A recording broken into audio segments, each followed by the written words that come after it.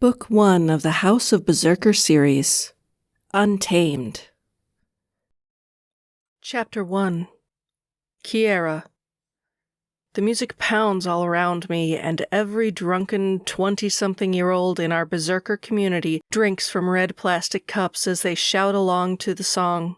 Outside the windows of the house, bonfires burn in every direction, lighting the night in a fiery orange glow, and the heavy scent of burning wood and smoke fills the air.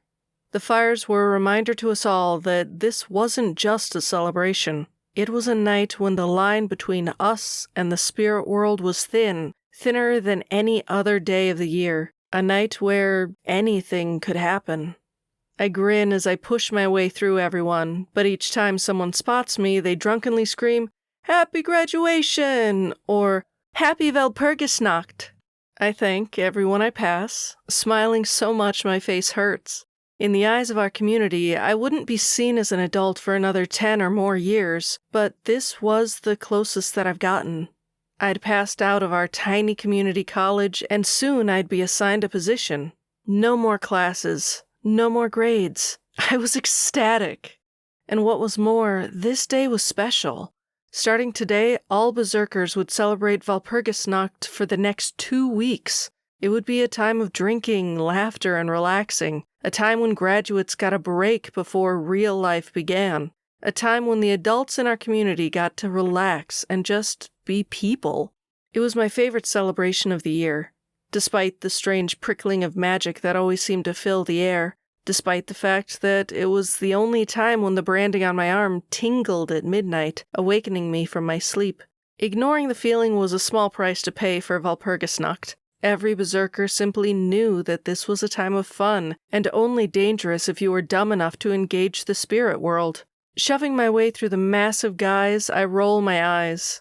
Over the years, I'd mostly gotten used to the fact that I was one of the only petite berserkers in our community. Even compared to the women, I was small. But when I had to make my way through crowds of guys, it was almost impossible. Every fucking berserker male was built like a bus, even when they weren't in their other form, which made it hard for me to get anywhere. Unless, of course, I went a little crazy and started punching them in the dicks. I think about it for a second, then sigh. It was a happy day. I shouldn't ruin it by going on a dick-punching rampage. That always put the fellas in a bad mood. One berserker draws my gaze by itching around the outside of the blood-red symbol burned into his arm, a symbol that every one of us had. Busted. Charlie. His gaze jerks up, and I see it in his eyes. He knows he's been caught. As the daughter of the Lord of the Winter Berserkers, I usually tried to uphold the rules of the community, at least with the younger, more vulnerable members of the house. "Should you really be here?" I ask, lifting a brow. He blushes and draws his hand back from his new branding, running his fingers through his dark hair. "I'm not drinking. Honest." Berserkers got their brands at 16, so Charlie was way too young to be at a party with all of the graduates and those that had long since been branded. And yet, our people were different from most. A family, and we looked out for everyone, old or young. Just get home before things get too crazy. He smiles. "Will do." The music suddenly cuts off, and I push past more massive men to spot Charlie's older brother on the small stage in the living room. He lifts a beer to the crowd. "Tonight, we drink in celebration." Everyone cheers and lifts their own drinks. "We, the children of the Vikings. We, the children of the bear. We drink because we live." More cheers, and then his gaze searches out his brother in the crowd. "Tonight, my brother became one of us. He now wears the brand of a berserker, the axe. It will remind him of our heritage. It will remind him that a berserker can never be stopped, that we can cut through anything and everything to reach what we need." Then his gaze ran over the crowd. "It stands for the strength and bravery that must burn within all berserkers, but especially the winter berserkers. Long live the House of Winter!" This time even I cheer. Charlie's brother could be a drunken fool, but his words awakened within me the pride I felt the night I was branded. The pride all of us felt. My hand strokes the marking on my arm, 2 diamonds on top of each other, and the line that slides through the center of both. Beneath my touch, I felt it, the magic that always hummed just below the surface. And then the music was turned down once more, and the spell was broken. We were no longer the proud children of Viking berserkers. We were just a bunch of crazy youth celebrating all the accomplishments of the year. Continuing through the living room, I search for my best friends, but find them nowhere. So I switch directions. When I reach the kitchen, I finally spot my closest group of troublemaking buddies pulled off to one corner, talking in low voices. Oh, this should be good. I sprint over to them. What are we plotting? They look up, and Keith and Peyton grin when they see it's me. Most brothers in our community looked similar, but Keith and Peyton could have passed for twins, with their heads of shaggy brown hair, big brown eyes, and disastrous-tasting clothes. We want to have a good time, Keith whispers. Lucy, a stunning woman with a huge mass of dark curly hair and the most flawless dark skin, leans down and whispers in my ear, "We're going to hit a human club."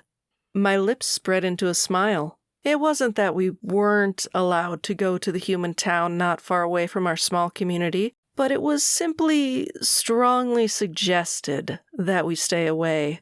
The adults came and went as they pleased, but with the young men's abilities still so strongly tied to their emotions, our age group mostly stayed here.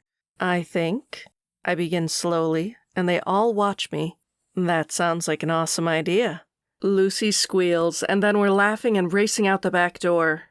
Even though females don't go berserk, we tend to be faster and more agile than our male counterparts, so while Keith and Peyton start out leading us to their dad's truck, Lucy and I quickly overtake them as we race through the woods. I hear the boys shout their protests, but we just keep going, grinning ear to ear.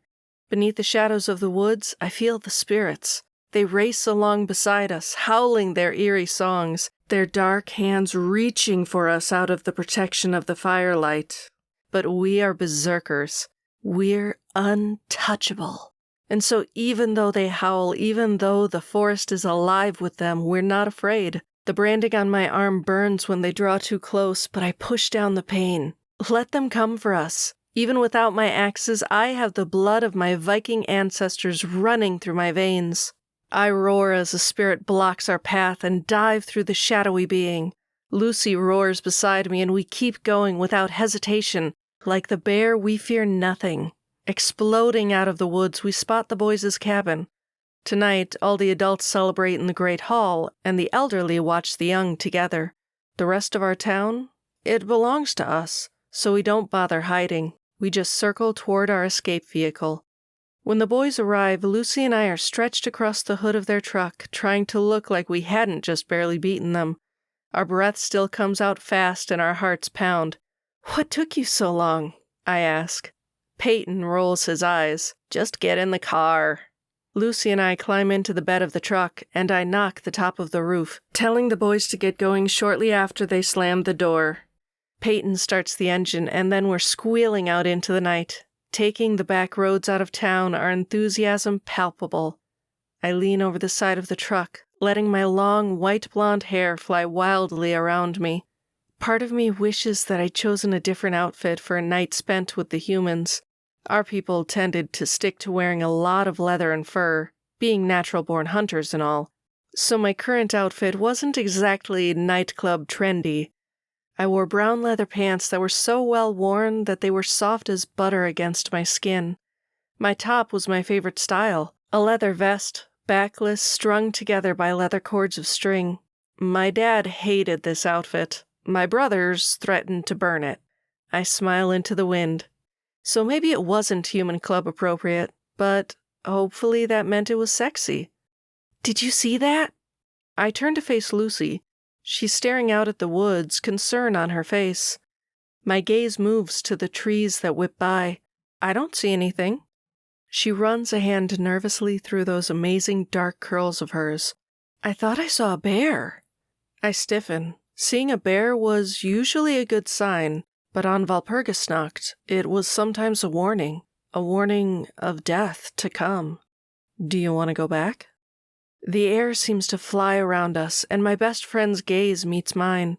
For a second, the world fades away around us, and it's just us. Whatever she decides now, I'll do. Berserkers trust their gut. and I trust Lucy's instincts as much as I trust my own. And then she smiles. It was probably nothing, just a shadow. You sure? She laughs. The spirits always love to mess with us. I smile and lean back against the side of the truck, feeling the tension in my body ease. She was right. The damned spirits would try to ruin our night of fun. She kicks the bottom of my foot. Did you talk to your dad about spending a couple weeks traveling before real life begins? I sigh and let my head fall back, drinking in the light of the full moon above us and the sea of stars. My father was Lord of the Winter Berserkers. He expected me to help lead the people of our town. He expected me to represent our family well at all times. When I spoke about leaving, even for a little while, his knee-jerk reaction was to say no. I long ago accepted that he was worried I wouldn't come back. He didn't understand that I wanted to see the world, but that the winter woods would always be my home. Earth to Kiera. I laugh and look back at her. Not yet, but I will. Promise? Promise. She claps her hands together, her dimples appearing. In that moment, she reminds me of when she was a little girl, before she threw out her glasses and started spinning her swords. We're going to see the ocean, and surfers. We're going to climb mountaintops and fuck hot boys. I laugh. And more. And more, she repeats. And I swear, this night can't get any better. It's perfect. The end of one chapter in our lives and the beginning of so much more. It takes us about 30 minutes to reach the human town. Winter Bend isn't exactly a big city, but there were 2 clubs and 3 bars open late at night, and the humans tended to drink enough not to ask too many questions about the strange people that came down every so often from the winter woods, all with a matching symbol burned into their arms. Not that they know the symbol is an ancient one, burned into every berserker at the age of 16. When people ask about it, we just distract them from the topic, even though they probably thought it meant we were some kind of fucking cult. After driving along the outside of our favorite club, we find it packed and have to circle around and park in the back. I leap from the car in one smooth motion, giddy with excitement, before Lucy climbs down and kicks my shoe lightly. Humans don't leap from cars like the Hulk, she scolds me. I lean closer. Humans don't talk about humans like they aren't humans either, I joke. She smirks, and the boys climb out of the car and look at us. Keith wiggles his eyebrows. What should we do first? Dance, I shout, and then amend my answer. Drink a ton, then dance. He grins like a fool and holds out his arm. My lady? Good sir, I say, tilting my imaginary hat to him and taking his arm. And just like that, the 4 of us saunter up to the club like we have a dozen times before. The bouncer takes one look at Lucy and I, then gestures for us to go right on in. I toss my white blonde hair over my shoulder, trying to look all hot and badass. And then we walk, our super cool walk, right on inside. 2 guys send drinks my way before I even get the chance to order. I share them with my friends, then grab the shots we ordered and down those too. By the time we do a second shot, we're all pretty damn wasted. You'd think with how much we ate and how great our metabolisms were that we'd handle alcohol well. It's the opposite, though. We're freaking lightweights. Suddenly, some asshole crashes into Keith, then hits on me. Keith's smile fades and he gives the guy this "don't mess with me" look. Every single berserker knows better than to push us when we are mad. We were taught from an early age about meditating, breathing deeply, and walking away. But the human pokes his finger at Keith, and there's one goddamn second when the music melts away and I swear Keith's muscles start to swell. And then Lucy presses herself against him, and his size seems to deflate in an instant. Come on, I tell them. Let's get some air on the balcony. We hurry outside, and for the millionth time in my life, I try not to be annoyed that the guys around us seem to go berserk at the drop of a hat. Yeah, maybe I'm not very sympathetic, but having 5 older brothers means that I am forever reminding them to go meditate, practice their breathing, or take a break. And sometimes a girl just wants to have fun. As we push through the crowd to reach the balcony outside, a man slams into me, and I have to turn to avoid the half a dozen tall men that follow after him. Some instinct in the back of my mind, a weird prickling of the hairs on my neck, makes me pause and watch them as they start to blend into the crowd. There was something about the men. Something not human. Yeah, we have vampires, shifters, demons, and even the occasional fae that make their way through this town. A pit stop before they get to a big city, but something about those men set me on edge. There was just something off about them. And the more I stared after them, the more I was sure of it. They weren't human. Kiera. I looked back at Keith. Did you see those guys? He frowns. There's a lot of guys. Turning around, I see that the strange group of men is gone from view, and yet the lingering feeling that something's wrong remains. It's probably just Walpurgisnacht and the damn spirits, I tell myself. You coming? I hear Lucy say behind me. I shake off the weird feeling and go to enjoy life with my friends. They salute my graduation. Lucy grumbles about how she has another year of schooling, and the boys cheer themselves for finishing last year and still managing to maintain their social lives. All in all, we sit at our table with the night's temperature perfect beyond words, and the scents of the city and the forest around us. I smile so much my face hurts. And when Lucy heads for the bathroom, I lean in conspiratorially with the guys and finally ask Keith if he has a thing for her. His cheeks turn red. She's just a friend. I smirk. None of her other friends are constantly checking out her ass. His blush deepens. I don't, but, I mean, do you think I'd ever have a shot with her? I take a long drawl of my beer. I wasn't going to reveal what Lucy had told me, but both men had a good chance of becoming her next boyfriends. It doesn't hurt to try. It hurt when we tried to ask you out, Peyton mutters. I freeze. We were like 8. Yeah, but Emery had such a thing for you that when he found out, he kicked our asses. Keith laughs, crinkles forming at the corners of his eyes. Just be glad he hadn't hit puberty. Can you imagine that beating in his berserker form? The two go off about the fight, but suddenly the night seems a little less fun. Every time I think of Emery, it's like a face full of cold water. He'd been my best friend. We'd decided, as innocent young children, that we'd get married someday. We were too young to really know what that meant, but the connection between us had been real, deep, and then he just disappeared. He had it bad for you, Keith suddenly tells me, breaking into my thoughts. I wince. Nah. If he liked me that much, he would have taken the time to say goodbye when he left. Yeah, that was kind of weird, Peyton says softly. And I think the assholes finally just remembered that I didn't like it when they talk about him. There's an awkward silence for half a second before Keith suddenly straightens. Has Lucy been gone for a while? I frown. I wouldn't say she'd been gone that long, but when I think back to the strange group of men, I find myself standing. I'll go look for her. Want us to come with you? Keith asks, starting to rise. I shake my head. I think you two in the women's room might be a problem. He grins and salutes me with his drink. I'll be fast, I say. She probably just got distracted by some hottie. Better not have, I hear Keith mumble under his breath. I would have laughed if I wasn't feeling so on edge. It kind of bugs me that I'd been so troubled by some strange men that I might actually be letting them ruin my night. So I promised myself, the second I see Lucy safe and sound, I'd push them out of my thoughts.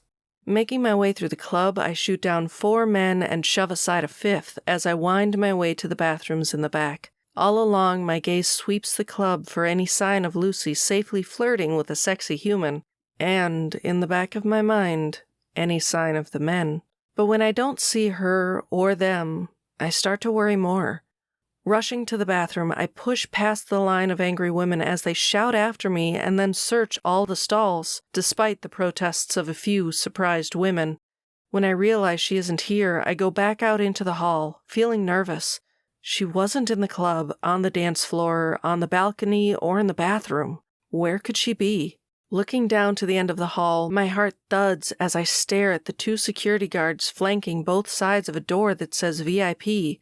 There's no way in hell Lucy would just take off to the room, not without at least shooting us a text if some rich asshole had invited her in. But it was either the VIP room or outside, and I knew she wouldn't have just left. Making my way to the door, the 2 security guys stiffen at my approach. "Only VIPs allowed," one of them barks. I lift a brow. "I'm just looking for a friend. She's, as she'd put it, a dark goddess with the kind of hair any woman would die for. You seen her?" "No," he says, but I don't like how quickly he responds. Oh, hell. The hairs on the back of my neck are standing on end again. Well, maybe I'll just take a look to be sure. I take a step closer. The big guy moves to block my path. "Only VIPs allowed." I flash him a smile that's all teeth. Both of them are easily double my size, but they're only human. Get out of my way, and this doesn't have to hurt. He leans down so that his hot breath is in my face. Back away. I'm debating about the wisdom of beating up a couple of humans when I hear Lucy scream beyond the door. My vision goes black, and I move without thinking, slamming my fist into one guard's face, then spinning to kick the other one in the junk. When the guy grabs his nose, blood spurting out between his fingertips, I sweep his legs out from under him and watch as he hits the ground hard. Not hesitating a second longer, I kick open the door and race inside. And there, in the back of a darkened room, I see my Lucy bound and bleeding. Her face a swollen mess, and the strange men from earlier surrounding her. They turn, flashing their fangs, and something inside of me goes cold. There's no damned way that I can fight 7 vampires and survive, but I sure as hell am going to die trying. Chapter 2. Kiera. Lucy says something around the gag in her mouth, and a vampire turns and punches her in the face, knocking her back so hard on the ground that she lays there, unmoving. My heart stops as I stare at her, and I'm shocked when I realize she isn't breathing. No, this isn't possible. But no matter how long I stare, her chest doesn't rise and fall. Something terrible awakens inside me, something born of anger and rage. The vampires rush toward me, and I fully expect them to attack.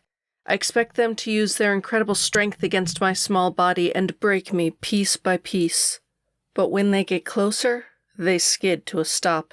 My view of them turns red and hazy. My thoughts race away. I realize that I'm swelling, growing, changing, but it's like my brain doesn't care. All it sees is them.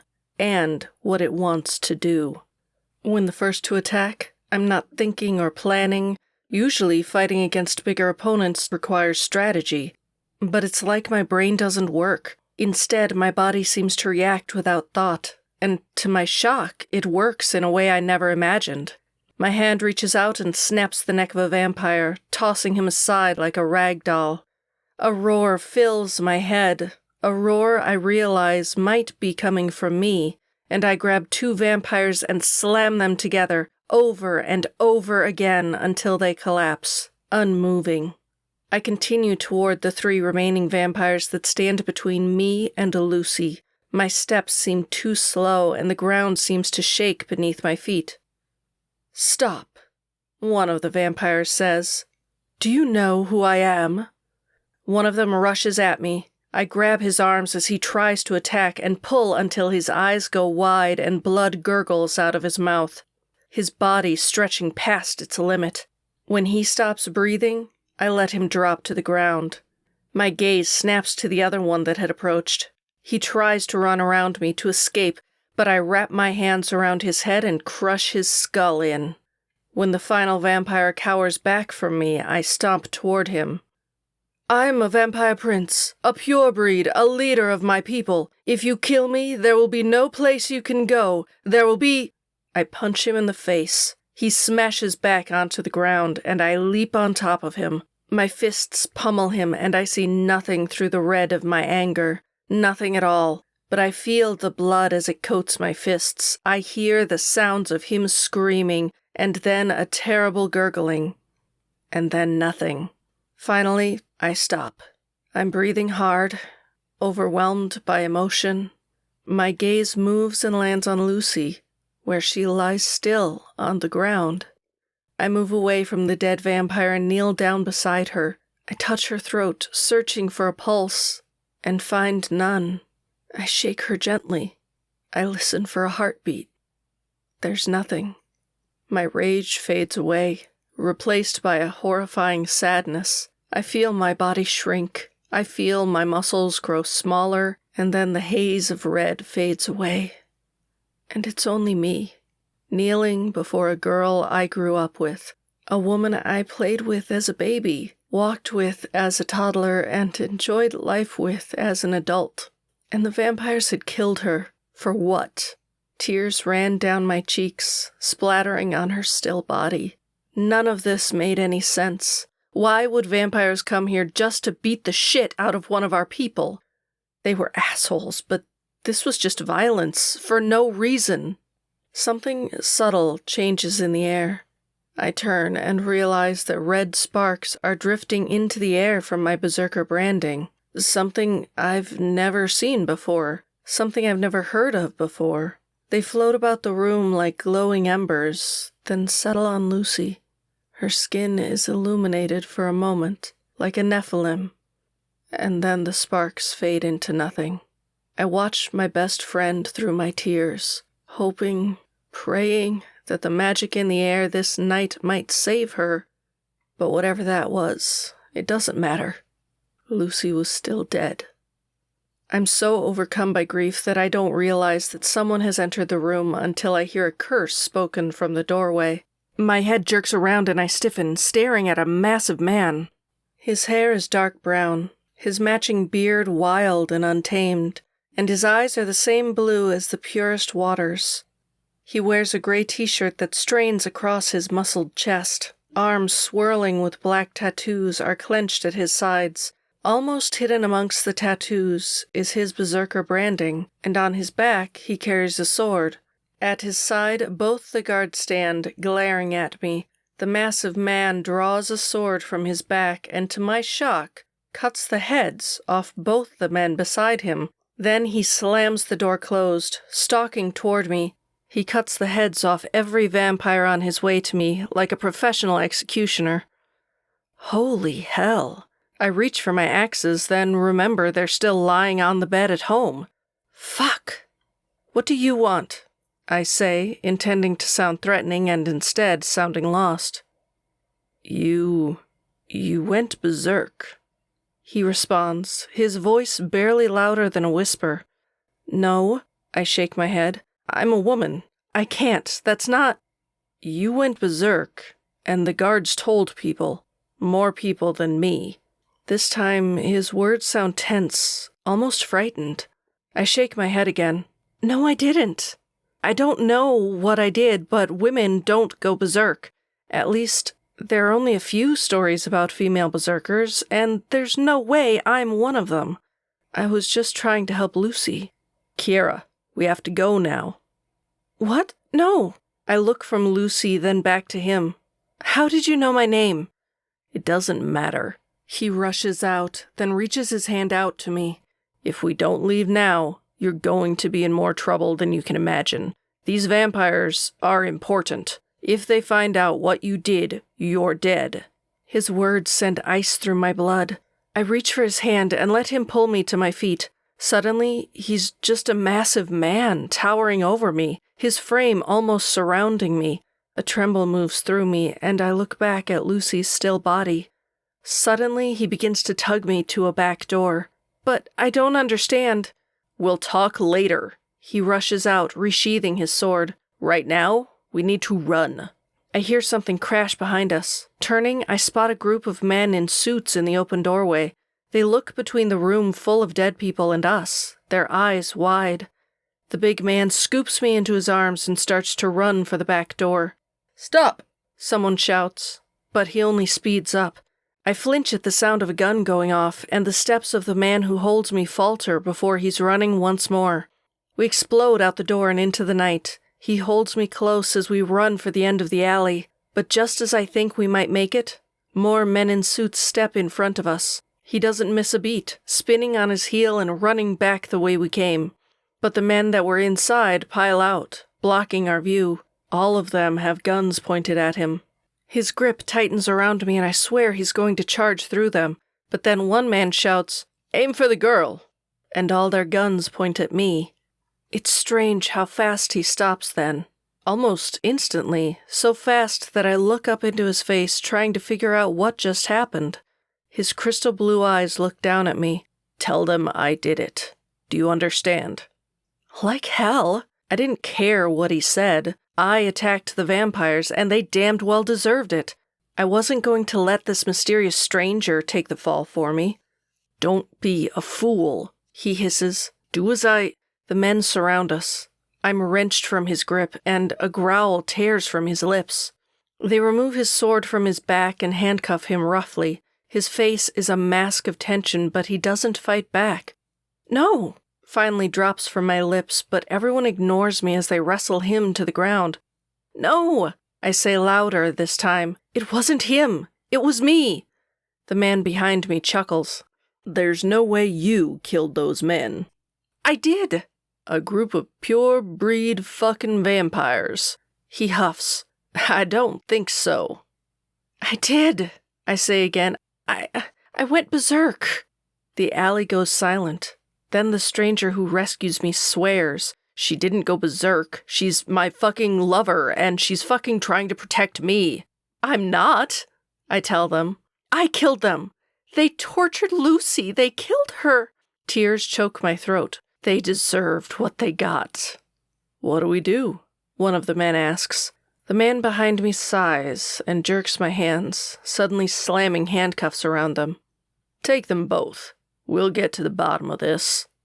For the first time, the strange man starts to fight them, but within seconds, a needle is shoved into his neck and he goes limp. Already I can see the 4 gunshot wounds in his back and the pools of blood growing beneath his shirt. What more had they done to him? Bile rises in the back of my throat.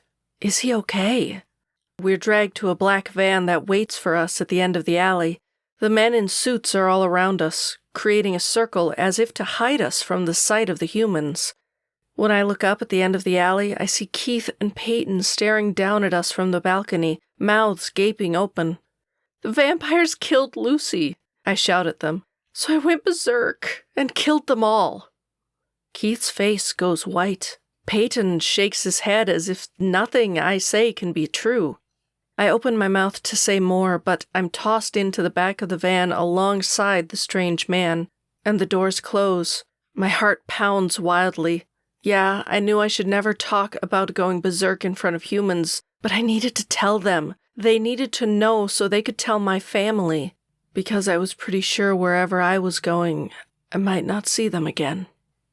It was probably my imagination, but I swear I hear the spirits laughing at us in the darkness.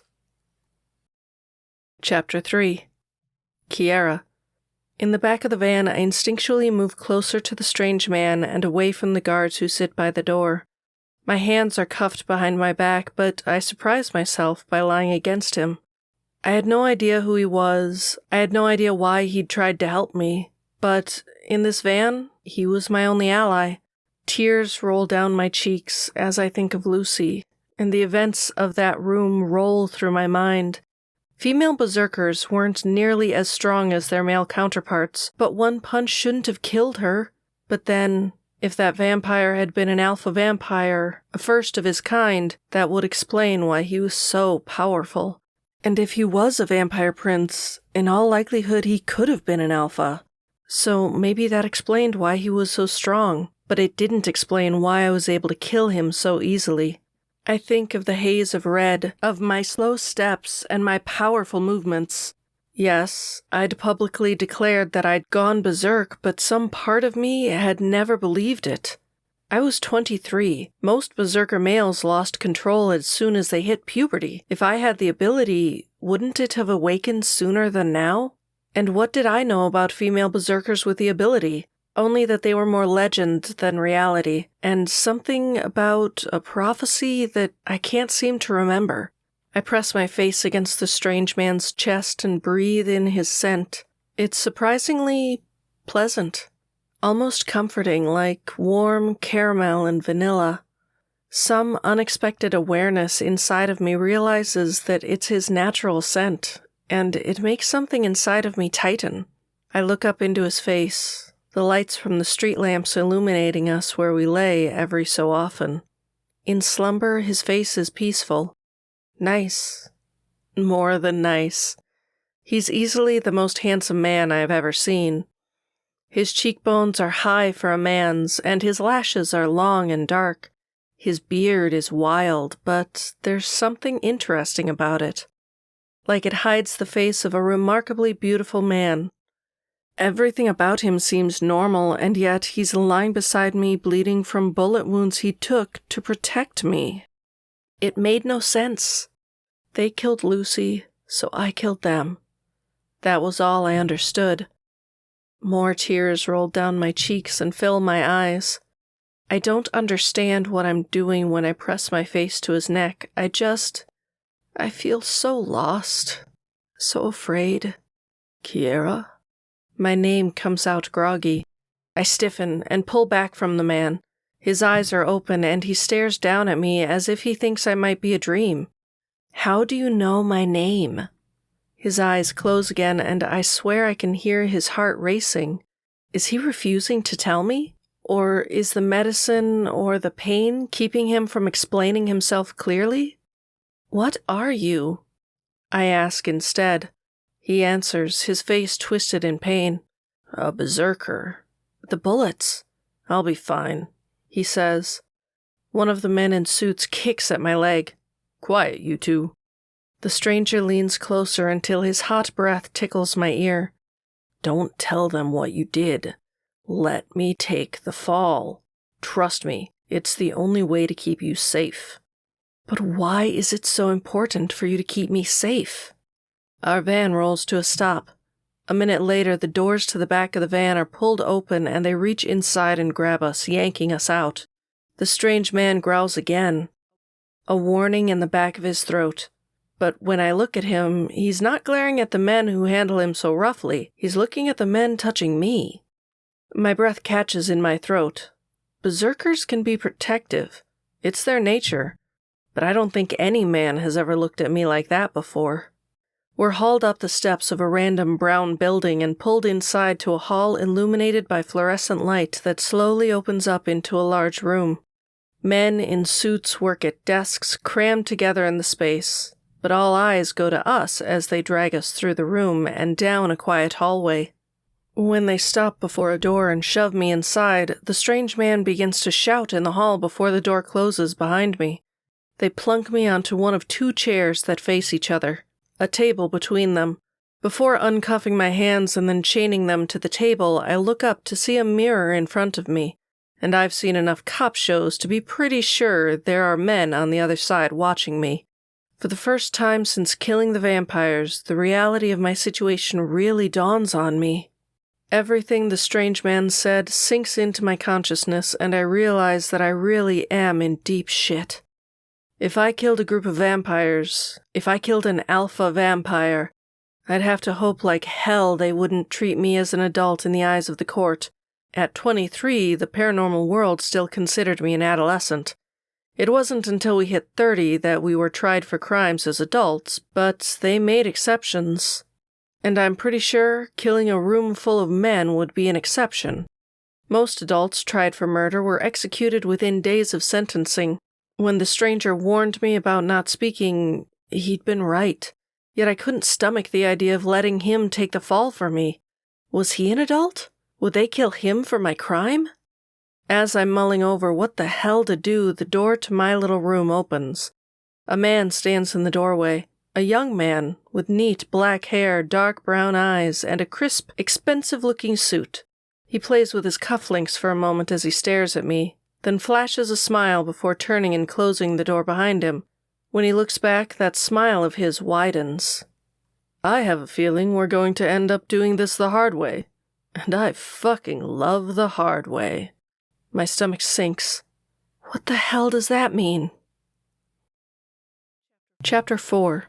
Emery. I'm slumped into a chair, my hands chained to the table before I can summon the strength to fight to reach Kiera. The bullets in my back burn, and the blood that leaks from the wounds are hot on my back. But unfortunately for these enforcers, I'm well equipped to handle pain. The shot they gave me would have put another man out for hours. But I was experienced with it. I'd been given it hundreds of times in the past, and developed more of a resistance to it than most. And yet, it had still been enough to keep me from changing, to keep me from going berserk and killing the enforcers who took Kiera from me. Just the thought of her makes my stomach twist. I'd been sent specifically to monitor Drake and his vampire posse. There were whispers that the vampire was being hunted, and so I'd been dispatched by the king to help the alpha vampire in his time of need. The assignment had made me sick. The bastard was twisted and rotten to the core. He liked to kill for pleasure. He liked to take young women, to dominate and frighten. The vampires that guarded him never blinked an eye at what he did, but it tortured me. I couldn't bear to see women hurt. I couldn't bear to see the pointless violence. And yet, that's exactly why my brother had sent me on this mission, to torture me, to break me even more. When my assignment had led us to this town, I'd thought it was the final nail in my coffin, a reminder of just how far I'd fallen. As a child, this area had been my home. It had been the place where every good memory I'd ever had taken place. So, it seemed like a cruel injustice that I'd be brought back to this place of innocence when I was nothing but a shell of a man. I'd sat at the bar, remembering this place, remembering my best friend Kiera, and wishing more than anything that my mother hadn't taken everything from me. Then I'd flipped on the security camera on my cell phone, praying they were done with whoever they were hurting that night. The last thing I'd expected was to see Kiera Frost. That white blonde hair of hers streaming down past her thighs was unlike any other woman's.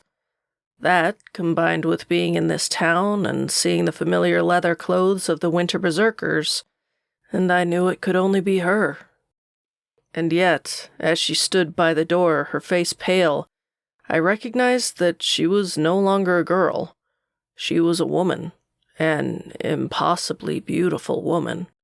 And then she'd gone berserk, and everything changed. The door to the room I'm being kept in opens, and a woman enters.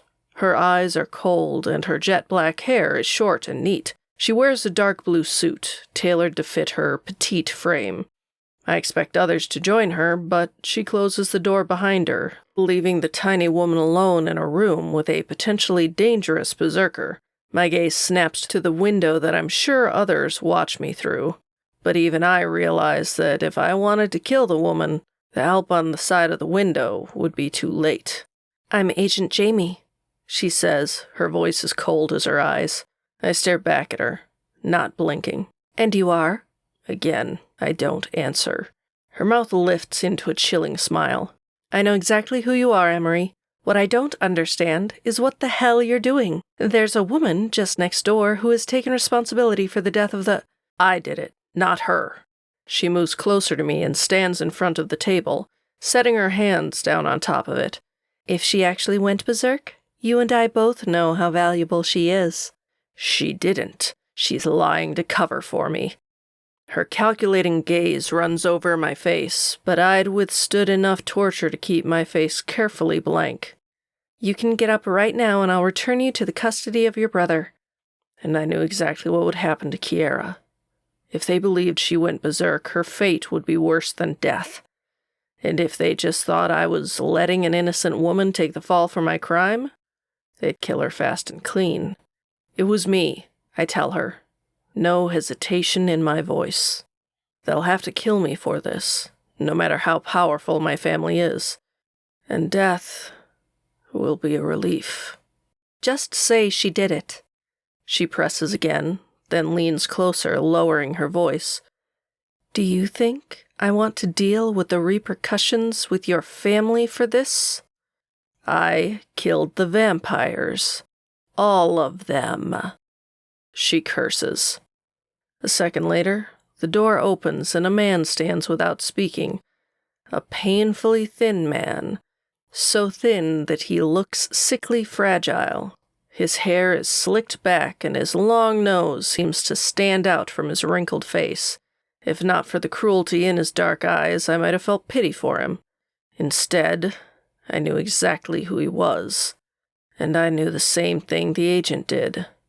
My time to escape was gone. The head enforcer was here.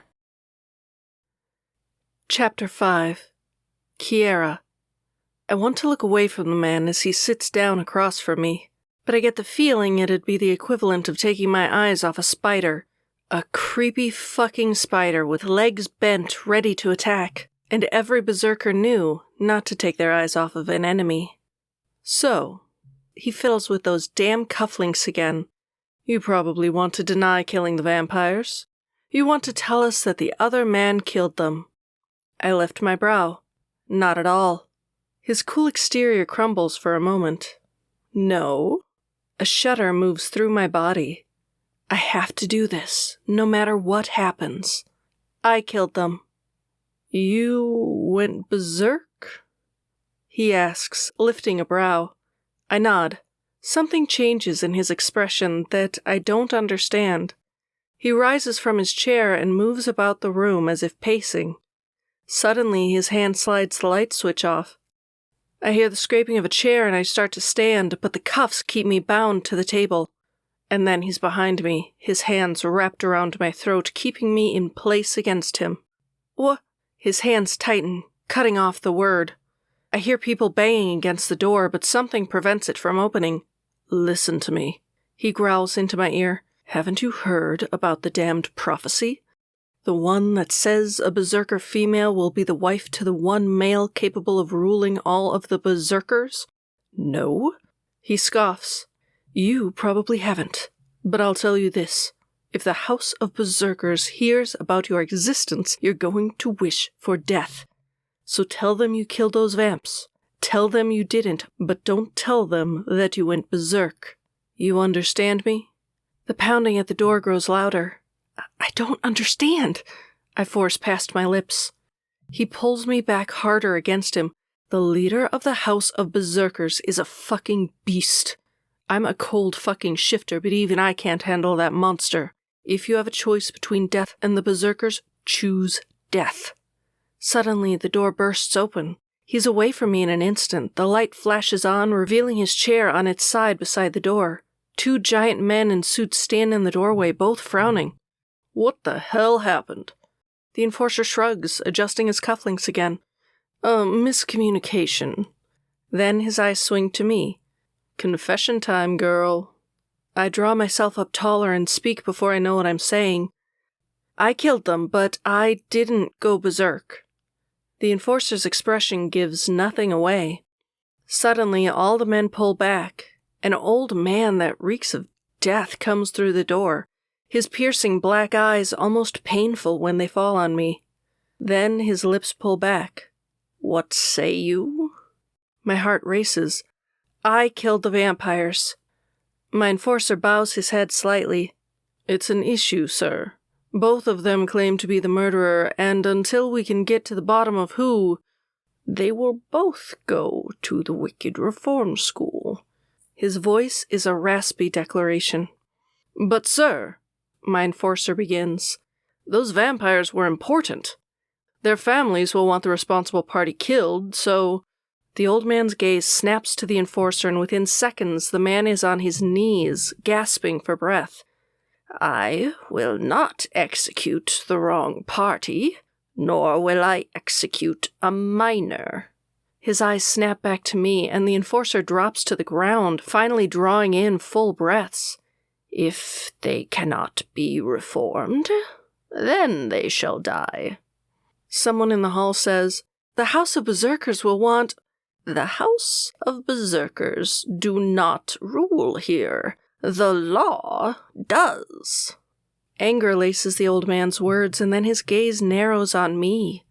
Reform or die, berserker? That's your only choice. When he leaves the room, my knees buckle, and I fall back into my chair. The Wicked Reform School? No. I'd heard about that place. The enforcer might have said my choices were death or life as a bride to a monster, but it seems there's always another horrible choice if I just wait long enough. And the Wicked Reform School? I'd be lucky to survive. Chapter 6. King Maxon. I stand before my mirror as my tailor makes small adjustments to my new black suit. I'm perfection. Toned in all the right places with genetics working on my side. So it only makes sense that my clothes should be as perfect as I am.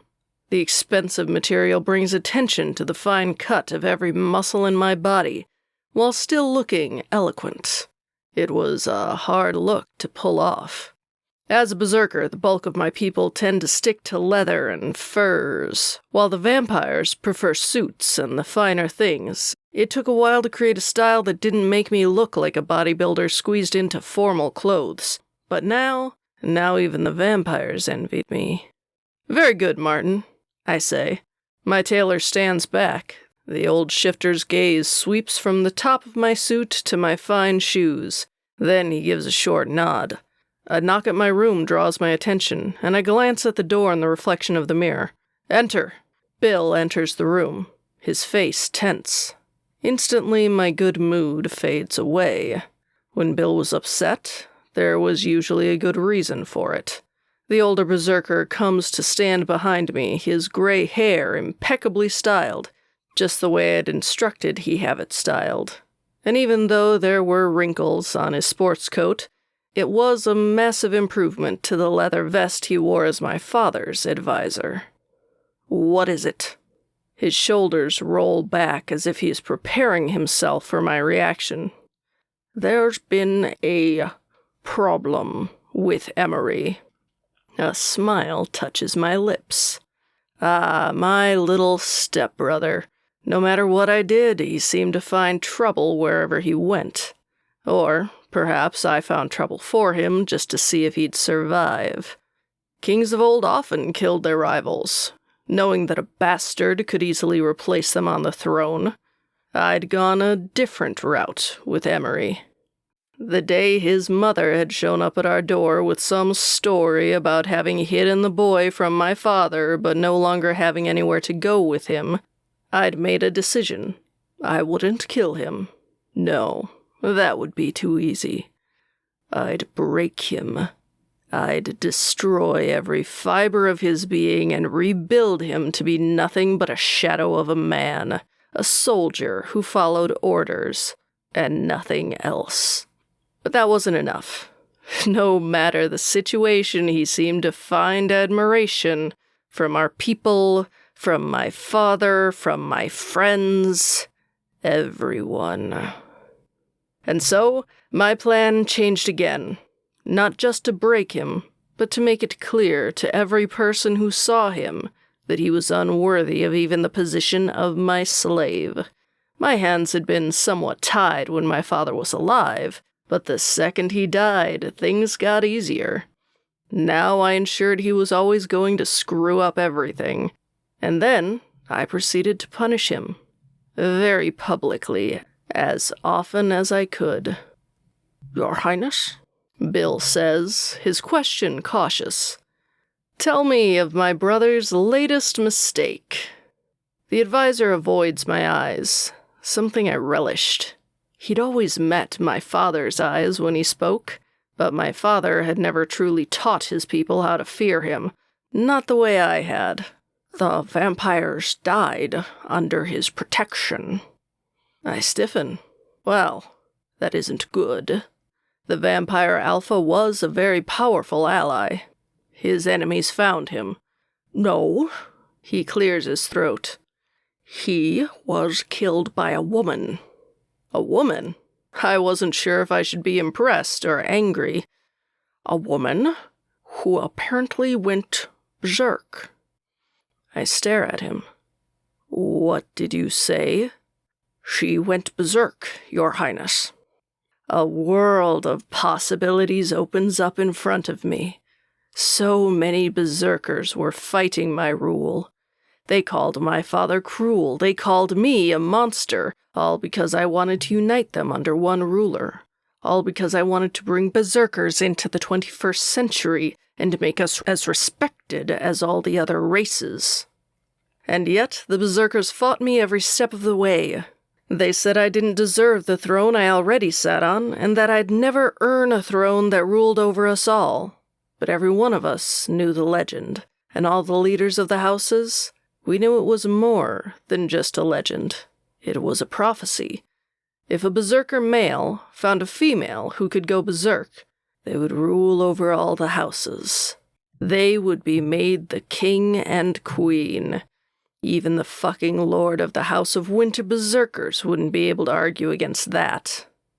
I assume my brother is bringing her to me? Bill stares at his feet. Your brother and the female are currently arriving at the Wicked Reform School. What? The word drips with outrage. I step down from the platform and glare at the man. Do you have any idea what this means? Do you have any idea how important that female is? Yes, Your Highness. I want her. Here. Now. No matter the cost. Bill's gaze lifts, but doesn't meet mine. There are berserkers in the Reform School who might be able to be convinced to help us, with the right incentives. Give them anything they want, but I want her. And your brother? Bill asks. I look down at him. What should I do with my brother? I have gotten the idiot out of every situation he's ever been in. I didn't like not having him groveling at my feet. I didn't like having him out of my reach. And yet, my chest tightens. The female is with my bastard brother. If something were to happen between them, he could be crowned king. He had my father's blood in him. Could I risk freeing them both? Enlist my brother's help to free her. I shall decide what I do with him after that. Bill nods and backs away toward the door. Then his gaze goes to my bed. 3 women lie in the sheets. Well, the parts of 3 women lie in the sheets. Would you like me to clean them up? I look back to my reflection in the mirror and straighten my tie. Yes, get everything cleaned. After all, my new bride deserves fresh sheets. Very good. He mumbles, then disappears from the room. May I go? My tailor asks. I look at his pale face, then back at my reflection. Yes, but I need even more clothes. My bride will expect the perfect husband. Of course, he says, bowing his head. I smile in the mirror. My bride will be perfect. I'll be the perfect husband. And then, I'll have it all. Chapter 7. Drake. I sit beneath a tree, eating an apple and regarding the other students from beneath my lashes. Today, new students were arriving, and apparently they were headed for the House of Berserkers, named after the most powerful berserker house in all of North America. The instant I learned the newbies were berserkers, I'd lost interest. Berserkers were worse than animals. At least animals made sense. They killed to eat, they fought to survive, and they fucked. Well, for fun. But berserkers? They were crazed assholes with a thirst for blood. And I heard few to none ever made it past the cullings. Fewer still managed to even survive their time here. Smiling, I take another bite of my apple, as the fucking berserkers fight amongst themselves. Growling, shouting. Many of the shifters gather, egging them on. Other students stop to watch the spectacle, at a safer distance. And one of them catches my eye. A beautiful redhead. Too bad for her, she isn't my type. Still, she saunters toward me, casting me sultry looks, then stops to stand in front of me. Enjoying the sight? She purrs. I glance away from her to the fight. I grow bored with this place. She flashes a smile. Keep being a good boy and you might actually make it out of here at the next culling. I huff, a trail of smoke rising from my nostrils. I doubt it. Dragon shifters were rare, hunted to the point of near extinction, and if the rest of the supernatural community had their way, we would be extinct. My existence was a thorn in their side. If I didn't screw up on my own, they'd find a way to make me screw up. Danielle sits down beside me, even though I hadn't invited her to, and trails a hand up my thigh. Come on, Drake. Let's forget about all that. Succumbing to my allure again, I ask, lifting a brow. What do I have to do? She whispers again. I try to think of another way to shoot her down gently, but a commotion near the shifters and berserkers distracts me. The security guards are dragging someone in, someone who seems to be foolish enough to fight back. And for a minute, I almost curse the fool. Anyone stupid enough to... And then I see her. I swear the sky opens up. I swear thunder and lightning shake my earth and my head goes light. The person who fights is a female. A startlingly beautiful female, with hair so white it's almost silver. It flows down her strong body, like a curtain that can't possibly protect her from this place. And the leather outfit she wears, a growl explodes from my lips. It reveals far too much of her perfectly curved body. I will make it clear to this woman that I will have her as my own. Crossing out of the shade of the tree, I toss my apple and march across the grass. Already the sounds of the men jeering reaches my ears, and something inside of me twists. She stands in the middle of the big men, and yet there isn't an ounce of fear in her face. Instead, her small hands bunch into fists. One of the men grabs her ass. I'm running before I know what I'm doing, and yet before I can reach her, she's knocked him right on his ass, sending the wolf shifter down into the dirt training area like a tree falling over. I skid to a halt near her. She's breathing hard. Anyone touches me, be ready to have your ass kicked. There are a few bemused chuckles. A berserker steps out of the crowd, heading for her, a smirk on his face. He reaches for my female, but I've closed my hand around his throat before I realize I'm moving. His eyes bug out, and I slowly begin to crush the bones in his throat, seeing red. Enough! I barely register someone has spoken until a small hand touches my arm. My gaze snaps away from the man and lands on the stunning female. Up close, she's a damned goddess. Lush lips, high cheekbones, dark brows arched over brilliant blue eyes. My heart hammers, and I know I'll need to fuck this woman soon or else lose my mind. Put him down, she snaps. I drop the man and turn toward her. My much larger body dwarfs her smaller one. I lean closer and take a deep breath, breathing in her scent. Instantly, I'm overwhelmed. She smells like nature, like the woods, and the water, and the fresh air. But it's more than that. Her scent calls to something within me, the beast within me, in a way no woman has before. Come with me, I tell her, my voice low and husky. I expect many things. For her to allow me to sweep her into my arms, for her to take my arm and walk away. I do not expect the arrogance in her face as she steps back from me. Not a chance. A growl builds in my throat. Female?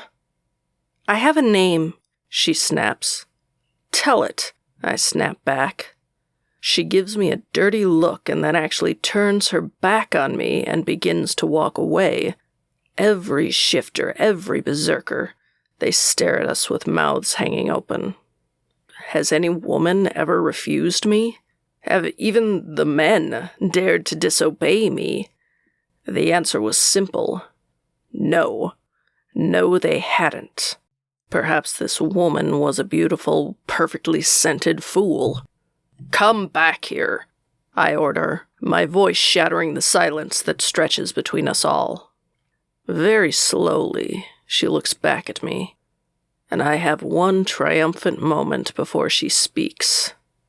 Go to hell, Shifter. I see a flicker of doubt in her eyes. And then a bell chime signaling the first class. We'll finish this later. I promise both her and myself. Chapter 8. Kiera. I'm trembling, but I'll be damned if I let the giant Shifter know he's gotten to me. But holy hell, I'd have to be a moron not to be scared of him.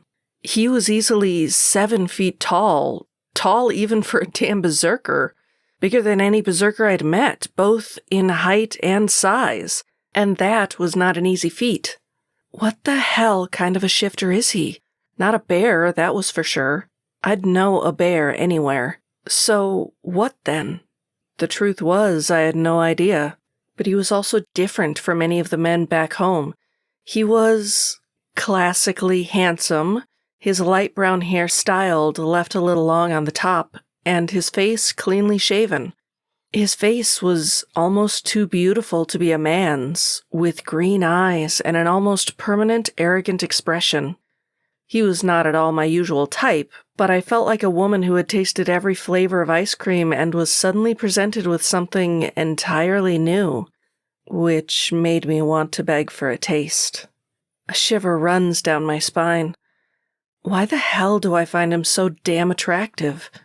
Berserkers weren't exactly known for holding back when we wanted something. We lived life to the fullest. And because there were so few females, that usually meant we females had multiple partners at any given time.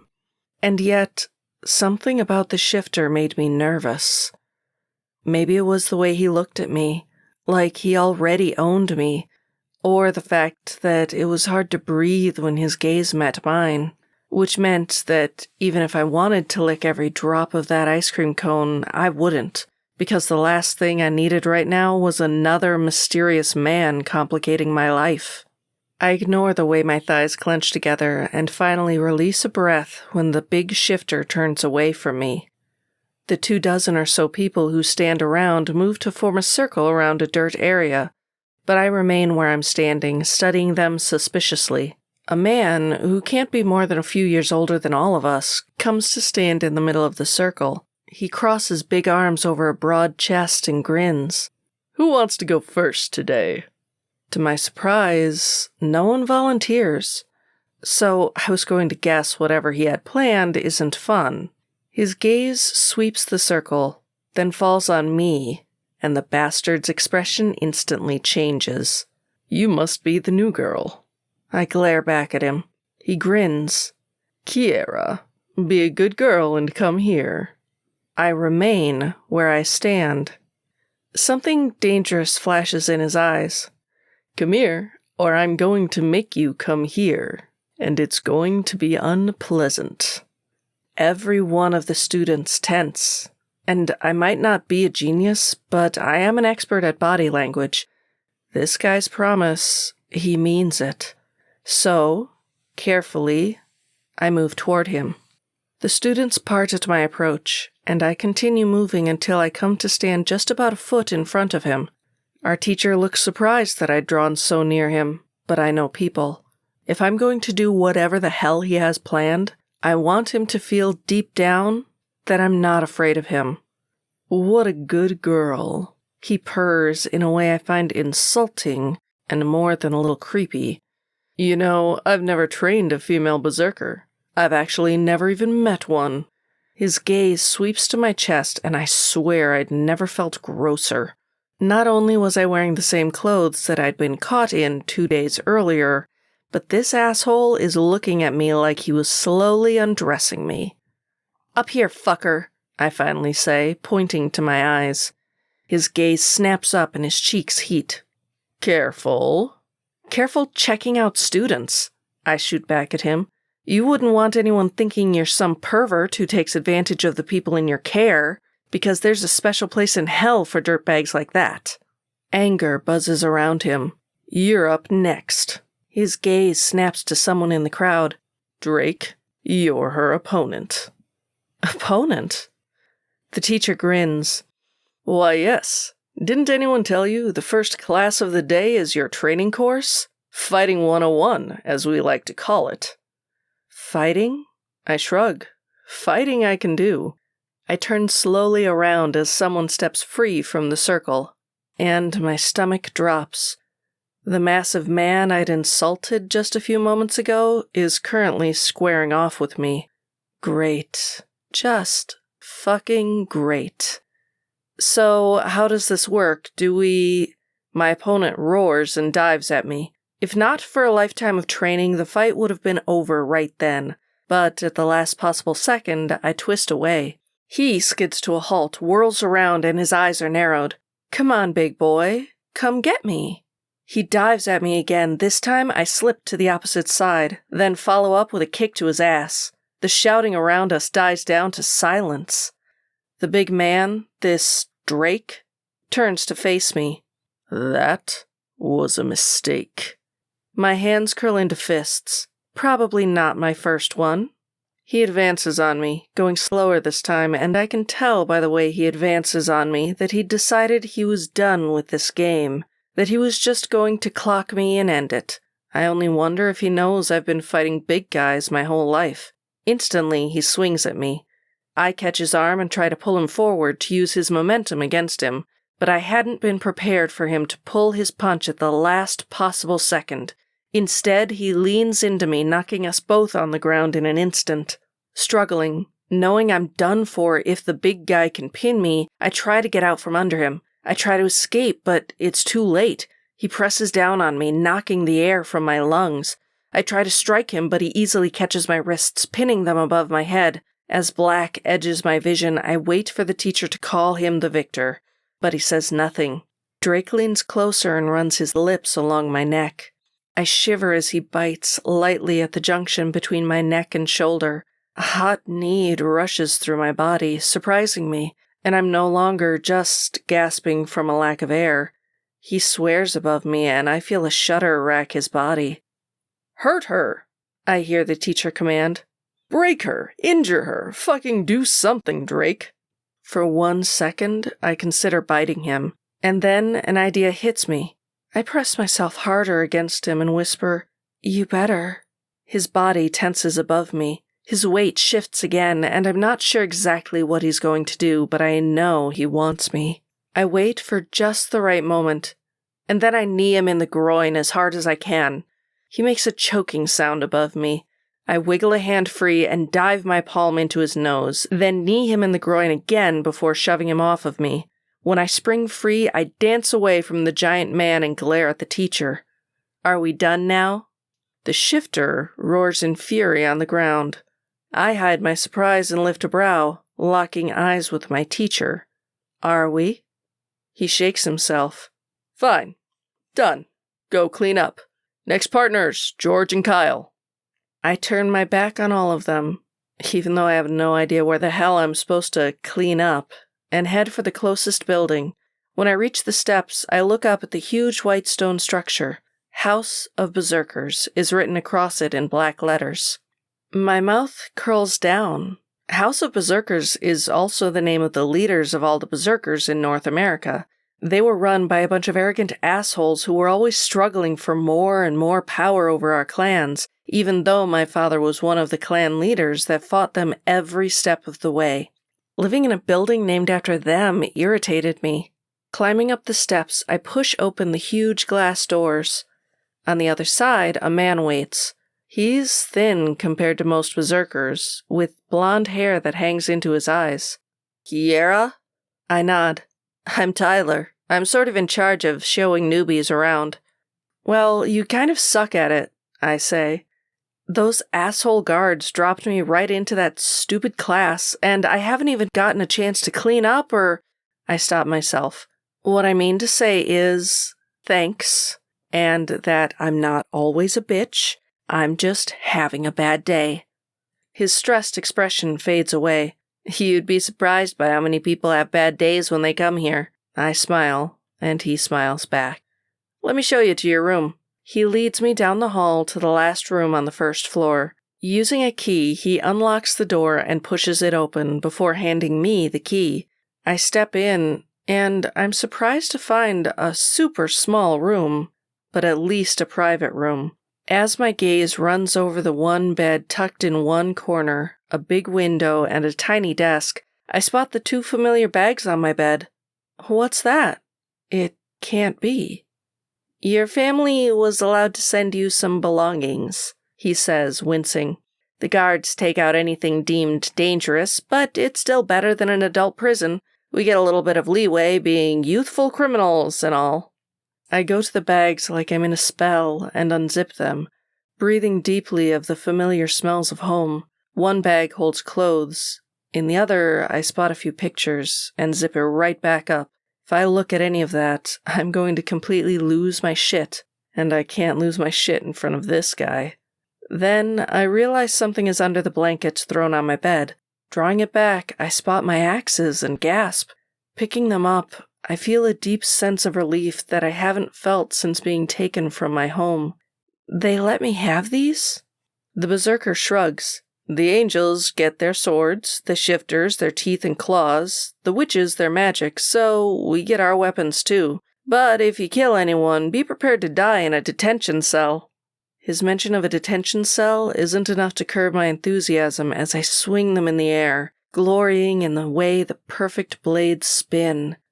"Although," he continues, "I have to say, berserkers tend to stick to maces and shit. It's usually only the big guys who use the axes."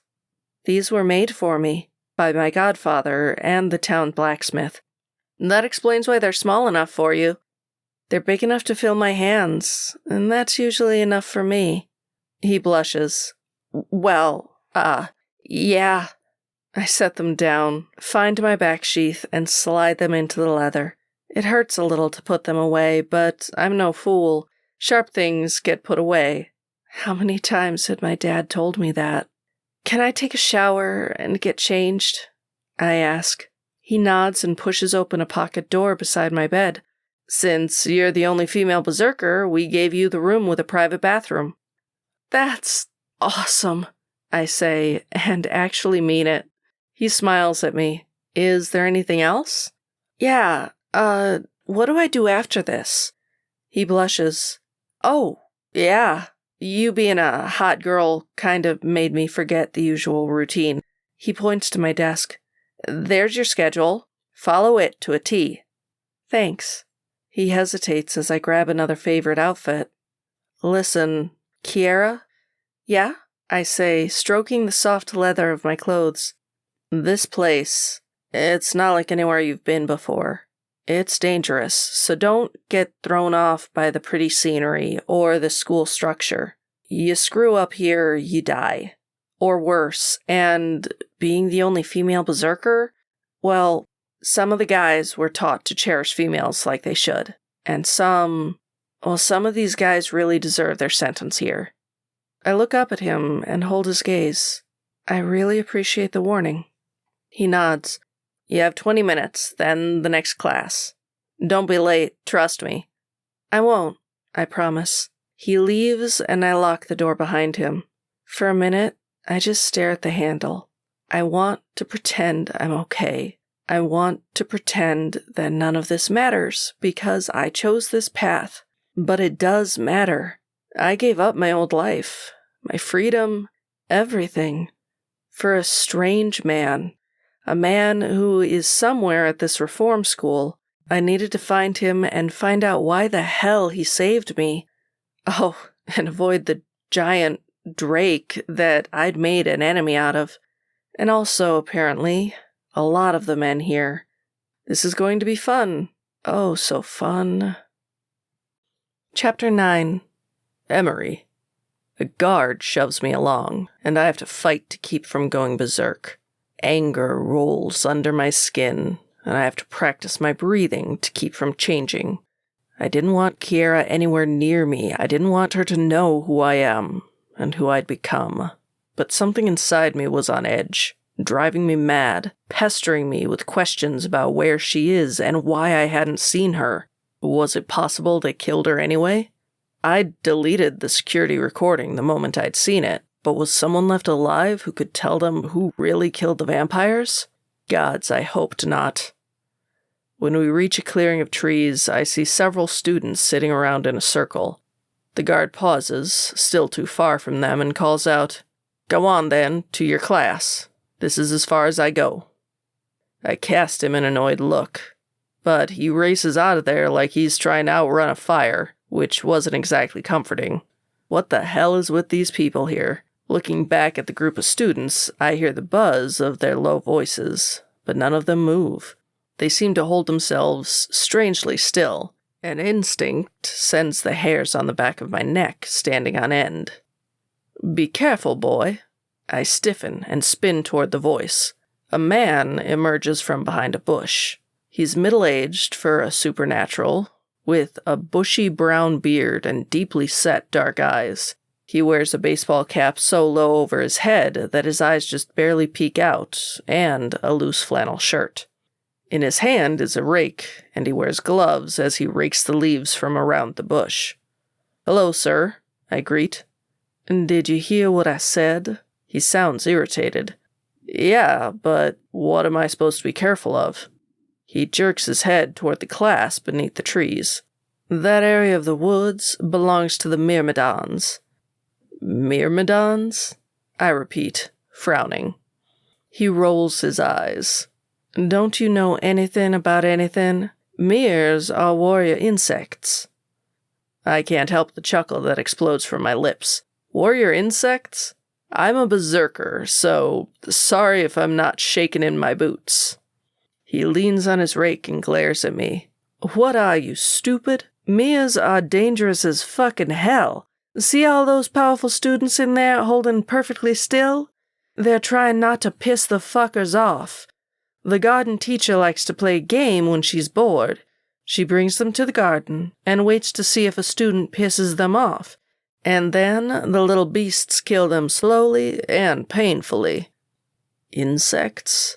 For some reason, I'm having trouble picturing that. He scoffs. "Yeah, imagine a million ants with swords and spears, you jackass. Imagine all the insects around you perfectly capable of flaying you to death. Very slowly." That did paint a picture. "Not so smug now, are you, berserker?" I inclined my head. "Thanks for the warning, sir." He makes an irritated noise. As he walks away, the sunlight glitters over him for half a second, and his image grows transparent, then returns to normal. I'd have to keep an eye out for that guy. Not wanting to see if the old man's warning was true about the insects, I walk cautiously, watching my every step. As I head for the woods, I see nothing remarkable about the forest, but all the students seem to track my movements with a mixture of fear and awe. So I step carefully, scanning the grass beneath my feet before placing my foot anywhere. It's awkward, but the whole flaying to death image is sort of sticking with me. When I reach them, the teacher flashes a smile and speaks in a low voice. "Emery, right?" I nod, immediately feeling on edge. The woman looks nothing like my brother. She has long gray hair left loose around her shoulders. Her skin is wrinkled and she wears a dress covered in flowers and an apron. And yet, something about her reminds me of him. Maybe it's just the strange man's warning ringing through my head, but I swear beneath her smile is that same sadistic thirst for pain. It lingers beneath her eyes like a shadow. Everyone who meets my brother thinks he is charismatic, charming, and kind. Hell, I'd thought that too when I first met him. But then, I'd gotten to know him. And I had the sense that this woman might look like someone's sweet old grandmother, but that she was a wolf in sheep's clothing. "Welcome to class," she greets, and she sounds very happy I'm here. Too happy. "Join us." She gestures to a spot next to her. I avoid it, and sit down carefully between a couple students. It's strange. I swear all of the people in her class are terrified. Sweat beads off of several of their foreheads, and tears glimmer in one woman's eyes. My gaze runs over everything around me and lands squarely on a place where the grass is tinted red. My eyes narrow. If I was a shifter, I'd have no doubt that blood lingered in the air. "Tell us about yourself," she says, again her voice soft. I match the volume of her voice. "I'm Emery, a berserker. This is my first day." Long ago, I'd learned not to openly rebel against those in power. It was like putting your hand in a fire. You'd just get burnt. But I also learned there were ways to defy people that were more subtle, like telling this woman as little as I could get away with, without seeming openly defiant. When she realizes that I don't plan to say more, she frowns. "Well, that wasn't interesting." Her head swivels to the woman with tears in her eyes. "Isabel, tell him about our class." The woman has short brown hair and chubby cheeks that give her a youthfulness that's pleasant.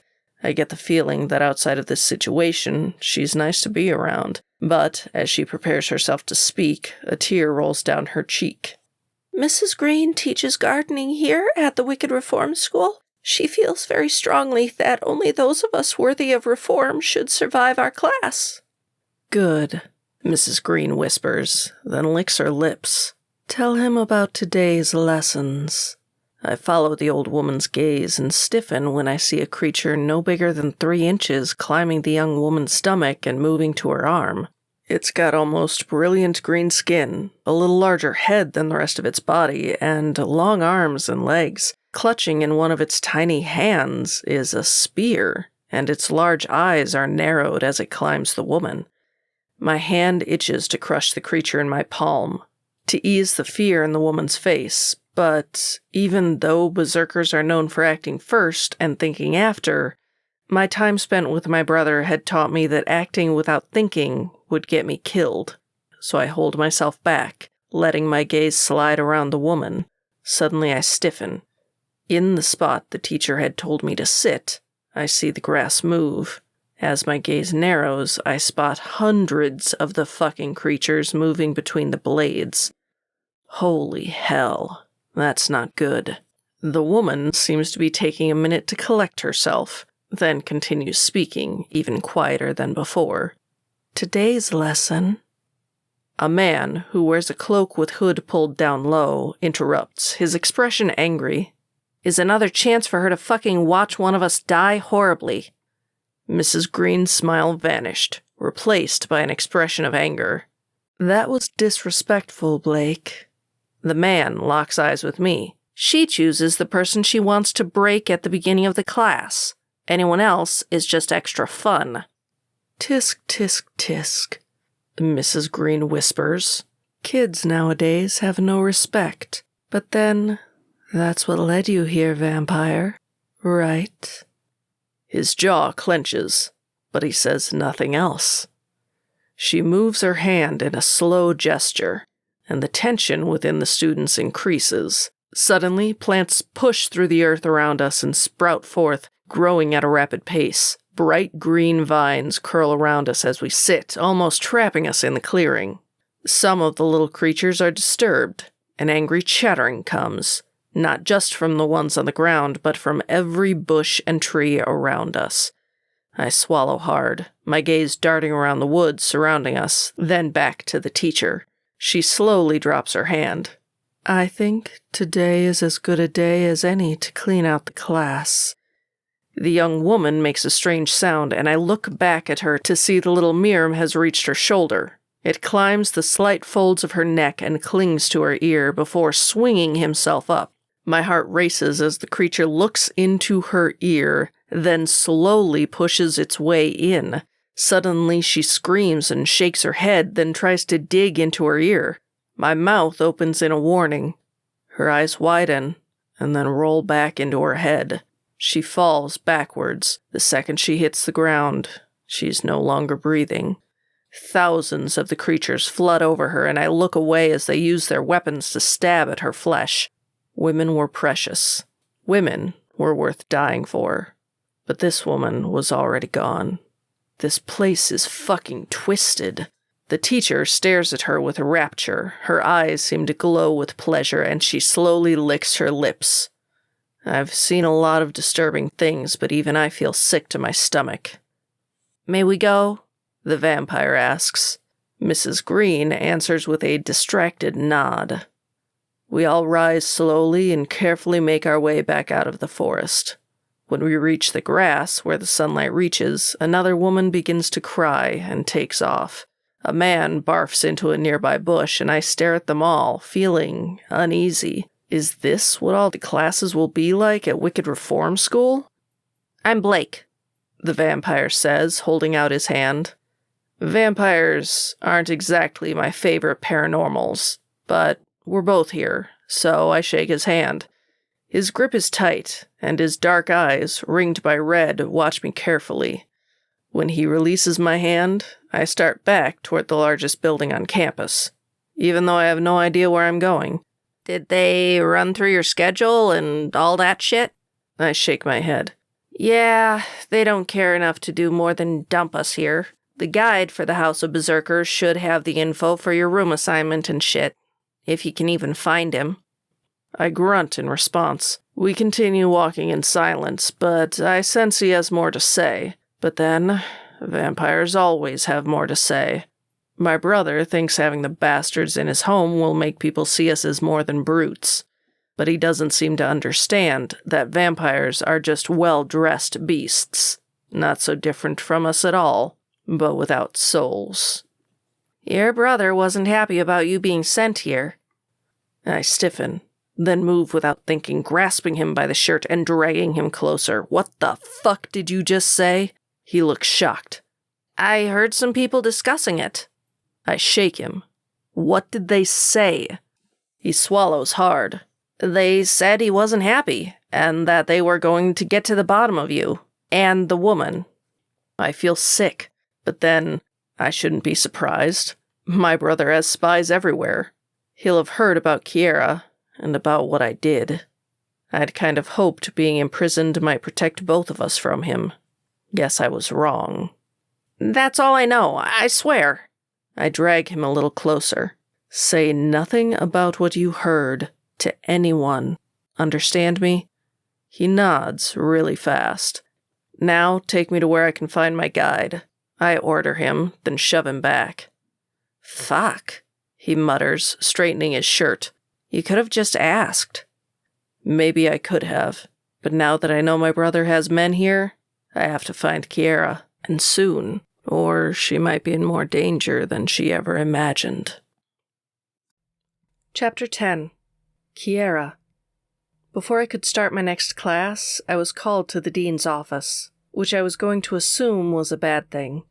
A uniformed man leads me through the center of the Wicked Reform School, instead of around the outside path like the guard that had brought me here. And since this uniformed man is quiet and not relentlessly pushing me forward, I take the time to look around. I'm surprised to find that past the House of Berserkers and the collection of training grounds, there's a main part of the campus. It's a collection of large buildings spread out with plants and trees weaving through them. Several fountains give a strangely soothing, almost elegant feel to a place that's a little more than a dressed-up prison. The silent man takes me to a huge building in the center of it all, and up 2 flights of stairs. Outside of a door, he raps in a strangely rhythmic way, then opens the door. He holds it open for me, then follows in after. In a monotone voice, he tells a young secretary, "Kiera of the House of Berserkers." The pretty blonde turns to me and flashes a big smile, her voice sweet as she says, "Hi, Kiera. Just take a seat." I eye her and the quiet man, then seat myself on some soft green couches. She picks up a phone and hits a button. "Hi, Dean Arrow. This is Ms. Natalia Brevins." She pauses, then giggles. "Oh yeah, don't introduce myself every time. I remember." Another pause. "Why was I calling?" She frowns. I lift a brow and wave at her. Her brown eyes lock onto mine. "Oh yeah, she's here." Another pause. Kiera, the berserker. Then, Yes, sir. Thank you, sir. Okay, I'll remember to hang up. she sets the phone down and beams at me. I stare back. Then she looks at the silent man still at the door. You can go, Henry. He leaves, closing the door behind him. She's back to beaming at me. I'm a golem. I blink slowly. I'm sorry? Sorry for what? I stare. Is she serious? I meant, I'm sorry, I don't understand the golem thing? Don't worry about it. There's a lot I don't know, because I'm a golem. The Dean of Discipline created me to help run his office. Actually, he helped create most of the staff. I mean, the guards are mostly other beings because they need more free will to make quick decisions. But most of the staff are actually made rather than born. Like me. Okay. So you were made? Like a doll. She beams at me and stands up. She moves around her little desk. She's wearing a tight pencil skirt and pink high-heeled stilettos. She doesn't wear a bra, and I'm kind of surprised by how tight and see-through her top actually is. See? She spreads her arms out on both sides of herself. Dean Arrow made me into the perfect secretary. Already? I don't like this Arrow guy. Suddenly, the door leading into his office opens. A tall man, wearing a neat blue suit and a tie that's slightly askew, steps into our room. He has a look of barely concealed annoyance on his face, but like he's trying really hard not to look angry. I tense, but the secretary just spins around on those tall shoes of hers. Hi, Dean. I was just telling her about being a golem and your perfect secretary. Yes, well... He clears his throat. She moves to him and fixes his tie. There. Perfect. I thought you were going to send her in. The secretary's bottom lip sticks out and begins to tremble. I remembered to hang up the phone. He sighs and smacks her ass. Hard. It's okay, sweet cheeks. Then he turns to me. Kiera, why don't you head into my office? I climb to my feet and smooth down my clean clothes. I'm glad I had time to shower before being dragged here. My new outfit was tall, comfortable black boots. Black, luxurious leather pants that are soft and smooth, not that shiny, gross leather, hug my legs like a second skin. And my black tank top fits snugly and dips low in the back. My second favorite outfit. I walk past them, my long blonde hair still damp and hanging down my back. Entering his office, I'm surprised by how bright the room is. Big windows look down at the courtyard and the massive fountain in the center. The room is decorated like it came out of a Modern Stuff Today magazine, with only black and white furniture and accessories. I frown. It doesn't have a drop of fur, leather, or touches of earth colors, so basically just the kind of place any berserker would hate. I sit down in a white chair that faces the big black desk, with a clear plastic chair. Out in the secretary's room, I hear her giggle and what sounds like him slapping her ass again.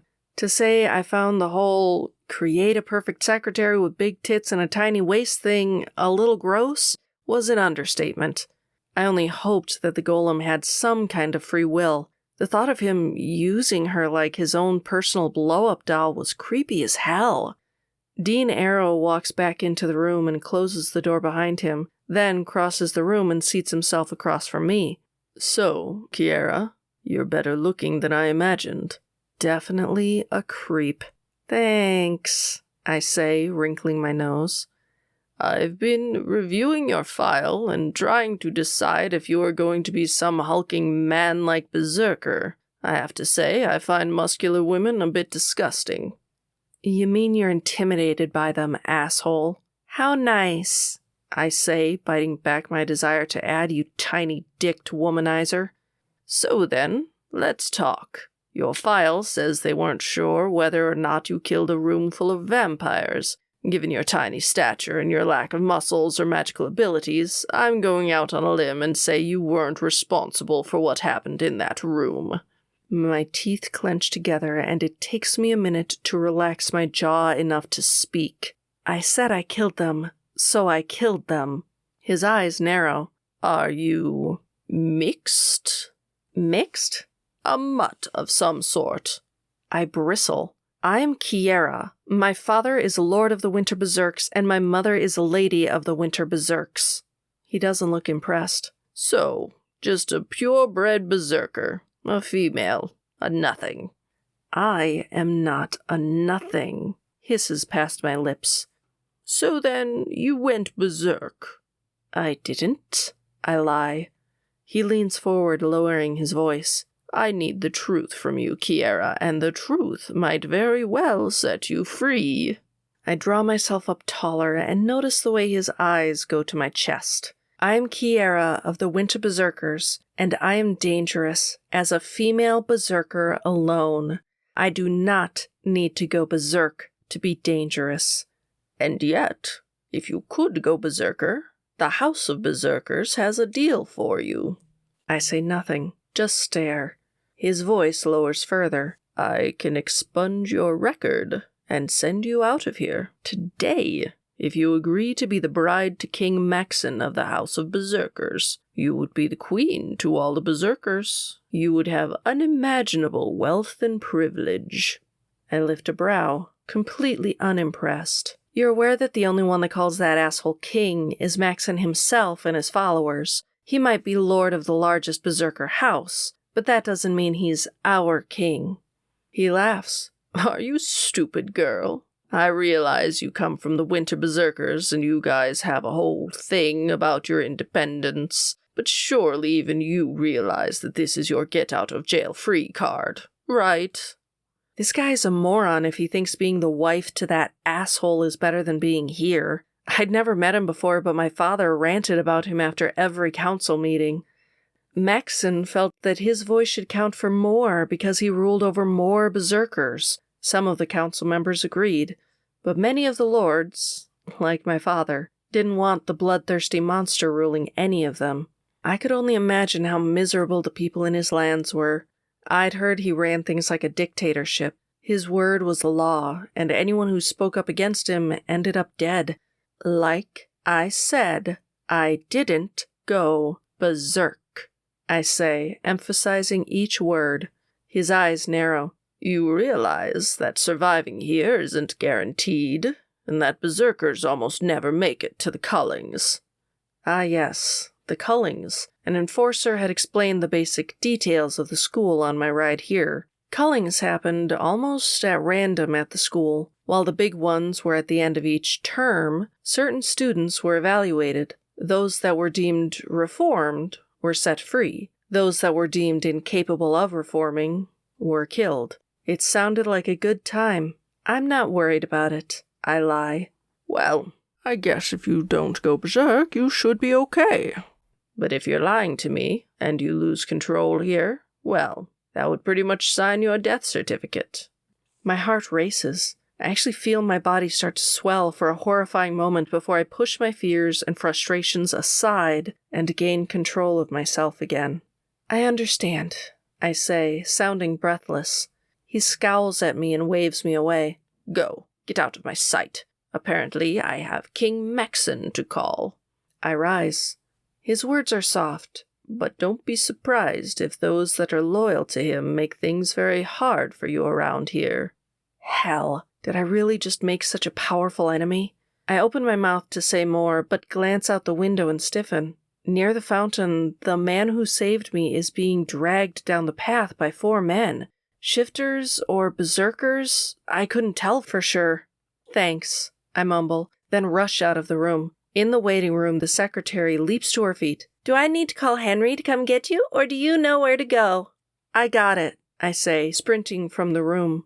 I rush down the hall, half run down the stairs, and explode out of the building, glancing toward where I saw the man who saved me. But he's no longer there. I try not to look suspicious as I jog after him. When I leave the courtyard, I see him and the 4 men turn a corner between a collection of small buildings.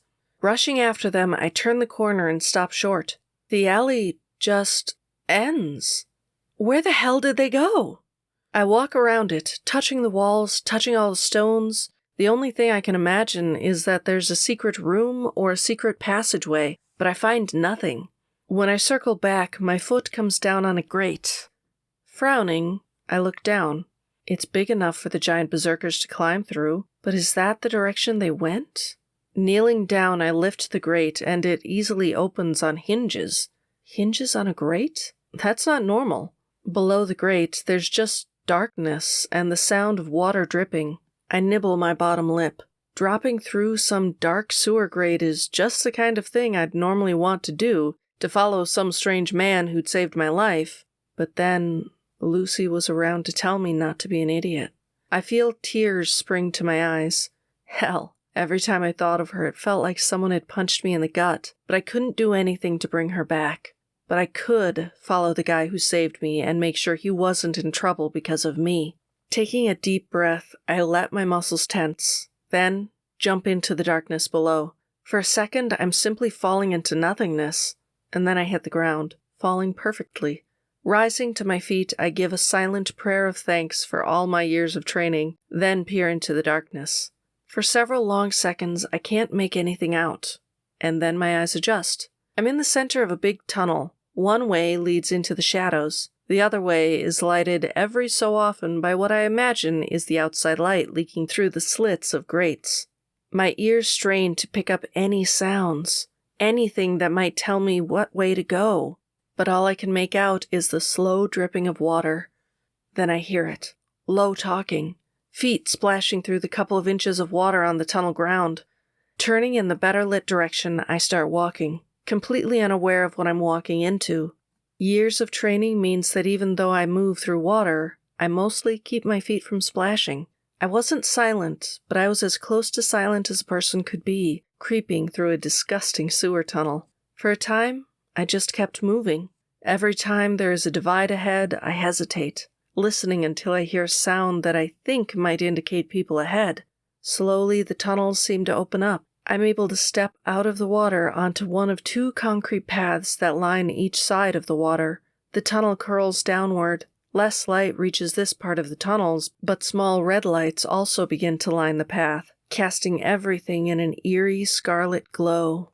I'm so preoccupied trying to take in my surroundings that when I hear a loud voice far too close up ahead, I only have a minute to flatten myself against the wall or risk being seen.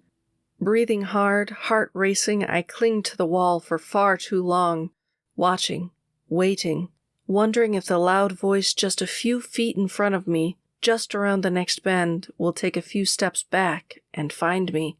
And I wonder what will happen if I'm seen. But slowly, the low talking begins again, and I listen as the steps continue once more. A light flashes on somewhere ahead of me, and I inch around the corner and peer ahead of us.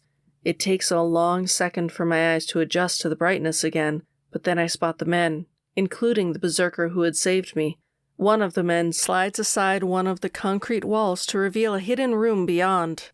I duck back, afraid one of them might turn and spot me, and count to 10 before looking again. All the men are gone. Creeping forward, I reach where the concrete wall has been opened and peek inside. To my shock, I discover a massive room that screams of a guy's hangout. Big televisions sit on nearly every wall, along with couches. One side of the room is set up like a gym, with weapons hanging off the walls. On the other side is a bar, complete with snacks. What the hell? The strange berserker who saved me is shoved into a chair that faces me. The other men take their seats on a big couch that faces him, their backs to me, and one man sits on a large chair across from the strange berserker. At last, the strange berserker sighs. "What do you want, Mario?" The dark-haired man in the chair across from him grins. "You know what I want." He leans back, looking casual, even though I can sense the tension in his movements. "I've said everything I need to say." Mario grins and reaches for a bottle of liquor on a small table next to him. He pours 2 glasses of the dark liquid and hands one to my bearded berserker. The berserker takes the drink, but I notice he waits to sip from it until Mario does. The other man smiles. "We just want to know the truth about the female." "I already told you. She was just in the wrong place at the wrong time. I got angry with the vampires and snapped." Mario laughs. "I've seen what your brother has put you through. I've watched you whipped and beaten.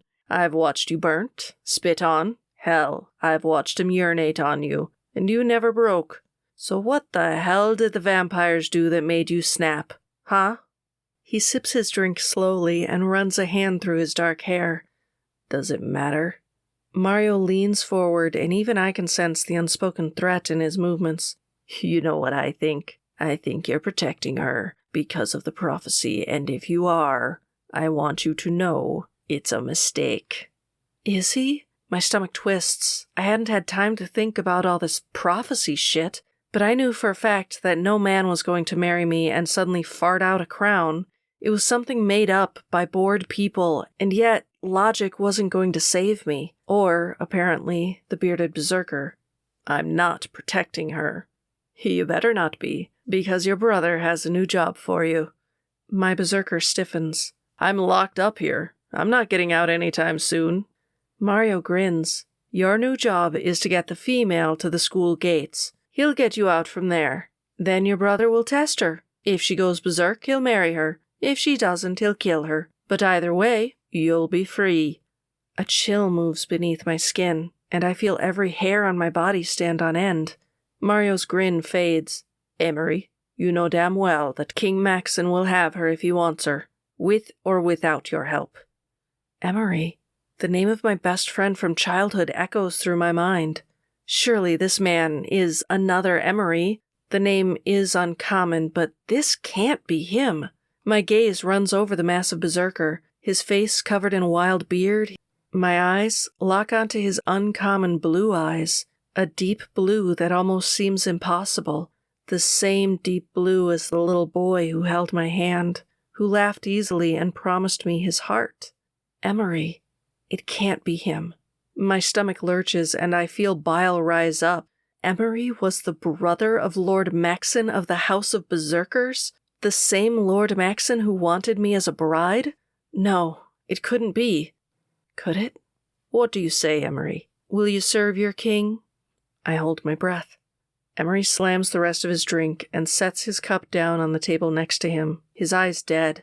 I live but to serve my king. No. I take a step back, then another. The man who saved me was my enemy. The man who saved me was the boy I grew up with. If these people found me here, would they rush me right out? Would they serve me up to the king like some kind of non-virgin sacrifice? Suddenly, my foot sloshes loudly into the water as it leaves the concrete path. The sound loud in the silence. Every head turns slowly toward me, and Emery's eyes widen as they fall on me. Time stands still, and then Mario shouts, "Get her!" I turn and start running, but in my frantic state, I take a wrong turn. I slam into the dead end, hitting the stone hard before realizing that I was screwed. Turning back around, I hear the footsteps of the men. My heart races, and I bunch my hands into fists, knowing there's nowhere left to run, and also knowing that I'd rather die in these dark tunnels than be turned over to be the bride of my enemy. My heartbeat fills my ears. I count the last seconds before I have to fight a group of male berserkers, a fight I have no chance of winning. And then a hand wraps around my mouth and pulls me into the darkness. The stone wall closes around once more in front of me, and I'm suddenly trapped in the darkness, sandwiched between stone and a hard body. Hot air breathes onto my throat, and fear squeezes my soul. My enemies are on the other side of the wall. A stranger holds me captive in the dark. What should I do? And will either choice save my life? I doubted it. Chapter 11. Adam. I should kill the woman, even though she smells of flowers, even though her hair is the color of purity and goodness. She comes from above. She will hurt me, beat me, be cruel to me. She is one of them. It would take nothing at all to snap her neck, and yet her body feels small and fragile pressed up against me, feminine and soft. And as much as I want to curse the smell, not just of flowers, but of earth and leather, it tickles my nostrils in the most pleasant of ways. The intimate scene has been removed to comply with YouTube standards. To listen to what you're missing, I have included several places to find it below this video. So, who are you? She asks. Adam, I repeat again, feeling angry. Her hand strokes the back of my neck and I freeze, shocked shocked by how good the touch feels. I didn't know touch could feel good, I say, the words springing from my lips. Her hand stops. You can keep going, I tell her, instantly missing her touch. She continues to stroke my neck, and the hairs stand on end. Touch should always feel good. I continue walking, dark memories unraveling in my mind. Not when they're hurting me. Not when they're cutting, poking, kicking, hitting. No, touch never feels good. She surprises me by drawing closer, her head resting on my chest. I'm so sorry, Adam. No one has ever said they felt sorry for me. I'm not sure how I should feel. I push aside a wall and click it back into place behind me. I do the same thing with 2 more walls, then come to the secret passageway leading to my home. Here, she will see me. Here, she will know the truth. The urge to turn around and go back unleashes inside of me, but for some reason, I've changed my mind. I want her to see me. I want her to know. Then I will see that she's like all the others. I can snap her neck or drag her back to the surface. And all of this, my hard dick, the way her scent fills my nose, all of it will seem like a dream. Taking a deep breath, I push open the secret passageway, and the golden glow of the crystals spill out into the dark tunnels. My home is connected to the sewers, but it is part of the caverns that run beneath the school. Here the water is clean and pure, running from the mountains far away. Here the magic crystals give light and warmth, and the special plants that grow beneath give off a glow that fill the space. I step inside and slide the door closed behind me. The woman moves as if to climb down, but my hands tense on her hips, and she settles against me once more. This is your home? It's beautiful. I let my gaze sweep over the large cavern. The golden crystals bathe everything in a surreal light. Flowers that glow the same color grow from the floor. A river flows through one part of the cavern before disappearing further into the earth. My bed, a sewn platform of the velvety soft grass that grows, sits in the center of the room, and a woven blanket lies on top. This place has always been special to me, but I never imagined anyone else might think it was beautiful. Hell, I never imagined showing it to anyone else. So why did I show it to the strange woman? I turn to look at her and find her staring open-mouthed. My mind stops. She's just as beautiful in the light as she was in the dark. Maybe even more so, with her white blonde hair cascading down her shoulders and back, and the brilliant color of her blue eyes revealed beneath the crystal's light. But now she knows. Now she has seen me. I squeeze my eyes closed, not wanting to see the look on her face. Not wanting to see the moment that she realizes that it was a mutant that saved her. A mutant who kissed her. Adam? It's hard to speak with the pain radiating from my chest. Yes. You never said you were so handsome. My eyes flash open. Is she serious? She looks serious. I am a mutant. A mutant with the long, tangled blonde hair, not the color of bright gold like hers. A pale shade that's weaved with brown. And my eyes? They're golden and glow at times, telling the world what I am. A bright color that I can't hide, no matter how much I try. Oh, Adam, I'm so sorry. Sorry, that word again that no one says. Sorry for what? She runs her hand along my cheek. Sorry for everything you went through. I know how they make mutants. I know what they do, and I... Don't, I say.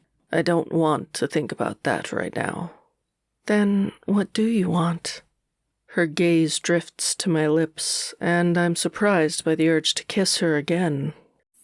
The intimate scene has been removed to comply with YouTube standards. To listen to what you're missing, I have included several places to find it below this video. Chapter 13. Emery. Where was she? Where was Kiera? And why the hell was she down here in the first place? And did she hear it all? Did she know the truth about me? My mind spins as I race through the fucking tunnels beneath the school. When Mario and his friends had grabbed me, I'd thought this day couldn't get any worse. Not only was I in a reform school, where not reforming was a death sentence, but I wasn't even out of my brother's grasp. Something that I thought would be the only benefit of the damned place. I guess I was wrong on that account, too.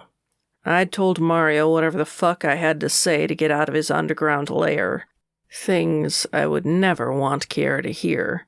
Later, I would pick off Mario and his crew one at a time, freeing myself from my brother's grasp and making my time at the reform school at least bearable. Then I'd have nothing to worry about except surviving each day. Unless I got out at the end of my sentence. But I couldn't bring it in me to care about what would happen if I ever got out. All I cared about was protecting Kiera. I needed to keep her out of my brother's grasp, no matter what it cost me. And then I'd spotted Kiera in the tunnels. For one terrible moment, I'd wondered what the hell I was supposed to do. The second they found out who she was, they'd have the numbers to drag her off to my brother. But if they didn't know who she was, she'd be killed as a spy. It had seemed like a no-win situation. All I'd known is that I had to reach her first, and do whatever the hell I had to do in order to protect her. Except then she'd gone and disappeared. Fuck, I mutter, stopping for the first time since seeing her. I was pretty damned sure I'd searched all the tunnels down here, and I could hear Mario and his men scrambling through the tunnels too. But the fact that they were still searching too meant none of us had found her, and the only way that was possible was if she'd gone back to the surface, or found a place that none of us could reach. Breathing hard, I look up and spot a grate, the ladder on the wall just barely visible.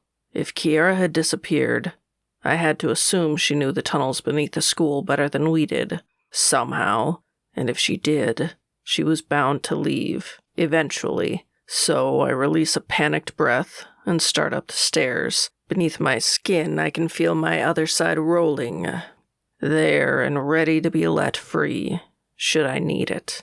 I practice deep breaths until the feeling eases. Going berserk right now is the last thing I need. Pushing open the grate, I climb out. Leaning against the wall is a man I recognize, one of my brother's men from a lifetime ago. A guy my brother had sent here as a young boy. My jaw drops.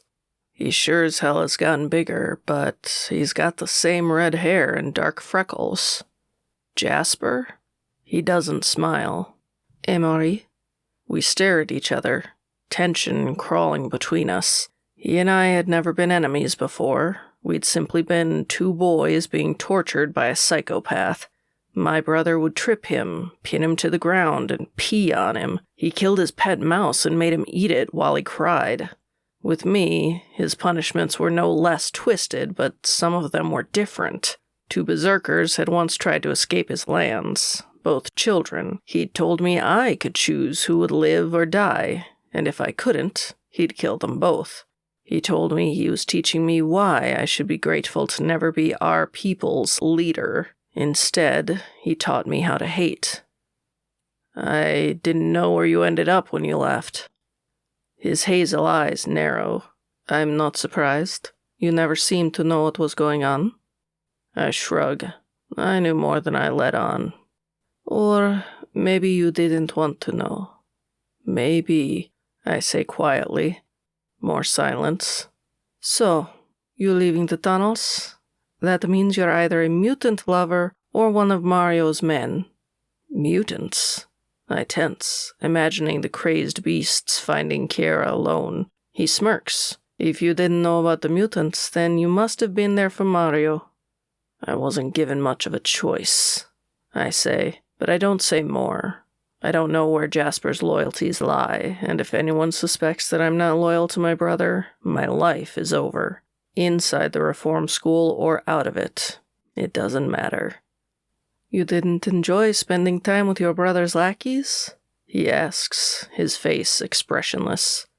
Do you? I ask instead of answering. He stands up straighter. Be careful, Emery. A lot of people around here hate Maxon. They might not exactly appreciate his bastard brother being here. Good to know, I grate out. He starts to walk away, then pauses. Did he turn you into the man he wanted? Something in my chest twists. I hope not. He gives a sharp nod. Good, he says, and leaves. I stare after him for a while, then position myself far enough away from the grate to be able to watch for Kiera. Hours pass. I see Mario and his men leave, but no Kiera. The sun begins to set. Still nothing. A horrible feeling washes over me. What if she's been back in her dorm room all along? What if his men found her there instead? I decide the hell with it, and head back toward the berserker house a guard had pointed out to me. But along the way, I run into a group of berserkers being led by a huge man. "Dinner time," one of them says, "and we get to eat with the others today. How nice. But, my friend, the berserker house is empty. Go eat." Could she already be at the cafeteria?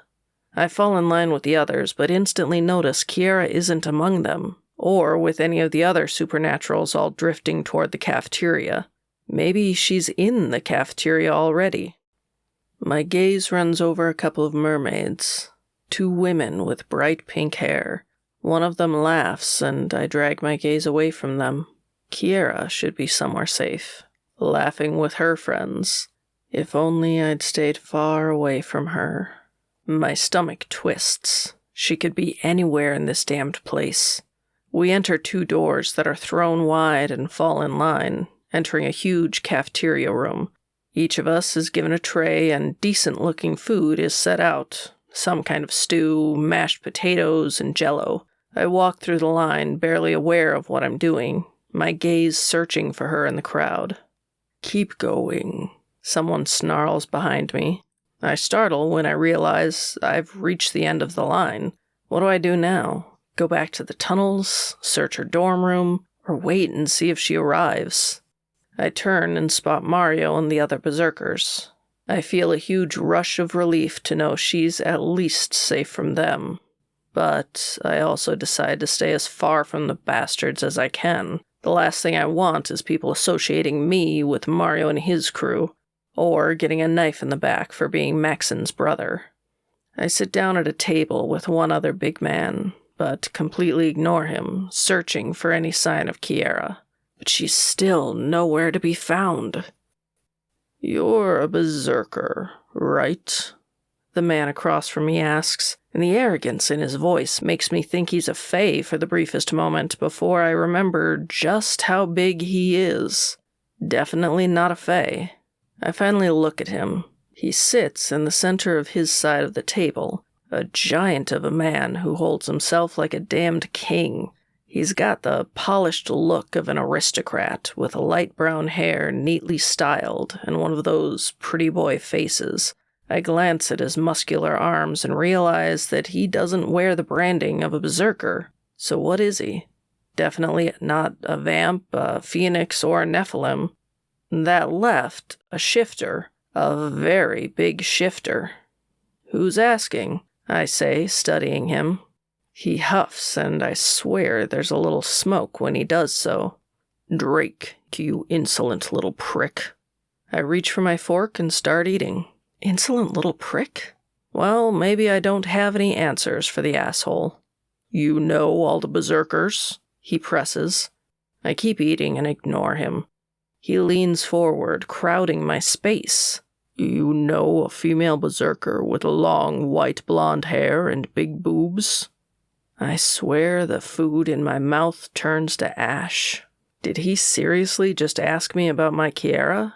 Did he really talk about her boobs? Watch it, asshole. "You know her," he says, triumph in his voice. "Where is she?" I wouldn't tell you if you were the last goddamn goat shifter on the planet. "I am no goat," he growls. "You, berserker, have met a dragon. You, berserker, better change your tone before you're nothing but burned meat." A dragon? It takes everything in me not to look at him again. I've never met a dragon shifter. The shifters were like kings of the sky and the earth, far more powerful than the rest of us. If it wasn't for the fact that they typically only had one child, it would have been impossible to hunt them to the point of near extinction. In another time and another place, I'd have a million questions for him, but not when he was asking about Kiera. I smirk at him, hiding the awe that creeps inside of me. I'm used to fucking bullies. Even a damn dragon wasn't going to intimidate me. If you think I'm telling you a thing about Kiera, you better go clean your scales or count your treasure, whatever you lizards like to do. Instead of reacting, he smiles. You know her name. You're defensive. You know her. I hate that he figured that out. I glare, digging into the mashed potatoes that have an unpleasant watery texture. I want to know more about her. I'm sure you do, I mutter. Life can be easy for you, berserker, or hard.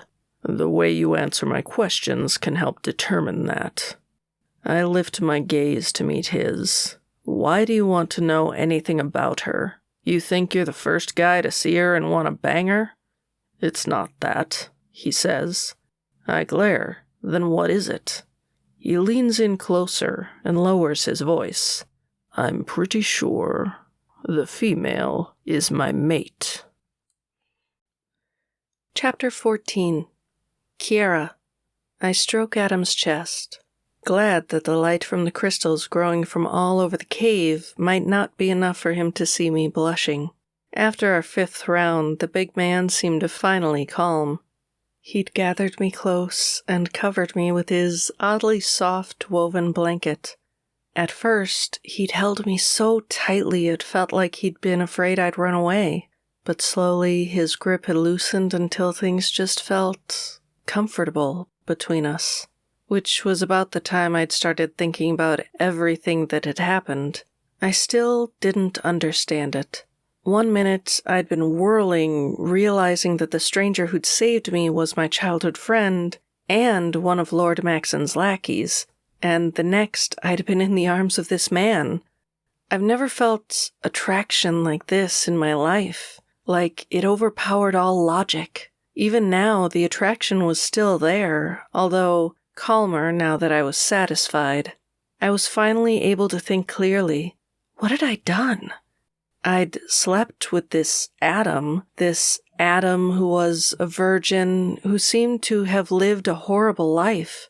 I needed to go back to reality and face my new life at this reform school and Maxon's allies. But how could I just leave this man? I had no idea. Why were you sent here? Adam asks, his deep voice rolling through me. I shiver, not wanting to think about Lucy and the vampires. I killed some men. He doesn't react. Oh. Why were you sent here? I ask, trying to imagine what could be so bad that hearing about me killing a bunch of people didn't even make him flinch. I killed the scientists that made me. At first, the enforcers said that I wasn't human, that I should be destroyed, but a man argued that I was a living being, one capable of understanding what I'd done. They chose this reform school rather than death, which is the fate of the others of my kind. It was lucky. It's hard to keep my mouth shut when I want to tell him that doesn't sound lucky at all.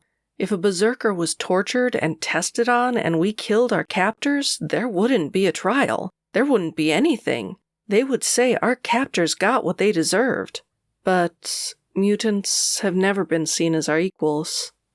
I'm glad you killed them, I say. This time he does stiffen. Why? My gaze moves up to his. Creating lives just as test subjects is wrong in all kinds of ways. When he looks confused, I add, hasn't anyone ever told you that before? He's quiet a minute. There was a cat. A cat? He nods. They brought a cat in, one they stole off the street and tested on. They never noticed anything special about him, but I did. After a while, he could talk to me, in my head. He told me everything they did to us was all wrong. He strokes my hair. When I killed them and broke us out, it was for him, for Princess. He wanted to get back to his girl, the girl who he'd lived with every day before they took him. I had nowhere to go, so I just waited until the enforcers came. I don't cry easily, but hell, it takes me a long minute to push down my tears. That was nice of you. His hand stills. I just wish he found his girl. I look up at him, at the sadness in those startling gold eyes of his. He didn't? I swear tears reflect in his eyes before he blinks them away. He tracked me down here. The girl was gone when he got back, not moved. Something about cancer. Oh, hell. I'm so sorry. I am too, even though I like having Princess here. I'm too sad to even comment about him having a male cat named Princess. At least you're the proud owner of a cat. He looks startled. I don't own him. He's my friend. I smile and kiss his lips lightly. God damn, this Adam is too sweet for his own good. He does what he wants, but I'm going to introduce him to you the next time he's around. I'd like that, I say, and then I sigh and sit up. He sits up with fast movements. What are you doing? I comb my fingers through my wild hair, trying to tame it. I probably need to go back. He shakes his head. No, you don't, Kiera. The men you saw are bad men. They're going to want to hurt you. I don't care, I say. It's reform or die, right? I can't even imagine what will happen to me for missing my classes today, but I'm going to take the punishment and deal with it, because I need to get out of here. I need to graduate and get back to my family. Kiera, he says my name very slowly. I've never seen a berserker graduate. I stiffen. What are you talking about? He touches my face gently. A lot of the houses actually have graduations that end in them leaving, but I've never seen a berserker graduate. They push you until you lose control. Then they use that as an excuse to say you're too dangerous to leave. My stomach turns. Well, I'm not going to give them any excuses. I don't say that I probably have less control over that side of myself than the other berserkers because it's new to me. I don't say that I'm not even sure what I'd do if someone pushed me, because none of it matters. I'm going to get home. Getting out of here is important to you, he says, very slowly. I nod. My parents, my brothers, my friends, they're going to be missing me. He kisses me lightly, the way I kissed him. Then I'll help you get out. You could come too, I say. He doesn't meet my eyes. Maybe. My people don't care about mutants. They did, but not like most other people. If I brought Adam to our town, my father would accept him, as long as he never showed himself to be a danger to our people. Maybe, he says again. We dress slowly. Then Adam leads me out of his little cave a different way than we came in. We end up climbing a ladder and pushing a grate up. Outside, we're at the edge of the woods. There, he pauses and strokes his hand down my arm. I am technically part of the House of Almost Humans, but no one cares what I do. I spend most of my time in the tunnels or the forest. But for you, I'll try. Try? I ask, confused. Try to reform. I smile. You do that, because you're coming with me when I leave this hellhole. He smiles back, a shy smile. And then I think of something, and my pleasure fades away. We should be careful about the way people perceive our relationship. There are some complications, and I don't want to bring you down with me if there's trouble. His gaze leaves mine. It's okay, Kiera. I didn't expect you to tell others about me. My heart twists. That's not what We should go to your house, before it's too late. He starts to walk back toward my new home, and I hurry after him. trying to figure out what the hell to say to make things better between us. I'm not embarrassed about you, I tell him. We should hurry, he says over his shoulder. Somehow the reform school feels a little colder. Chapter 15. Drake. Anger rolls through me as I emerge from the shower dry and toss on my clothes. Kiera, the berserker, was not in any of my other classes. She was not in the dining hall, and the tall berserker, the one I now know is named Emery, wouldn't tell me anything more. It was as if she had just disappeared, which was annoying as hell. 2 women had come to my door during the night. Both of them I'd sent away. I didn't need just any woman. I needed the blonde-haired berserker. Did she know that she'd been driving me wild since our first meeting? Did she suspect that she might be my mate? Or was all of this just a game to her? I didn't know, but I was going to find out. This morning. On the bottom floor of the shifter house is a smaller dining room and a kitchen. There's always food here because shifters are always hungry. So I go to the table and fill a plate with ham, eggs, and bacon. I tear into the food, then wash it all down with milk. Hunger sated, I ignore the other shifters who scatter out of the way of a bigger predator and head for our training class. I tell myself it's just so I can see her early, but a nagging voice in the back of my head remembers the students who have died in this class. Our teacher never stops things when they get bad. Our teacher smiles when the life drains from our eyes. And Kiera, she had pissed him off. My dick rises at the memory, and I scold my dragon. The damn beast inside of me loves a feisty woman, a woman who challenges him, but this is not the place for a female like that. She should shut her mouth and survive here, even though I doubt she could. It's an easy walk from the shifter house to the training ground outside of the berserker house, just past the House of Phoenixes. Our houses are toward the back of the reform school, giving us a small forest for the shifters to race through, and ending in a jagged cliff near the ocean. If they hadn't destroyed my wings, this would be the kind of place my dragon would soar over, claiming everything beneath him as our own. My heart twists at the thought, and the stirring of the air around me reminds me briefly of the feel of flying. But not really. Just a poor man's pathetic need to live again. I'm the first one to reach the training grounds, and I circle the large dirt area with irritation. Where is everyone? Where is she? Something in me starts to come undone. Something so powerful that I find it hard to breathe. And then I hear a group of students approach. I whirl around and watch the berserkers with narrowed eyes. My Kiera is not among them. It's the same group of males I've seen time and time again. Men I care nothing for. I ignore them. 6 shifters join us. Our people mingle, a strange truce between us until the fighting begins, and yet still no Kiera.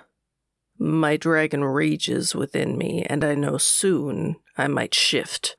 I might turn into the powerful beast that everyone fears so much and prove to the school that I'm too dangerous to continue being here. But I'm starting not to care. I fight my instincts. I take deep breaths. And yet it builds and builds. And then I spot the berserker named Emery. I march up to the damn asshole and grab him by the shirt. Where the fuck is she? I hiss. For the first time, I notice that his eyes are as wild as mine. His body seems to swell before me, and I watch him more carefully when I realize that he seems to be barely holding on to his control, too. I don't know. He growls, and his body seems to swell again. I freeze, realization dawning on me. You feel something for her. He stiffens, but doesn't answer. But he doesn't need to. I can read it on his face. I release him. Uncertainty fills me. The female hadn't told me whether she was taken. What the hell would I do if this man was hers? Would I kill him and claim her as my own? No, she wasn't a shifter. That was not the berserker way. She would choose me on her own or not at all. The mate bond meant nothing to her. I might have to win this woman. Oh, hell, this isn't going to be as easy as I thought. The berserker suddenly looks behind my shoulder and his expression changes. I whirl around and spot Kiera approaching the training yard. Every muscle in my body stiffens. She looks amazing. Her hair has been swept up, tied somehow in a messy bun on her head. Little white blonde hairs have escaped, trailing about her face, dusting her shoulders. Her almost bare shoulders. The clothes she wears are no better than the ones from yesterday. She looks like some kind of badass. Her dark shirt is ripped on the edges and around the top in a way that's almost on purpose. Her long black leather pants are stuffed into leather boots, and she has some kind of leather and fur belt that hangs low on her hips. It should look ridiculous, and yet it doesn't. It simply suits her. There's never been a woman as beautiful as her. The thought enters my mind, and I hate that I believe it. I approach and don't realize the berserker is at my shoulder until her gaze slides from him to me. "Need something?" she asks, and there's an edge to her words. "We have unfinished business," I say. "So do we," the man beside me adds. She fucking scowls at both of us. "I have nothing more that I need from either of you." Then she walks the hell away from us to stand near the others. My female walks away. A growl slips from my lips, and I whirl to track her with my eyes. If she were a shifter, I'd simply toss her over my shoulder and take her somewhere I could prove my dominance, while she, in turn, did her best to dominate me. But she was not a shifter, and I had no desire to ruin things further between us. So, I curl my hands into fists and refrain from touching her. But this is far from over, I promise both her and myself. I needed to seduce her, but how? Our instructor, a demon with a hard-on for blood, comes before I can address my woman further, and I have to bite back my rage as he explains that today is a special day. I've seen these special days already. They've never mattered before today, but with Kiera here, they've suddenly changed. They seem too dangerous. "Kiera!" the instructor calls, and every muscle in my body tenses. She steps away from the others, her head held high like the queen she is. Her gaze never falters as she looks at our teacher, like a dragon lady. My heart glows with the thought. "You're up first," he says. I'm breathing hard. I won't allow this. Female berserkers lack the ability to change like the males. She has no shot against any of these warriors, and I don't care what it costs me. I'll keep her safe. "Chad," Mr. James calls. I see red. Chad is the biggest fucking berserker of them all. I've watched him tear the heads off of 2 shifters that outweighed him. He was vicious on the best day and a monster in his other form.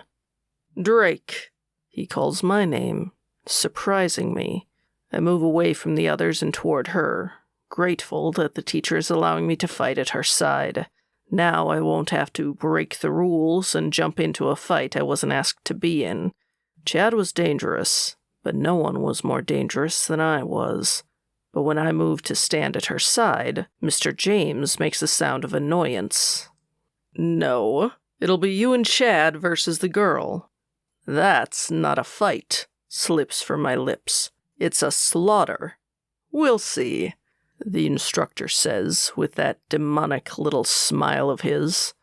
My hands curl until my knuckles crack. If he thinks I'm going to hurt her, he has another think coming. Demon, teacher, I don't give a damn. If he made me, I'd kill him. I'd killed before. Mr. James circles behind her, and I'm shocked when he jams the needle into the back of her neck. "Shit!" she shouts, but he's already yanked it free. I'm surprised when Emery is suddenly at my side. "What the fuck was that?" His anger matches my own. Mr. James smiles. "It's not your turn yet, Emery." The berserker opens his mouth to argue, and the instructor lifts a hand. Emery goes flying, smacks the trunk of a tree with a sickening crack, and slides down the tree. He doesn't move, and I don't blame him. The fucker probably has a broken spine. Mr. James stabs Chad with the needle next, but he doesn't react. This isn't his first rodeo, after all. "I feel weird," Kiera says. I look between her and the instructor, afraid that if I argue with him again, he'll simply replace me with another shifter. "What was that?" Her skin ripples. I stiffen, heart pounding. It makes berserkers lose control. Those stunning blue eyes of hers met mine, fear in their depths. "It won't do anything to you," I say, but my words come out unsure. Her skin ripples again, and I'm shocked when she makes a strange sound.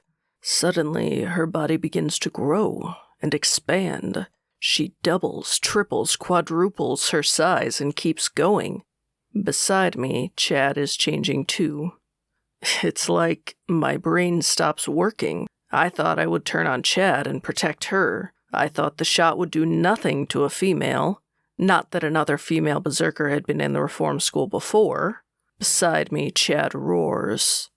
Kiera expands her stance. She looks like herself, except like a monstrous version of herself. When Chad launches at her, she attacks right back. They roll together, using their powerful bodies against each other. I hear gasps around me. My brain begins to work again. Leaping into the flurry of movement, I manage to shove Chad back from her. He snarls at me, but then it's her fist that connects with the side of my face. I hiss in pain, surprised that the female could hurt me in any form, and surprised that the woman I'm protecting injured me. "I'm on your side," I growl. But either she doesn't understand, or she doesn't care. She launches herself at me, but Chad meets her halfway there. They begin to tumble together again, punching, kicking, losing control. Seeing my female hurt, being attacked by another male, changes something inside of me. I don't care that she's changed forms. I don't care that she hit me. I just want her safe. My fist connects with the side of his head, and his gaze jerks to me. When he leaps off of her and onto me, I'm prepared. Berserkers are stronger than shifters in this form, but they aren't as fast. They aren't as agile. I land a kick to his gut, then spring out of the way before his larger body can cover mine. We circle each other, his giant fists coming at me over and over again, like he's a man made of stone, but only one manages to land, and I clamp down on the grunt of pain that slips from my lips. When I hear Kiera make a sound, my gaze snaps to her, not sure if I should be prepared for her to come after me again, or if something's wrong.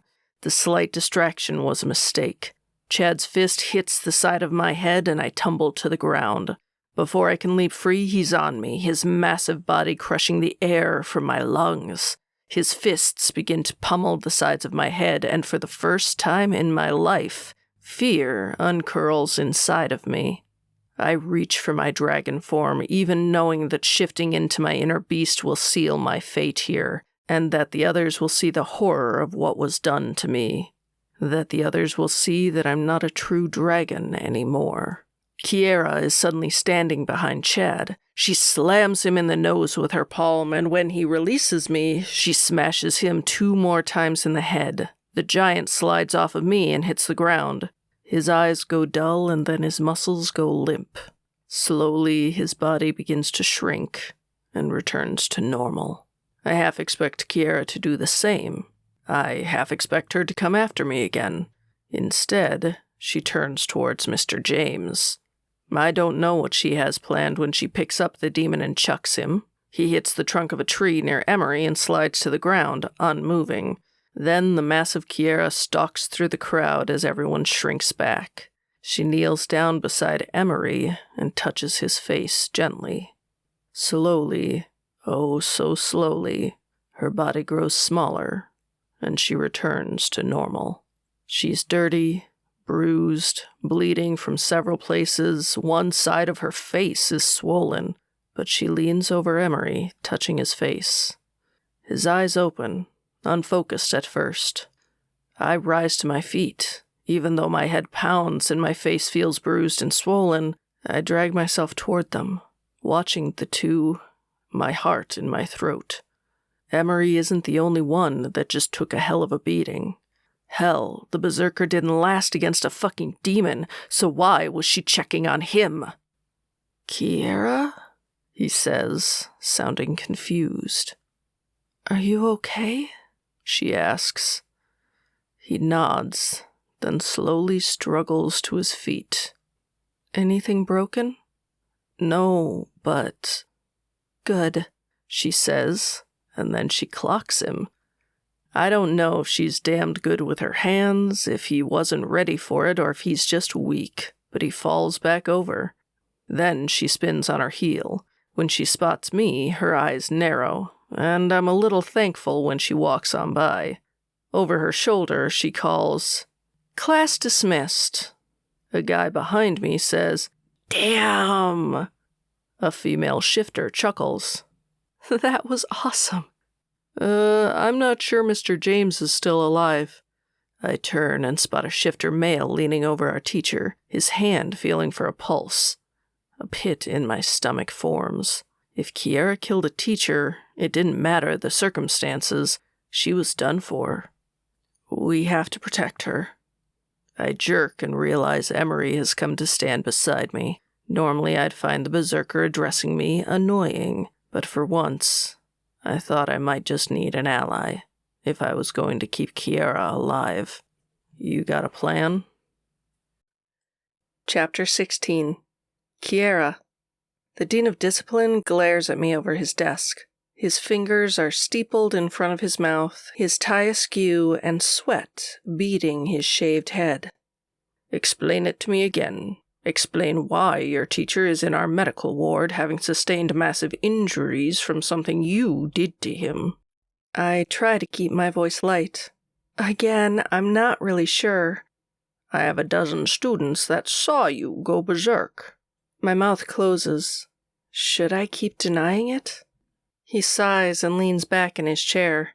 "And yet, a female that can go berserk, that's unbelievably rare. I did some research. Are you aware that only 2 women have had that ability as far as our history books are concerned?"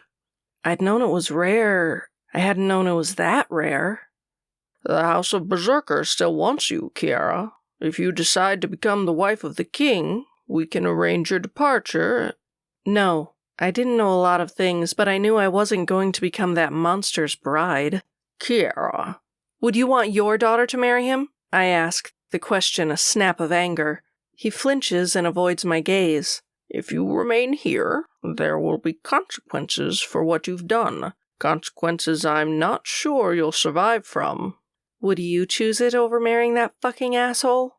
He sighs again, louder than before, and finally looks at me again.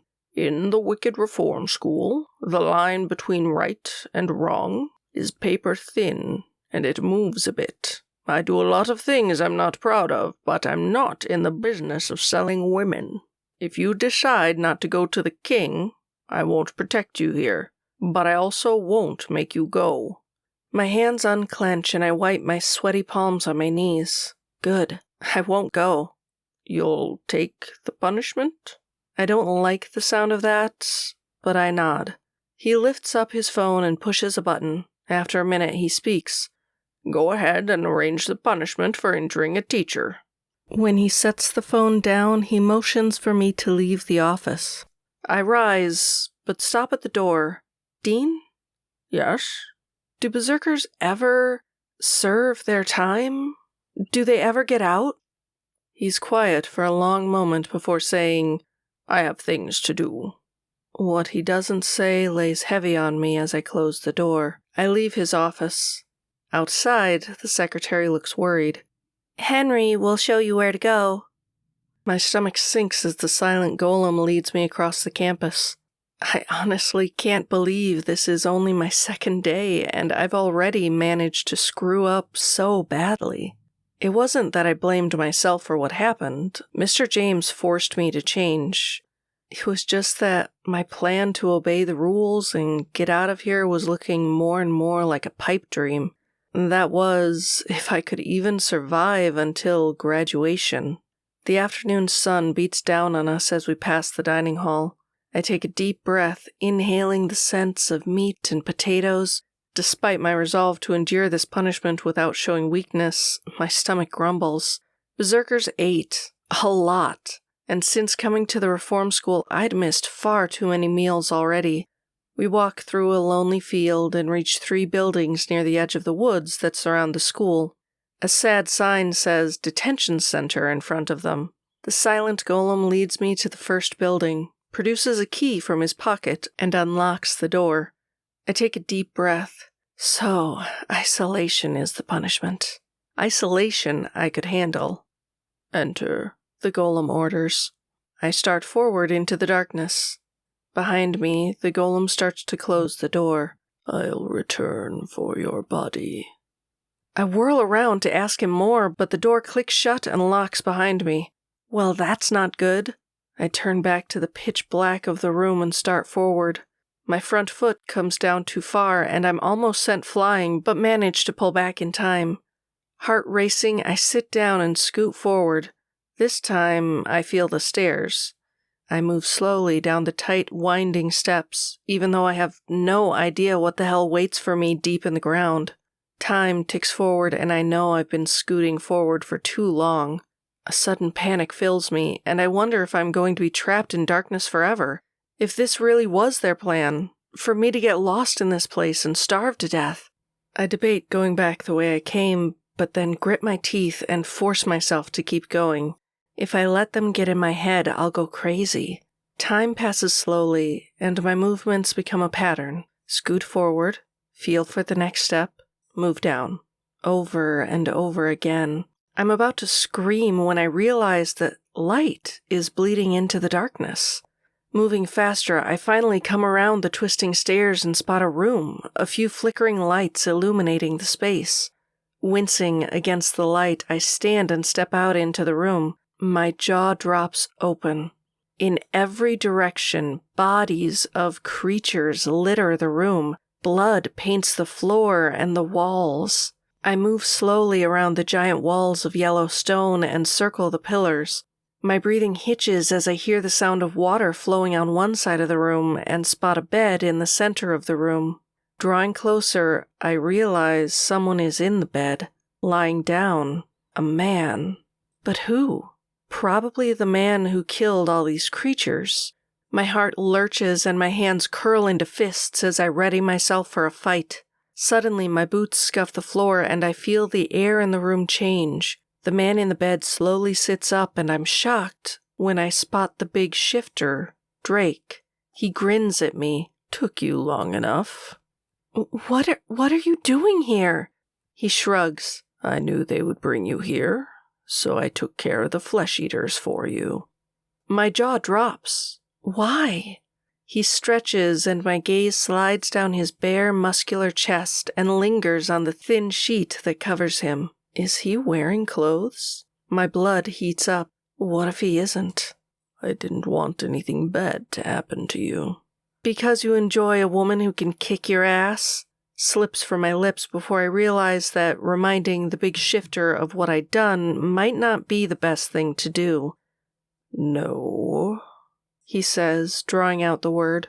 Because I'm pretty damned sure you're my mate. His mate? Now I know my jaw is hanging open again. Not a chance. He either doesn't hear me or pretends not to. Does that berserker complicate things? Berserker? Emery. I stiffen at his name. Why would he complicate anything? He isn't your male? No. He smiles. Good. My thoughts move to Adam, but that doesn't mean I don't have someone. His smile turns dangerous. Who is he? None of your business. If another male claims you as his own, then it's my business. I didn't say he claimed me as his own, I say, rolling my eyes. No one claims me as their own. He rises from the bed, and I see he's wearing nothing but dark boxers, and that he's hard as fuck. Something inside of me awakens. This shifter is an arrogant asshole. He's also big and sexy. Different from the berserkers back home. He holds himself like a king, not like some crazed brute, and there's something oddly appealing about that. Good, he says when he comes to stand far too close to me. I take a step back. I didn't need you to kill those beasts for me, or to defend me in fighting class. His gaze holds mine. I protect what's mine. I'm not anyone's. He runs a hand slowly down my arm, and I hate that I shiver. Why fight this, Kiera? I hold his gaze. I don't think you get it. Just a few days ago, I was just a normal berserker. I lived with my family, my parents and brothers, and I'd just graduated. I had friends. I swallow down the wave of pain that comes with the thought of Lucy. And a life. We were all like that before the reform school, but life goes on. My jaw clenches so hard it hurts. Yeah, it does, but I'm no more going to become your mate than I'm going to become the wife of Lord Maxon. My goal is to finish my time here and go back to my old life. His gaze grows calculating. Who is Lord Maxon? Is that the part he focused on? Lord Maxon is a giant asshole who runs the House of Berserkers and thinks he's our king, and I guess, because of some prophecy about a female who can go berserk, he's decided that I'm going to become his wife. I swear every muscle in his body tightens. Well, that's not going to happen. No, it's not. And I'm also not going to be your mate. So get over it. He lets out a loud sigh, like I'm a really irritating child. Seduction, then. What? He draws even closer, and I have to fight the urge to take another step back. You should know that a mate bond is nearly impossible to resist. This thing between us is going to happen. It's just a matter of when. My brain has stopped working, and I can't stop my gaze from sliding from his ridiculously handsome face down to his chest and to that hard erection of his. I want to argue against Drake. He's so damned arrogant and cocky that I want to resist him just to resist him, but greeting me half naked makes it fucking hard. When he pulls back from me, I'm surprised by the wave of regret that moves through me. But then he plunks himself down on the bed, lying in the most casual way, his erection still hard and straining. So, if you don't want to have sex, how do you want to spend our next few days here? You're going to stay with me? I ask, and my words come out too high. He grins. You bet.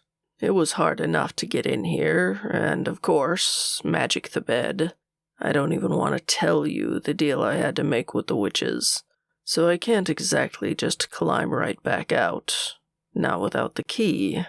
I stare at him, then back at the area covered in dead flesh-eaters and a dark twisting staircase. I might be better off there. Chapter 17. King Maxon. My other form slowly shrinks away as I pant, trying to calm myself. Around the sides of the cell, the chained berserkers are no more than hanging pieces of flesh. The sounds of their screams and pleas still fill my ears. In my mind, I can picture the moment they realized the injection I'd given them kept them from shifting. They were helpless. Their faces were a mask of terror, pure and utter terror. Another shudder of pleasure racks my body, and I stand in the middle of it all, drinking in this perfect moment when my senses are sharpest, when I feel most alive. Your Majesty. I turn and reach for the towel before Bill throws it to me, then carefully mop up the blood and chunks of flesh from my body. Do you have news of my queen? Already I'd set to work on House of Berserkers. Everything must be as perfect as my new bride when she arrives. There have been some delays. Delays? Something dark rumbles inside of me. Bill takes a nervous step back. The dean has taken your bribes to communicate with a female about the possibility of being your bride. Unfortunately, it seems from his messages she's reluctant to leave the reform school. Reluctant to leave? The question comes out ice cold. What female would refuse me? Apparently, he clears his throat in that irritating way again. The female in question is Kiera Frost, daughter to the Lord of the Winter Berserkers. Fuck, I mutter. The other lords would have been smart enough to tell their children to obey me at all costs. They would have taught their sons and daughters to fall in line before me or die at my hands. But not the Lord of the Winter Berserkers, Lord Frost himself. The man was stubborn, arrogant, and an asshole that had long since served his purpose. I will have her, whether she agrees to the match or not. Bill shifts from foot to foot. What is it? I snap. The prophecy says that the female must take a mate by choice, that it can't be forced, or the prophecy will not be fulfilled. Hell, I did remember something about that whole personal freedom thing.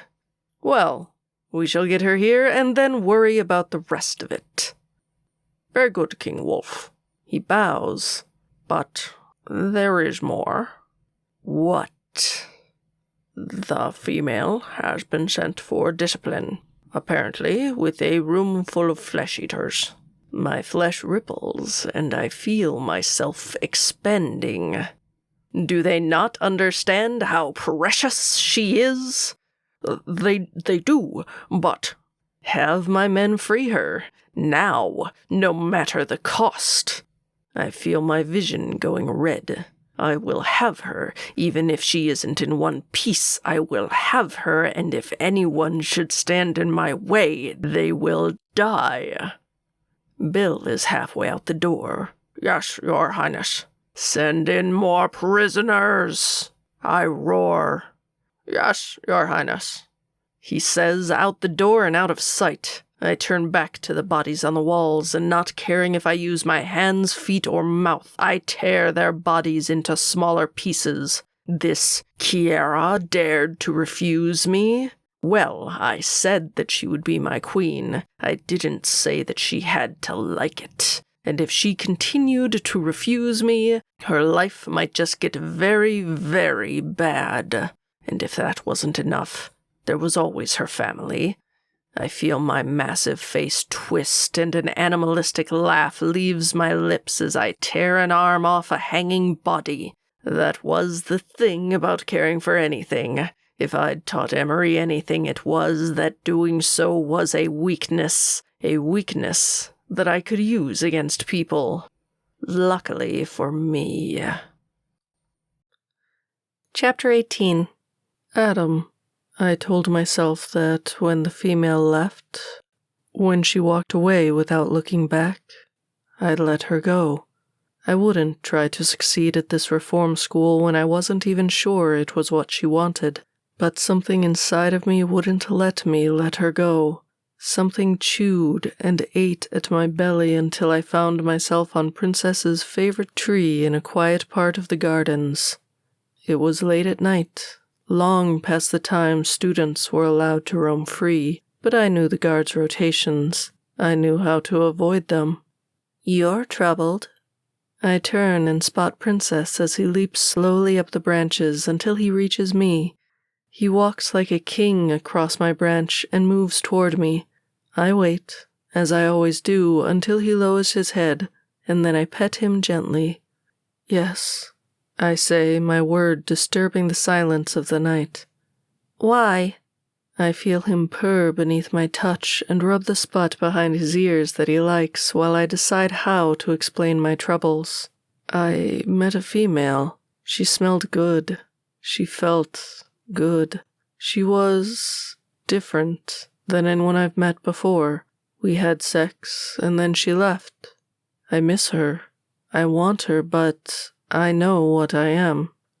Humans. Princess huffs in my head. What? I ask softly, praying that Princess will explain these things that I don't understand, the way he always does. Why don't you deserve her? Because of what you are? He huffs again. I have met many males in my life, of many different kinds, and you are a good one. She would be lucky to have you. You don't understand. Even before I was Adam, I stop, shocked by my words. There was never anyone before. I've only ever been Adam. Hadn't they told me that, over and over again? Hadn't the scientists told me that my memories of a mother with a sad smile were all in my head? Hadn't they told me that my dark room and mattress on the floor with a stuffed bear with one eye was something I'd made up? Whoever you were before, whoever didn't want you before, they were wrong, Adam. You were always good. Always. I feel my eyes prickle, even though I don't understand why. Princess moves so that I'm scratching his body. I haven't seen her since then. She's disappeared. When my girl disappeared, I went and looked for her. Look for your female, and don't ever give up. You stopped looking for your girl. He moves out of my reach again, and I know I've hurt him. I just don't know why. I didn't give up on her. I will see her again. That I know with all my heart. Okay, I agree, even though I still don't understand. I just know I don't want to cause him pain. What was your female? A berserker. Then we should go to the berserker house and find her. But if anyone sees me, they will learn that even a mutant will go after what he desires. I'm still uncertain, but I climb down the tree, following Princess's agile movements. We move through the shadows of the forest, his multicolored fur blending in with his surroundings, and we avoid the areas with dangerous creatures. Going around the outside of the thickest part of the woods, we come to the cliffs that overhang the ocean. For a minute, I pause. Massive hippocampuses leap from the waves. The seahorses glow beneath the moon's light. They lift their horse-like heads in the air, and their bodies flash gold and blue before they disappear back into the waters. A splash of their finned tails is all that remains. They're beautiful, I say. They make me hungry, Princess replies, sounding irritable. I make note to catch him another bird. He can do it himself, but he likes the gesture. As long as I don't pretend it's because he's my cat. He belongs to the little girl. We circle until we come to the outside of the House of Berserkers. I've seen the whitewashed building many times in the night, and never cared for the beasts inside, but now I stare hard.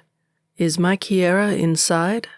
I'll find her room. Princess sends the thought into my mind, then slinks toward the building.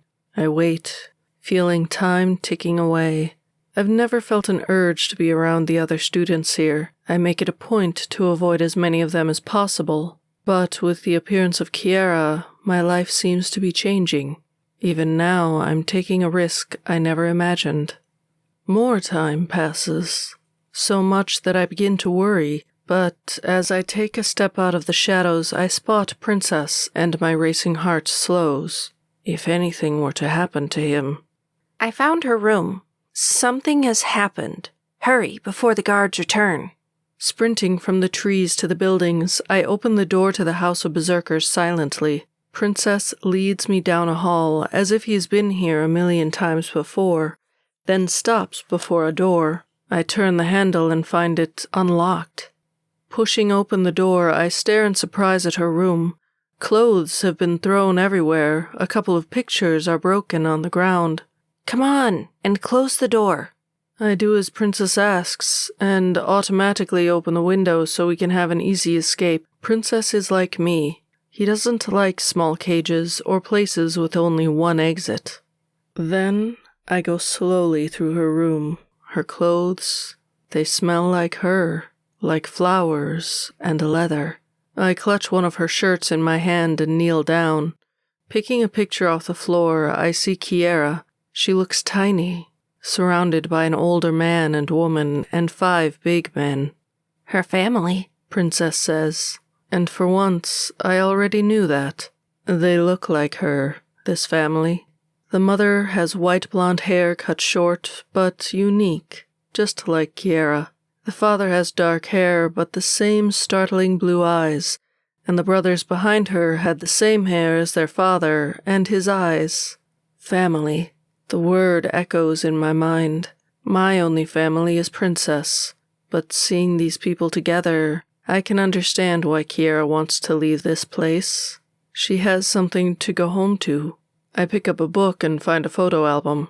Settling myself against the side of her bed on the floor, I review the photos beneath the moonlight. They start with photos of a little girl who can only be Kiera. I find myself smiling as I see her messy, covered in mud. I feel a strange longing when I see her cooking with her mother and sparring with her father and brothers. Family. I don't know why the word hurts. Adam, someone was here. Someone went through her stuff. I stiffen and look around the room. He was right. But why? And then it occurs to me, the berserkers in the tunnel saw her. What if they took her? What if they hurt her? Then you need to find her. My gut tightens. He's right. What the fuck? I stiffen and turn to the door. A man stands in the doorway, a huge man with a dark beard and an angry expression. What are you doing in Kiera's room? He asks, a threat in his voice. I rise slowly. What are you doing in her room? He closes the door slowly behind him. When he turns to face me, I can see he's come to some kind of conclusion. Are you helping them, mutant? Helping... He launches himself at me. I hear Princess hiss in warning, and he leaps to the windowsill as the man slams into me, but I don't have time to spring free. His huge body is suddenly on top of me, and his fists pummel my face. Unfortunately for him, if there's one thing I know how to do, it's take a punch. I barely feel the blows as they land, but when he leans closer, I slam my head into his nose. He cries out, and I roll so that I'm on top of him, then spring back. The man is easily twice my width. It doesn't matter that I'm a hair taller than him. I stand no chance in hand-to-hand combat. Turning for the door, I start for my freedom, but his voice stops me. If you hurt her... I freeze and look back at him, even though I know Princess will think I'm a fool for hesitating. You and your kinds are the ones hurting her. I'll protect her from you. He's holding his nose when he looks at me, his eyes narrowed as he starts to sit up. And who is Kiera to you? I don't know what I'm saying when I say it. I think she could be my family. His eyes widen. We had sex. I like her smell, and she is special to me. He curses under his breath, but draws his hand back from his bleeding nose. You slept with her? I nod. She could be my family. And this time, when I say it, I swear my heart sings. He sits down on the edge of her bed and wipes the blood from his nose. He looks so tired, and so alone that something in me aches. Are you okay? I'm working so hard to keep her safe, but... He stops talking and looks at me like he just realized who he was talking to. You want to keep her safe too? He nods, then mumbles. Fuck it. Before continuing, I had some dragon asshole help me, and I'm pretty damn sure he screwed me over. How so? Kiera hurt her teacher. They sent her to the discipline. No, spills from my lips, and every muscle in my body tightens. They have flesh eaters for students who hurt teachers. We tried to go in before they could, but the fucking dragon shifter used the magic to go in, and I was stuck out. I came here to see if he'd gotten them both out or if he was just going to stay with her until her sentence was over, and found you here." My stomach twists at the idea of a dragon shifter with Kiera. What does he want from her? Probably the same thing we do. I freeze. You care for her too? Not that she could ever feel the same way. I move carefully and sit down in a chair beside her small desk. You deserve good things. You don't understand. I understand what it feels like to think you don't deserve anything good. He looks up and our gazes hold for a long minute before he looks away. I don't even know I'm telling you this. I know enough to know no one can be trusted. I can be, I say, and I mean it. His expression is uncertain as he rises. Now I have the berserkers who want to hurt Kiera to kill and a detention room to get into. I rise too. I'll come with you. No. I'm going to go to her with or without you. He studies me for a long minute, then says, "Okay, but this doesn't mean I trust you." "That's okay," I tell him. "I don't trust you either." We head back out of Kiera's room, shutting the door quietly behind us. Anyone who wants to hurt Kiera will be dealt with. And then I want to see Kiera and this shifter. I need to know what all of this means. Chapter 19. Kiera. You scared? He asks. I study Drake, still lounging on his bed. Am I scared? Maybe a little bit, but I wasn't about to tell him that. No. I lie, then take a deep breath and move closer to him. He watches me with that predatory look of his, and I try to match it. All shifters think they're such badasses. Most of them are like kittens to us. Unfortunately for me, I'd never actually met a dragon shifter before. I'd actually thought they'd all been hunted to extinction.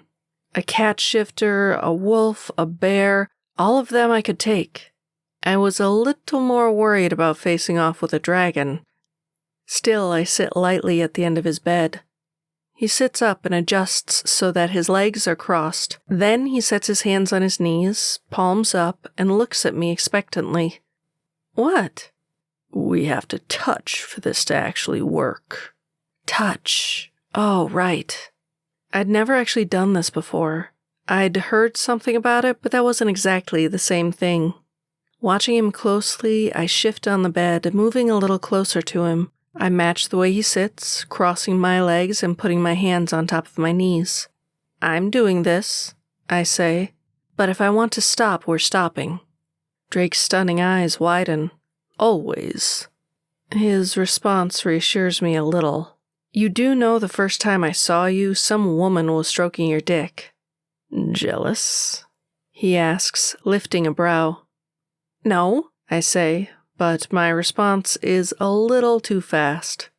I just thought I'd point out that you don't exactly scream gentleman to me.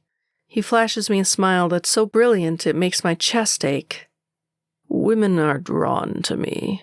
They want me. But from the moment I saw you, there was only you.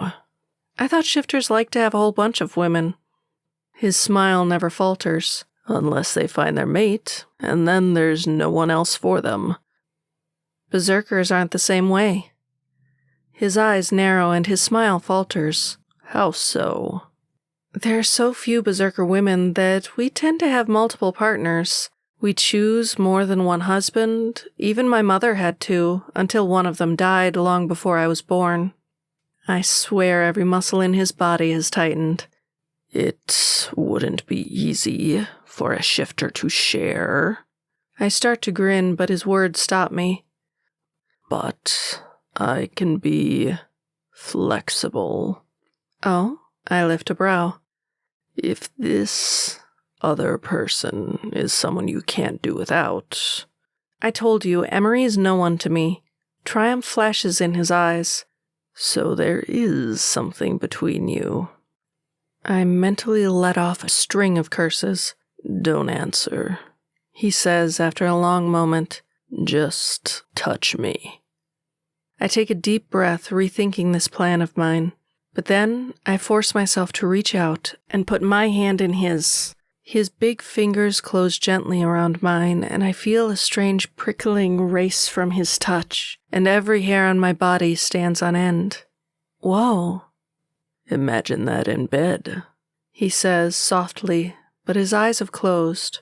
My mind wanders to just how good he might be with his hands, and then the image is snatched away.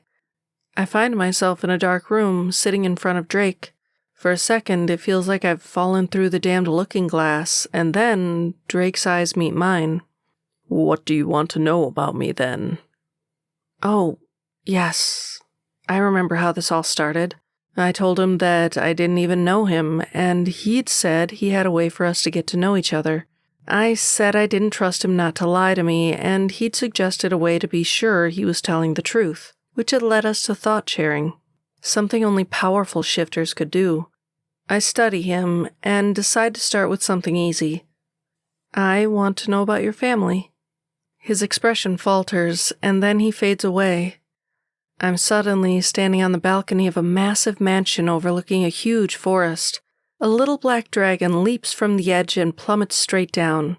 A white dragon catches him before he can hit the earth. And then 2 massive dragons are soaring side by side, the little black dragon in the grip of the white one. For a time, they release the little creature over and over again. He almost seems to catch the wind, but falls each time. Eventually, they soar back to the balcony and land lightly near me.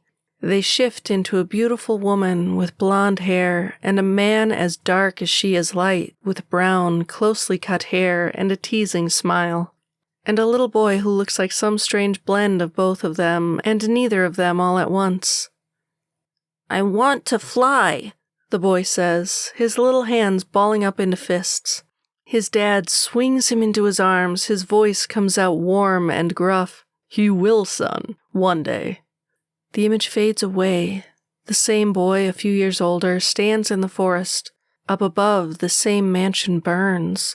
Through the trees, the bodies of a white and black dragon, tangled together, are visible, lying bleeding and broken on the blackened earth. The sounds of men's voices filter through the trees, and then the boy is running. Tears stream down his face, and his eyes are wild. In him, I can see the loss of everything, the loss of his entire world, and my heart aches. And then, I'm sitting in front of Drake again. For a second, I can't seem to speak. That was him? That little boy all alone who saw his parents die? I can't imagine what that must have been like for him. How afraid he must have been. Oh, Drake. His jaw clenches. My family. Your turn. Before I can say more, we blink away to my hometown. I'm sitting on the porch with my mom, side by side on the swing. We're drinking her famous lemonade and watching the show. My 5 brothers and my dad roll about the yard fighting in their human forms. My mom and I look at each other, and then we're both laughing. She slips her hand in mine, and we drink our lemonade and watch the sun set over the trees. Neighbors, friends pass by, and my chest squeezes. I spent my whole life wishing I could see the world. I wanted to go to the human town. I wanted to meet other supernaturals and explore. I'd loved my home, but I'd never realized just how much until now. And then we're back in that nothingness, just Drake and I. Your family seems nice. I nod and try to pretend tears haven't rolled down my cheeks. They really are. More questions? He asks, his gaze lingering on my tears. How did you end up in the reform school?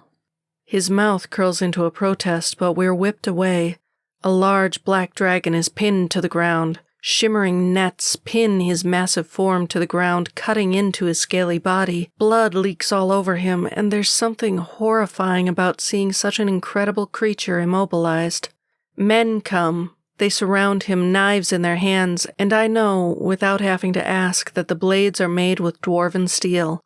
My stomach lurches when they gather around him and start cutting pieces out of him, collecting them in bags as the dragon roars but can't escape. They move to his wings and they smirk horrible smirks. Their blades cut into the dragon's wings over and over again, shredding the delicate substance that looks almost like massive white gold butterfly wings. Put what we have in the car, then come back for the heart. one man says. They disappear, and the dragon suddenly shifts into a man.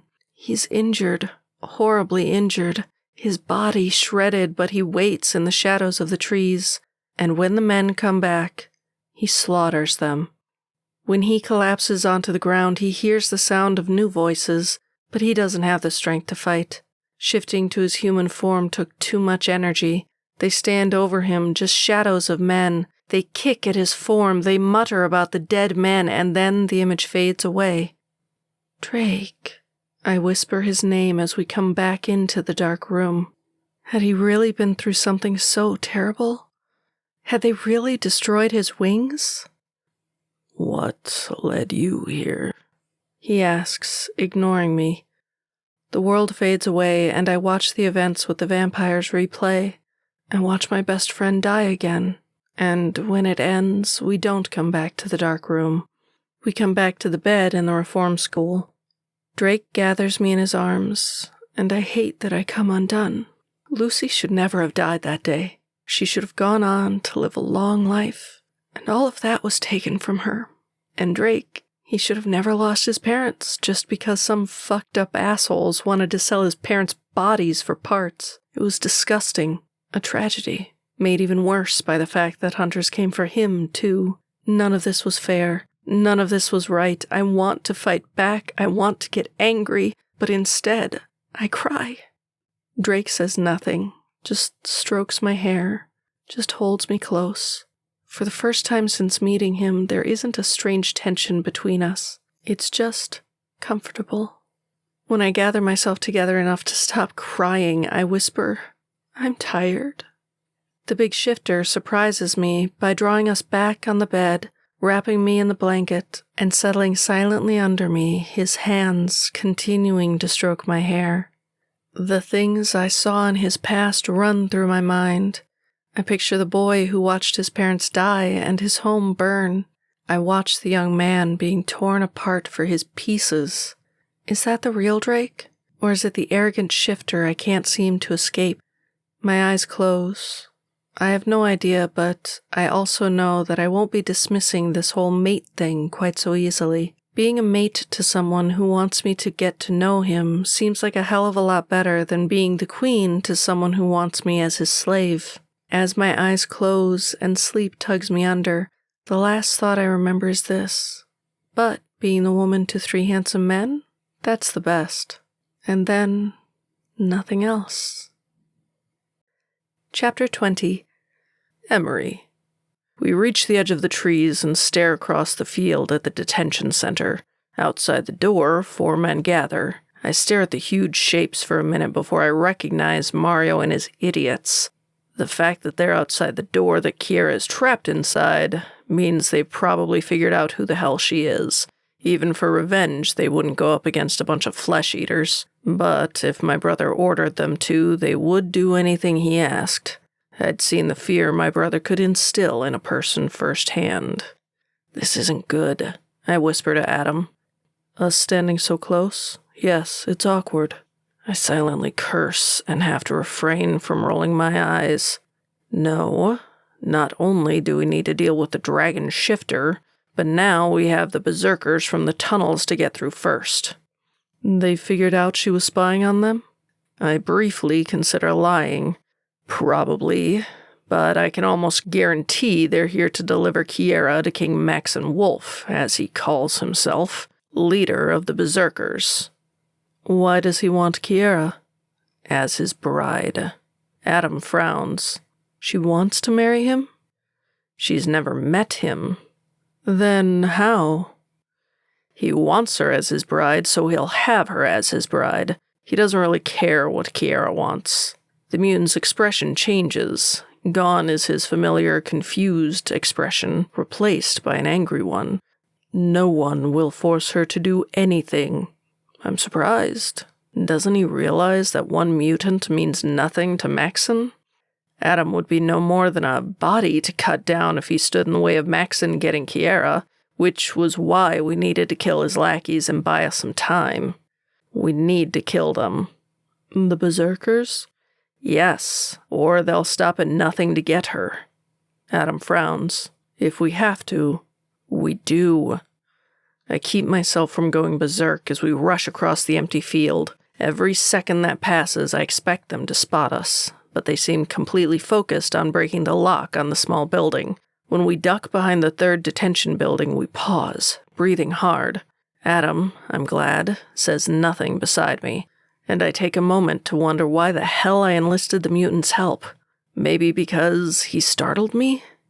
Most mutants foamed at the mouth, couldn't put together a sentence, and were as wild as rabid wolves. To see a mutant speaking clearly and showing a soft spot for Kiera had shocked me, but nothing had surprised me more than the revelation that they'd slept together.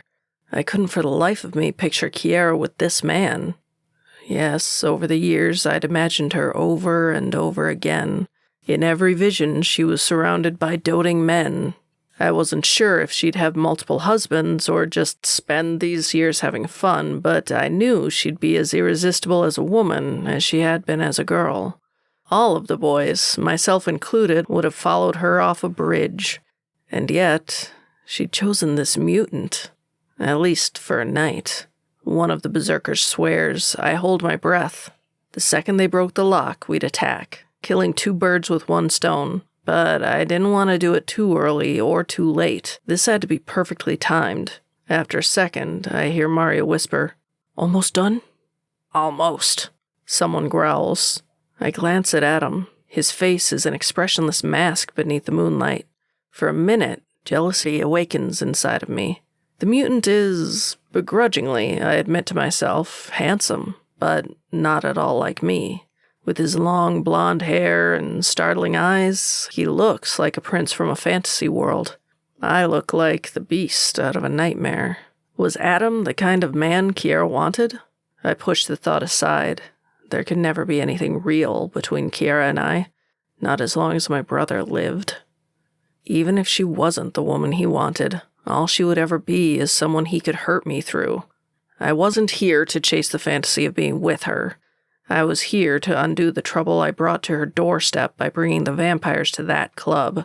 I was here to protect her from a man who would never let her go once he got her. The ring of metal breaks through the silence of the night. "Be careful," Mario whispers. "Whether the flesh-eaters have finished her off or not, the creatures will be ready to fight." There are some quiet sounds of acknowledgement. I reach for the berserker side of me. Many of my kind can't control the other side of themselves at all. It simply rose up when they lost control, but couldn't be used as a tool. For me, if I was careful, I could use the beast inside of me without becoming a slave to my bloodlust, as long as I kept my emotions in check. My body begins to swell, and I feel my vision growing hazy. When I reach that perfect point between beast and man, I close the connection. Then I approach our enemies. I don't know what Adam can do. I don't know if he'll be of any use at all. But it doesn't matter. With or without him, I'll destroy these men. Mario and his men disappear inside the door of the small building, and a rumble of anger rolls through my chest. I reach the door, intending to duck down and squeeze inside. Instead, Adam leaps in ahead of me. I hear Mario cry out. In the dark, Adam's eyes glow. Another berserker screams. Forcing myself inside, I launch into action. Picking one man up by the legs, I bash him against the side of the building before he has time to change. Another man begins to change, and I hit him in the face hard, then leap on top of him. Half changed, he strikes back at me, and we roll together. Suddenly, we're falling, rolling downstairs. A sound of shock twists past my lips, and I hear the berserker scream. We roll and roll, almost never-ending. There doesn't seem to be anything to grab onto. There doesn't seem to be anything to stop us from falling for an eternity. And then there's a light in the darkness. We hit the ground on a lower level, and I don't hesitate. Even as I struggle for air, leaping onto the berserker, I snap his neck. I'm about to race up the stairs to help the mutant when I hear Kiera speak. My thoughts whirl together. Suddenly, I'm racing through a strange half-room slick with blood and covered in pieces of flesh. I didn't want the damn dragon shifter anywhere near her, but what if he'd failed? What if Kiera was hurt by the flesh-eaters? I storm around the corner of a massive wall that separates the room in two and freeze. Kiera is sitting up in a bed with a dragon shifter. Her eyes are sleepy, her hair is messy, and the dragon shifter looks naked. Drake! I roar his name. I'm swelling in size, barreling across the room before I know what I'm doing. He's out of her arms in an instant, barely dressed and squaring off with me. I half expect him to shift into his other form. I expect him to do anything but stand there and wait for me to barrel him over. But when I draw near, he slides out of my grasp and trips me in a movement almost too fast to follow. I hit the ground, the air whooshing out of my lungs. He's on me from behind, his arm around my throat, further cutting off my air. I hear Kiera shout. Suddenly, she's standing before me and the dragon shifter, but I can't seem to make out what she says. My ears fill with a ringing, and my vision darkens. Death by choking. It isn't a peaceful way to go, but it beats almost anything I imagined. And then Drake is gone. I collapse onto the ground, sucking in shaking breaths. When I look up, Kiera is looking at me with the strangest expression. My gaze slides to a strange sound. The mutant has pinned Drake down to the ground as the big dragon shifter roars, and then Kiera moves away from me. Adam, enough! She shouts. Adam is beside her in an instant, and Drake looks between her and him and narrows his eyes. You know this mutant? His name is Adam. Kiera's voice has taken on a cold tone. And if you can't speak to him like a person, you won't speak to me either. Drake looks surprised, but I'm not. Kiera was like this as a girl, too. A child with a strong moral compass, with a sure sense of right and wrong, and she didn't back down from anyone, not even a dragon shifter. I rise from my knees back in my human form. Kiera's gaze snaps back to me. What are you doing here?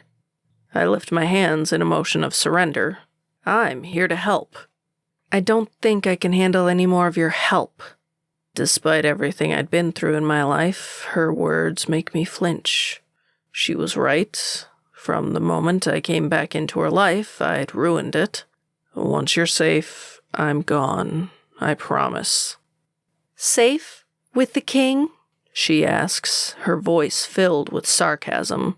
You might not believe this, but I'm trying to keep you safe from him. I thought it was your plan to give me to him. I run the backs of my fingers along my beard, trying, unsuccessfully, to calm myself, to find the right words. I understand if you don't trust me, but that's because you don't understand. Her stunning blue eyes hold mine. I understand that you disappeared from my life, then reappeared long enough to turn it upside down. Kiera. Where did you go? I don't want to tell her. Did they not have phones? Her words are like a slap. Fuck. I pace away from her. I can't do this. You can't have a conversation? How unexpected! I press my hands against the cold stone, fighting for control. In the many years since she'd seen me last, I thought everything inside of me capable of feeling anything was dead. I thought Maxon had killed this side of myself, but now, with Kiera, it was like that other side of me was coming back to life. And coming back to life hurt. Too much. Especially knowing that soon she'd be gone and I'd just have to die all over again to survive. Emery says he's come to save you from Mario. Adam says, completely unhelpfully. He also told Mario and his men he'd help return me to Maxon. Every one of her words are thrown at me like barbs. And he happens to be Maxon's brother. Stepbrother, I whisper, like it matters. Then she's there beside me, slamming her hand into my shoulder. I turn to face her. The anger in those familiar eyes of hers make my heart ache. I've wanted to see Kiera again, every day of my life. But I didn't want her to see me. I didn't want her to see who I'd become. You are the brother to a monster. You're the servant of a cruel piece of garbage. What can I say? Yes, I am. And then you come here acting like I should trust you? Kiera. I'm surprised when tears spring to her eyes. She hits my shoulder again, and I turn to fully face her, overwhelmed by the pain in her eyes. You were my best friend, and you just left. I didn't want to, I find myself saying. Oh, really? Yes, and now I'm shouting. My life was perfect with you, and then my mom's boyfriend left her, and she didn't want to have some kid to take care of anymore. I didn't even know where we were going. I couldn't comprehend the horror of her leaving me in a strange house with a strange man she said was my father. It was the first of many worst moments in my life. But nothing compares to seeing you that day with the vampires. Nothing. A tear escapes and trails down her cheek. I don't believe you. I grab her by the shoulders and drag her against me. Look at me. When her gaze leaves my face, I snatch her chin and drag her back. Do I look like a man who's lying? Those eyes of hers weigh me, and I can't breathe. I can't speak. All I can do is look into her eyes and wait for her to hurt me again. Oh, Emery. When she gathers me into her arms, I don't expect it, and I don't know what to do.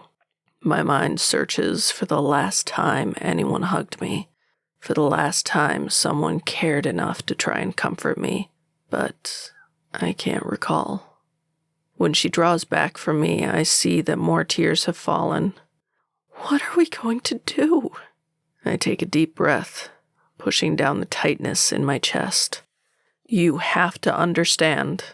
The prophecy says whoever you marry will be king. Being the real king is all Maxon has ever wanted. I take another deep breath to swallow down the image of Kiera anywhere near that monster.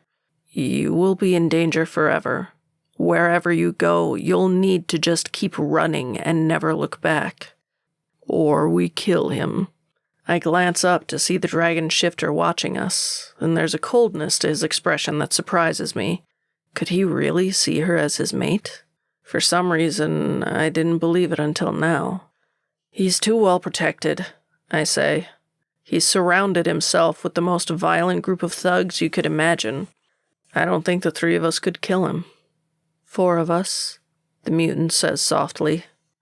Kiera draws back from me and she moves to Adam, pulling him into her arms. When she draws back, she strokes his cheek. Adam, I told you that you were special to me, but I can't draw you into this. Any life with me would just be running and hiding, and there is no life without you, he says. Pain dances on her face. You barely know me. I know enough. She looks at all of us. None of you really know me. You're my mate, Drake says as if he was mentioning the weather. You're my family, Adam adds, and I swear her heart breaks when she hears the words. Then they look at me. I don't have any sweet words for her. I don't have any claims that this is something more than the situation. I only have the truth. All of this is my fault.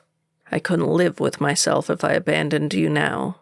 And I'm also the only one who knows my brother well enough to keep you safe from him. She looks troubled. So what's the plan? We killed the berserkers who wanted to hurt you, Adam says. All of them? I ask, surprised. He nods, and I make a mental note to ask him how the hell he managed that. Then she's safe here, for a little while, until he hires his next goons to go after her. They all look at me, waiting for a plan.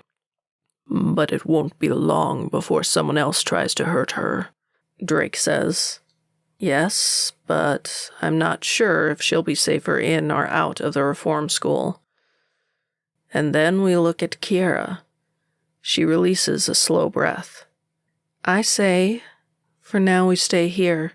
We come up with a better plan, and when the right opportunity comes along, we break free. She looks at us. If that's what you want. Drake shrugs. I was never graduating as a dragon shifter.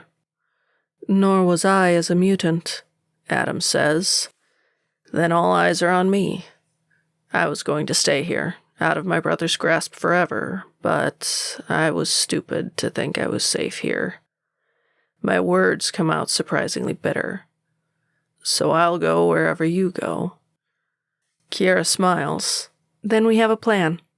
I don't tell her it's not a very good one. That no plan will likely ever save her from my brother, because something dawns on me, something she isn't ready to hear. There might be a way to ensure that she stays safe forever. We just have to find a berserker lord to marry her. It solves all our problems.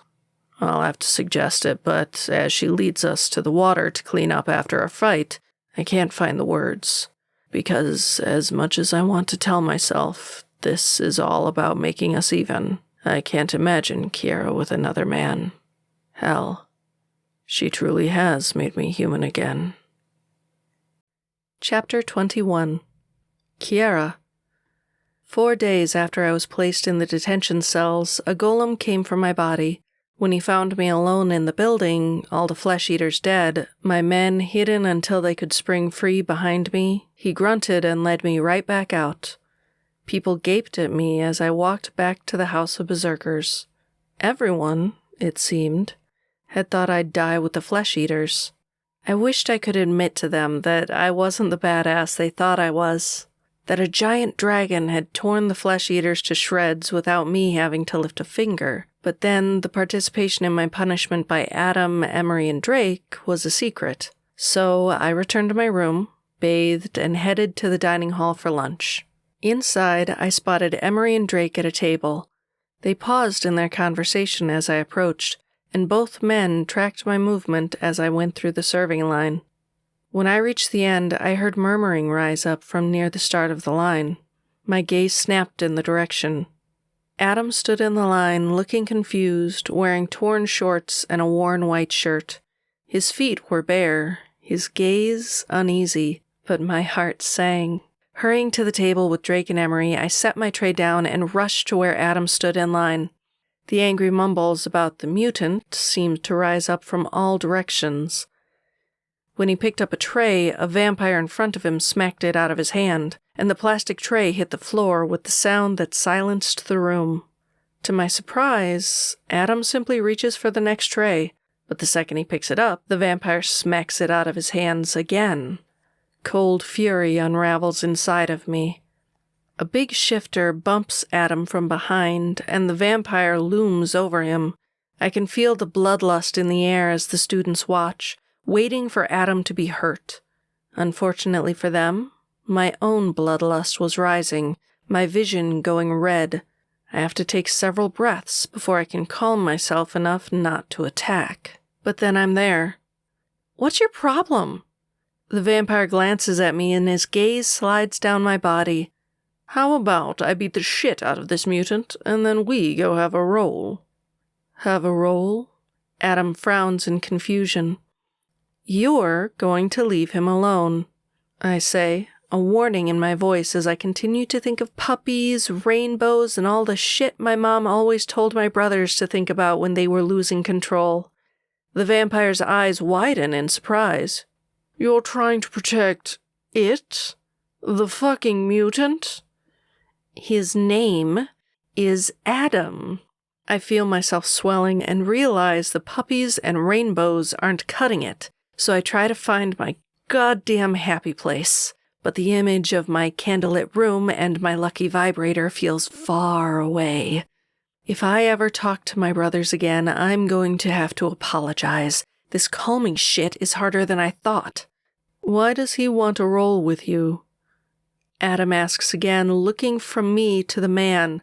I move closer, squaring off with the vampire. "Go get your food, and let him get his food, and no one needs to get hurt." The shifter grins. "Sweetheart, you're pretty, but dumb. Mutants aren't people. They don't have names, they don't know how to eat in the cafeteria, they're like animals." I open my mouth to speak, but he keeps going. "But you don't need to be smart for me to fuck you." Adam tilts his head and his eyes narrow. What did you just say to her? I grab the vampire by the shirt and slam him back against the cafeteria line. I'm going to smack the ignorance right out of you. The shifter from behind Adam suddenly grabs him by the shirt. This isn't your fight, female. Now, mutant, how about I show you the door? Is there a problem? Comes from behind me. The deep, threatening voice rolling down my spine and settling between my thighs. The shifter springs back from Adam. No, sir. No problem. Drake moves closer to the shifter, and the man lowers his head in a show of submission, even though, at full height, Drake completely dwarfs him.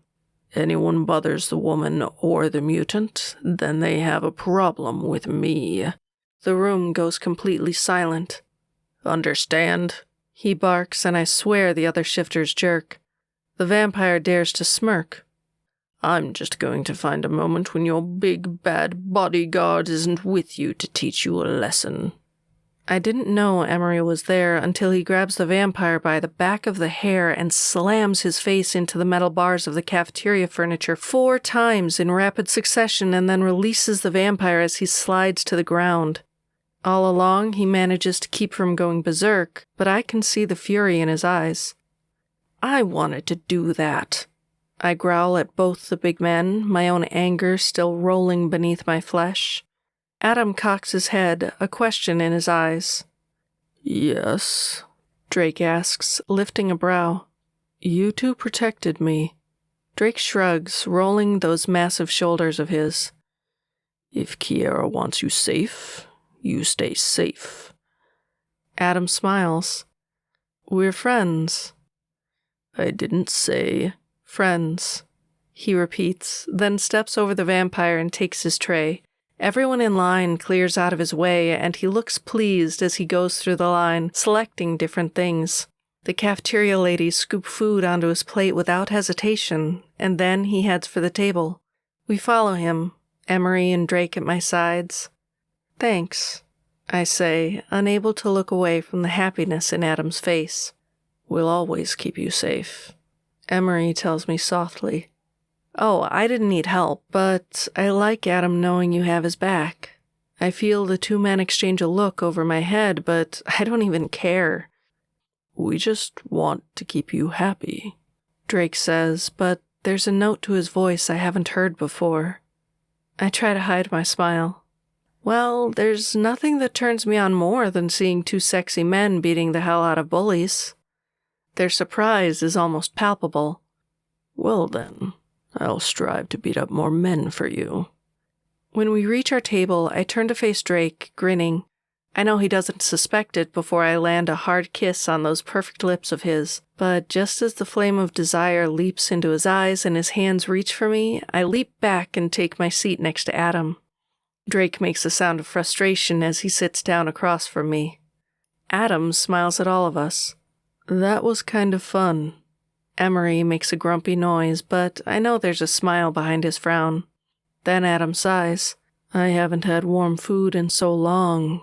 Everything looks so good. My heart aches a little at his words. Well, eat as much as you want, and we can go back for seconds. Adam digs into the food and speaks around a chunk of meat. This is the best day of my life. I open my mouth to respond to him, but he adds, except the day we had sex. I feel my cheeks burning and take a big bite of my food. Drake makes a low sound that sounds like a threat. About that, is the mutant the only one getting to see you naked? I swallow my food and drink some of my soda before answering. I plan to say something clever and flirtatious, but when our eyes meet, the words die on my lips. You keep not being a jerk and see where it gets you. He flashes me a wicked smile. Challenge accepted. I'm about to tell him that it wasn't a challenge when I see Emery staring at me. The longing in his eyes takes my breath away, but when he sees me looking at him, he draws his gaze away and focuses on his food. I eat the rest of my meal in silence, feeling troubled. Drake and Adam had made their motivations clear, but Emery seems to think he has to protect me because of some strange pride or like he has a debt to me. But was it something more? Somehow I'd thought that there was more to the mysterious man who saved me that day. Or maybe I just wanted there to be, and now that I knew that he and Emery were the same, it had changed something inside of me. Every time I thought of him, my emotions felt supercharged, complicated. And I didn't like complicated.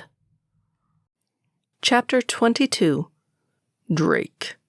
For 3 days, life was calm, or as calm as it could be at the wicked reform school. We took our classes, a wolf shifter librarian took over for our fighting teacher, and I was proud to show Kiera some new moves without the threat of some asshole teacher putting her in a dangerous position.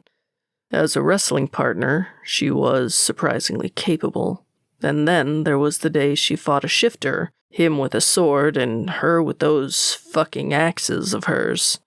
To say it was amazing was an understatement. She used the deadly blades like they were an extension of herself. The shifter had been on his back, the blades to his throat, before he'd known what hit him. Now she wore the things on her back at all times, and as much as I hated to admit it, the sight of them got me hard, which was just fucked up. I shiver, trying to push the thought of just how good Kiera was with her hands out of my mind. The mutant had chosen to shadow Emery in all his classes, for some reason, but had managed not to have to fight in class so far, so I still had no idea what he was capable of. Most of the time, he seemed more fascinated by the interactions of everyone in the class than the lesson that was taught. Not that I blame him. He seemed to know nothing about other people. And then there was Emery. I couldn't quite resist measuring the two men as my competition. While Kiera seemed to dote on Adam and he received more attention than both of us combined, it was how little Emery and Kiera talked that bothered me. It was the way he looked at her when he thought no one was watching. Never before had I imagined I'd share my mate, but if I had to, I would be certain of my place among her men. I refused to be the lowest male in her regard, and yet I still hadn't found a way to win her affection. As I lazily wandered the forest near the cliffs, a sound made me freeze. There were people just up ahead. Angry people. For a second, I intended to simply walk away. Not every fight was my fight. But then I heard the unmistakable sound of Adam's voice and cursed.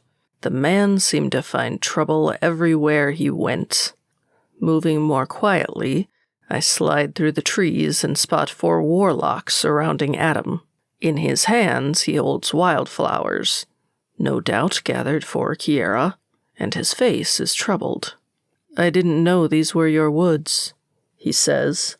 One of the warlocks, a man with long red hair, grins, then murmurs beneath his breath. A second later, flames leap from his fingertips, burning the flowers in Adam's hand.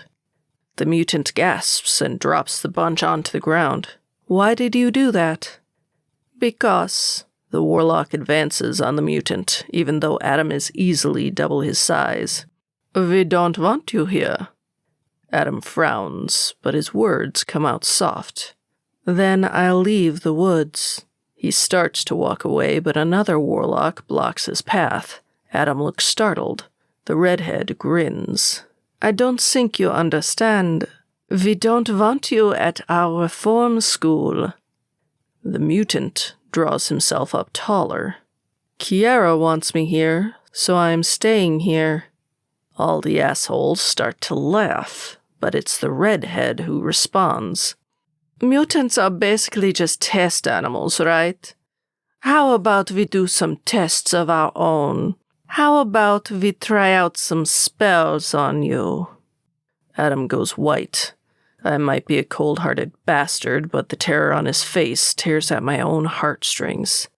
I don't like tests. "And you won't like ours either," the warlock says, a savage promise in his words. I emerge from the trees. Warlocks in the woods. Strange. I'd have thought there was a dark hole you should be casting your spells in. All of them whirl around, and I finally recognize the redhead as Harold, a douchebag who is apparently an expert caster. This isn't your fight, lizard.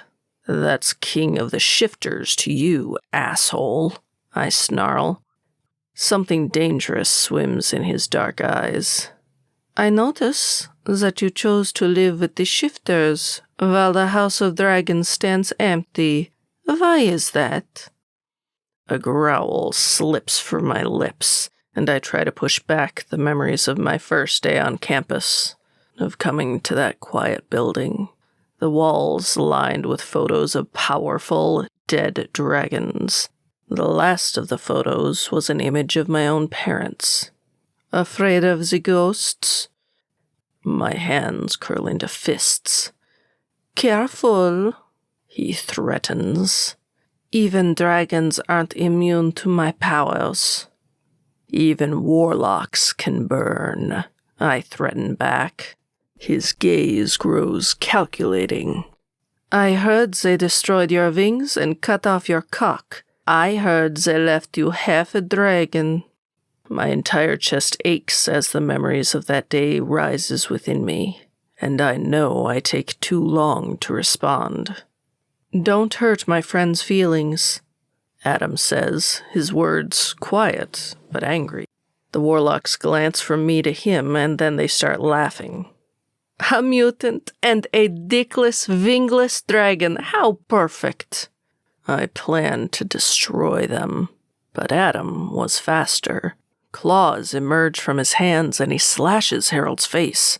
The warlock screams, and my jaw drops as Adam picks him up, lifting him over his head. He races through the trees, and I see him toss the asshole off the cliff into the ocean far below. When he turns to face us, his eyes glow golden. One warlock starts to murmur a spell. I punch him in the face, watching the bastard crumble into an unconscious heap. When I look up, Adam is dragging the last two warlocks to the cliff. As they scream the words to spells I don't understand, I feel magic brewing around them, but Adam simply tosses them over the edge, completely unaffected by their dark powers. I'm grinning when I go to stand next to him. We watch until we see three shapes emerge from the water down far below. I don't tell Adam he just made himself some powerful enemies because I wouldn't say a thing to ruin this moment. The quiet mutant had actually grown a backbone and fought back. That was good, mutant. The glow in Adam's eyes fades. They hurt your feelings. Is that why he fought? The thought bothers me for reasons I don't understand. I rub my back, then stop myself when I realize what I'm doing. I'm fine, don't worry. His gaze meets mine. Did they really cut off your dick and your wings? I sigh. Half of that is true. He looks at my groin. My wings! His gaze jerks up. I'm sorry. Did it hurt? I swear, I haven't ever admitted something hurt before. Yes, more than anything in my life.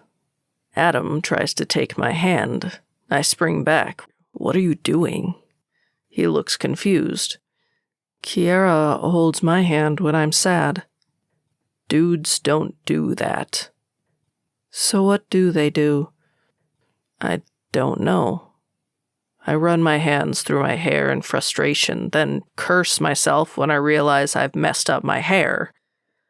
I don't usually see a purpose in having men as friends.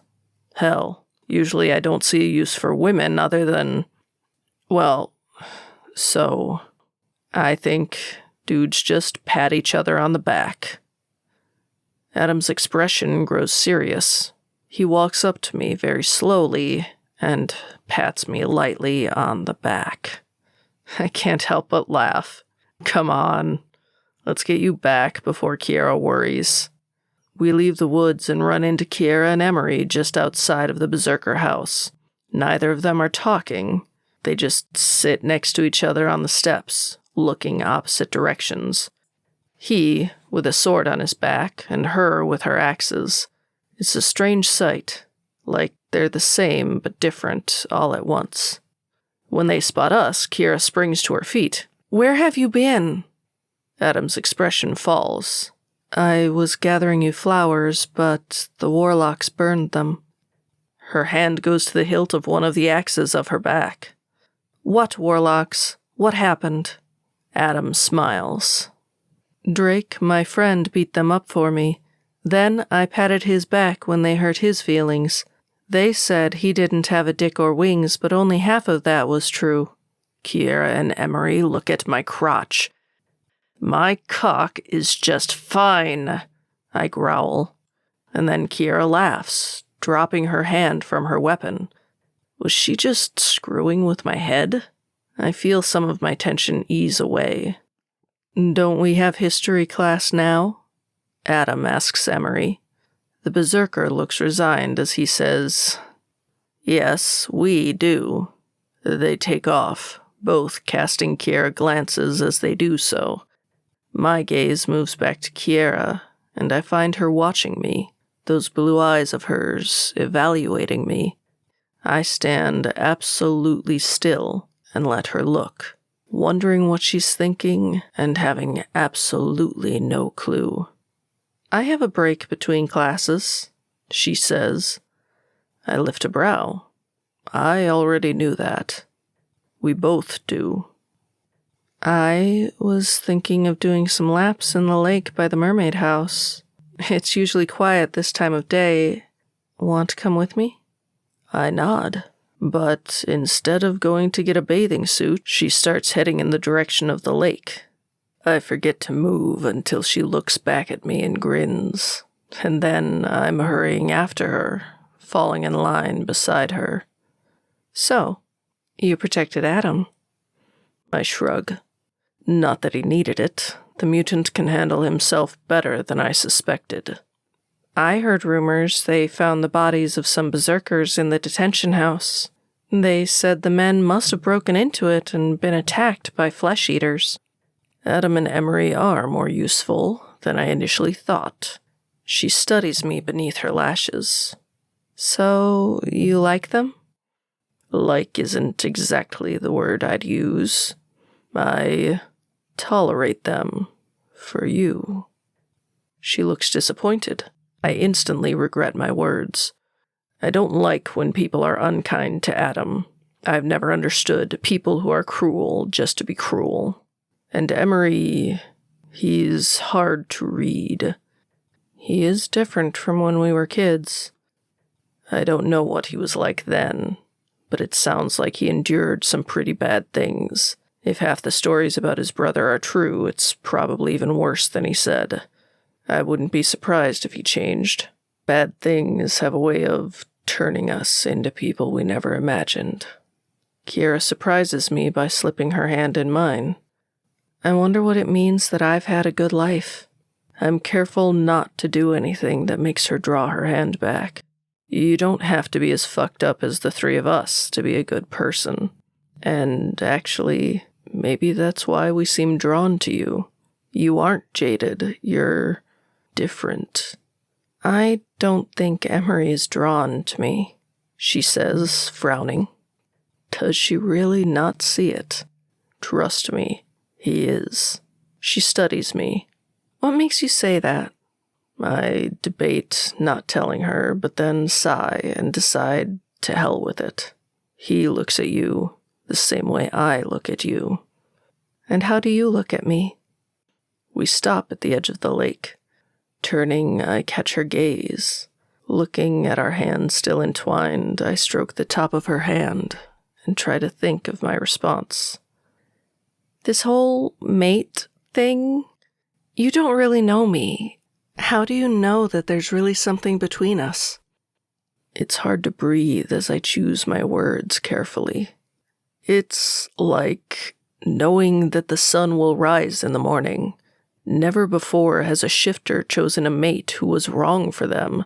The fact that my dragon chose you means that you're the female for me. There is no other. I thought you were only pretty sure I was your mate. I draw closer. I lied. And then I lean down and she surprises me by kissing me. At first, our kiss is soft, and then it grows harder and more desperate. My hands run down her shoulders and arms, then grab her hips and pull her closer. Her hands dig into my hair, pulling me down to her, and she takes control of our kiss. I never let women take control of me, but I let Kiera. It's fascinating to see how she angles me, to see how her tongue guides mine, and yet the desire inside of me grows hotter until it threatens to unleash. With other women, I wouldn't have held back. With her, I do. I will not screw this up. When she breaks our kiss, she's breathing hard. That was... She doesn't need to say more. That kiss was better than good. It was everything. Come on, she whispers. We walk the outside of the lake until it curves into the woods. She takes us through some trees to a quieter part of the lake, then turns back to me. Ready to swim? My mouth goes dry. The intimate scene has been removed to comply with YouTube standards. To listen to what you're missing, I have included several places to find it below this video. I cross the space between us and kiss her harder. I kiss her until I have to stop to draw in a breath. She sags against me, gasping for breath.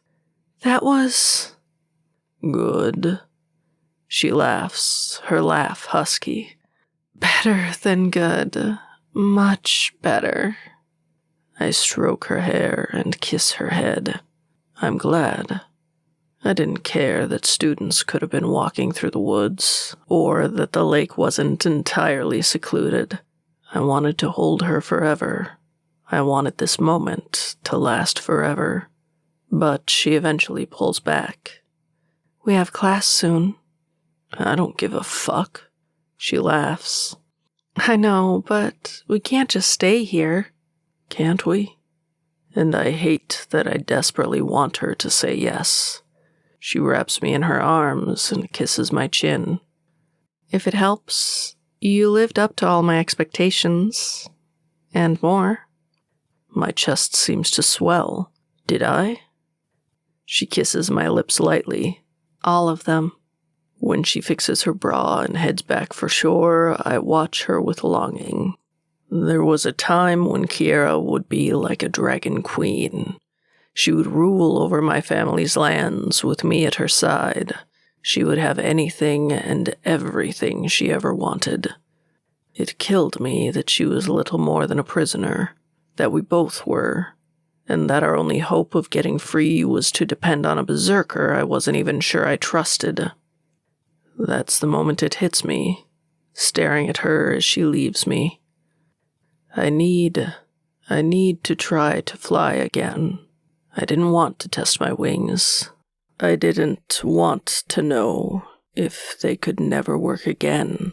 I didn't want any of the students here to see me fail. But for Kiera, I'll swallow my pride and my fear. For Kiera, I would give anything, even this. Chapter 23. Kiera. Cora, the school psychiatrist, sits across from me, reading a file in her lap. I know it has to be the notes from our last 3 sessions, and I know that soon her careful questions will begin again. The woman with the strawberry blonde hair wears an expensive red suit that's oddly elegant and stunning red high heels. If I didn't dislike her so much, I might envy her sense of fashion. But the truth was that I didn't just not like her, I also didn't trust her, which was sort of a requirement of a good psychiatrist. Something about her made me feel uneasy. Maybe it was because after surviving the flesh eaters a couple weeks ago, I'd been required to come here. Or maybe it was just because I'm sensing more and more other students at the school watching me too closely, and it's kind of fried my nerves. At last, the too sweet smile of hers appears, and she sets the file down on her lap, those big hazel eyes of hers drinking me in.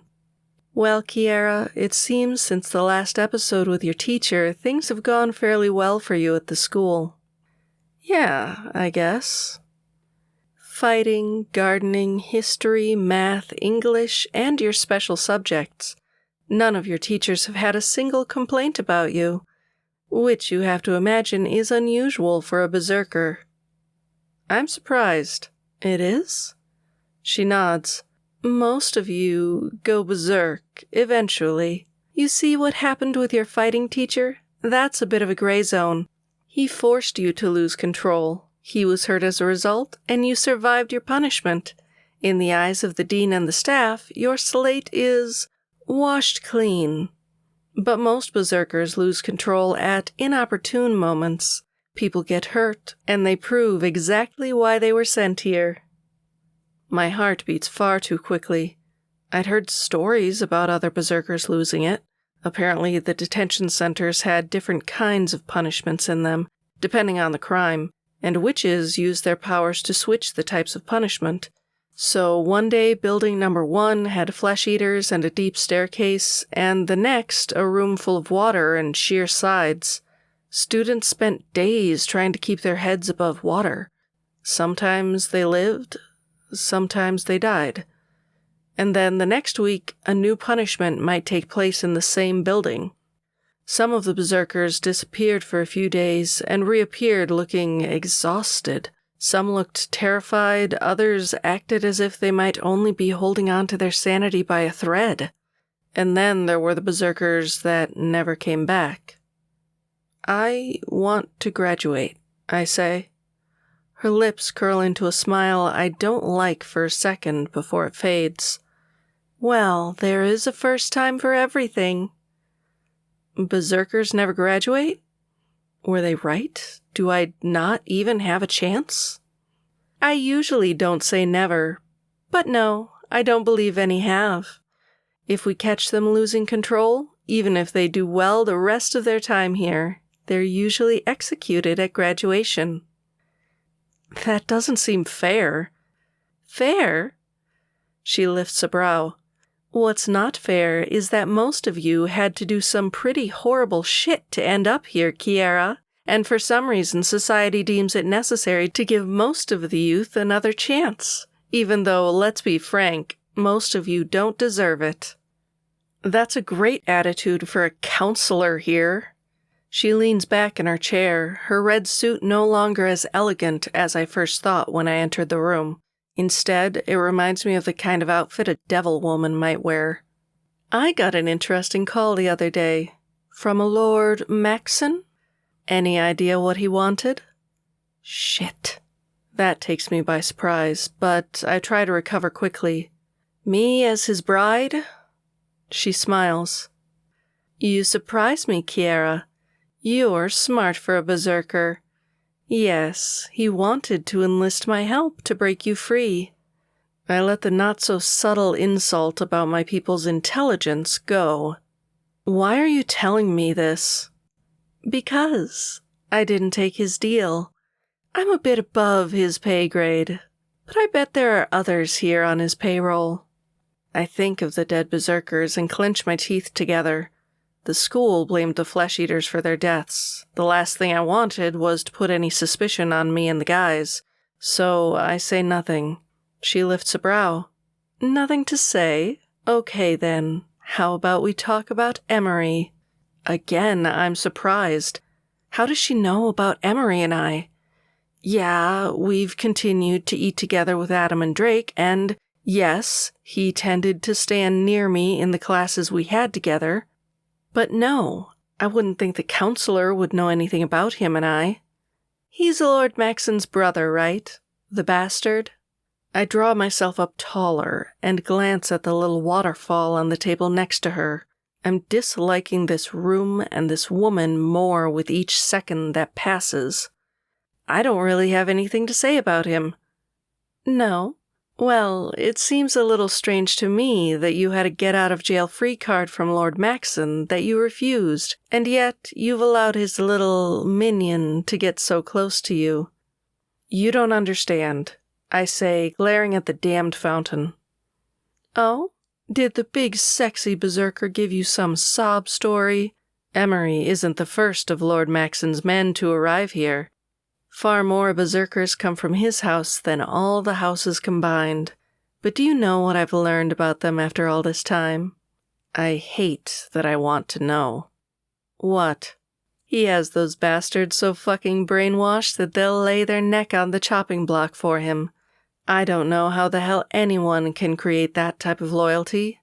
I've done some experiments myself, and it seems it takes years. Why are you telling me this?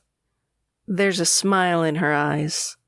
Because, Kiera, I like you, and I don't like many students, berserkers especially, but I've read your story about the vampires and your best friend.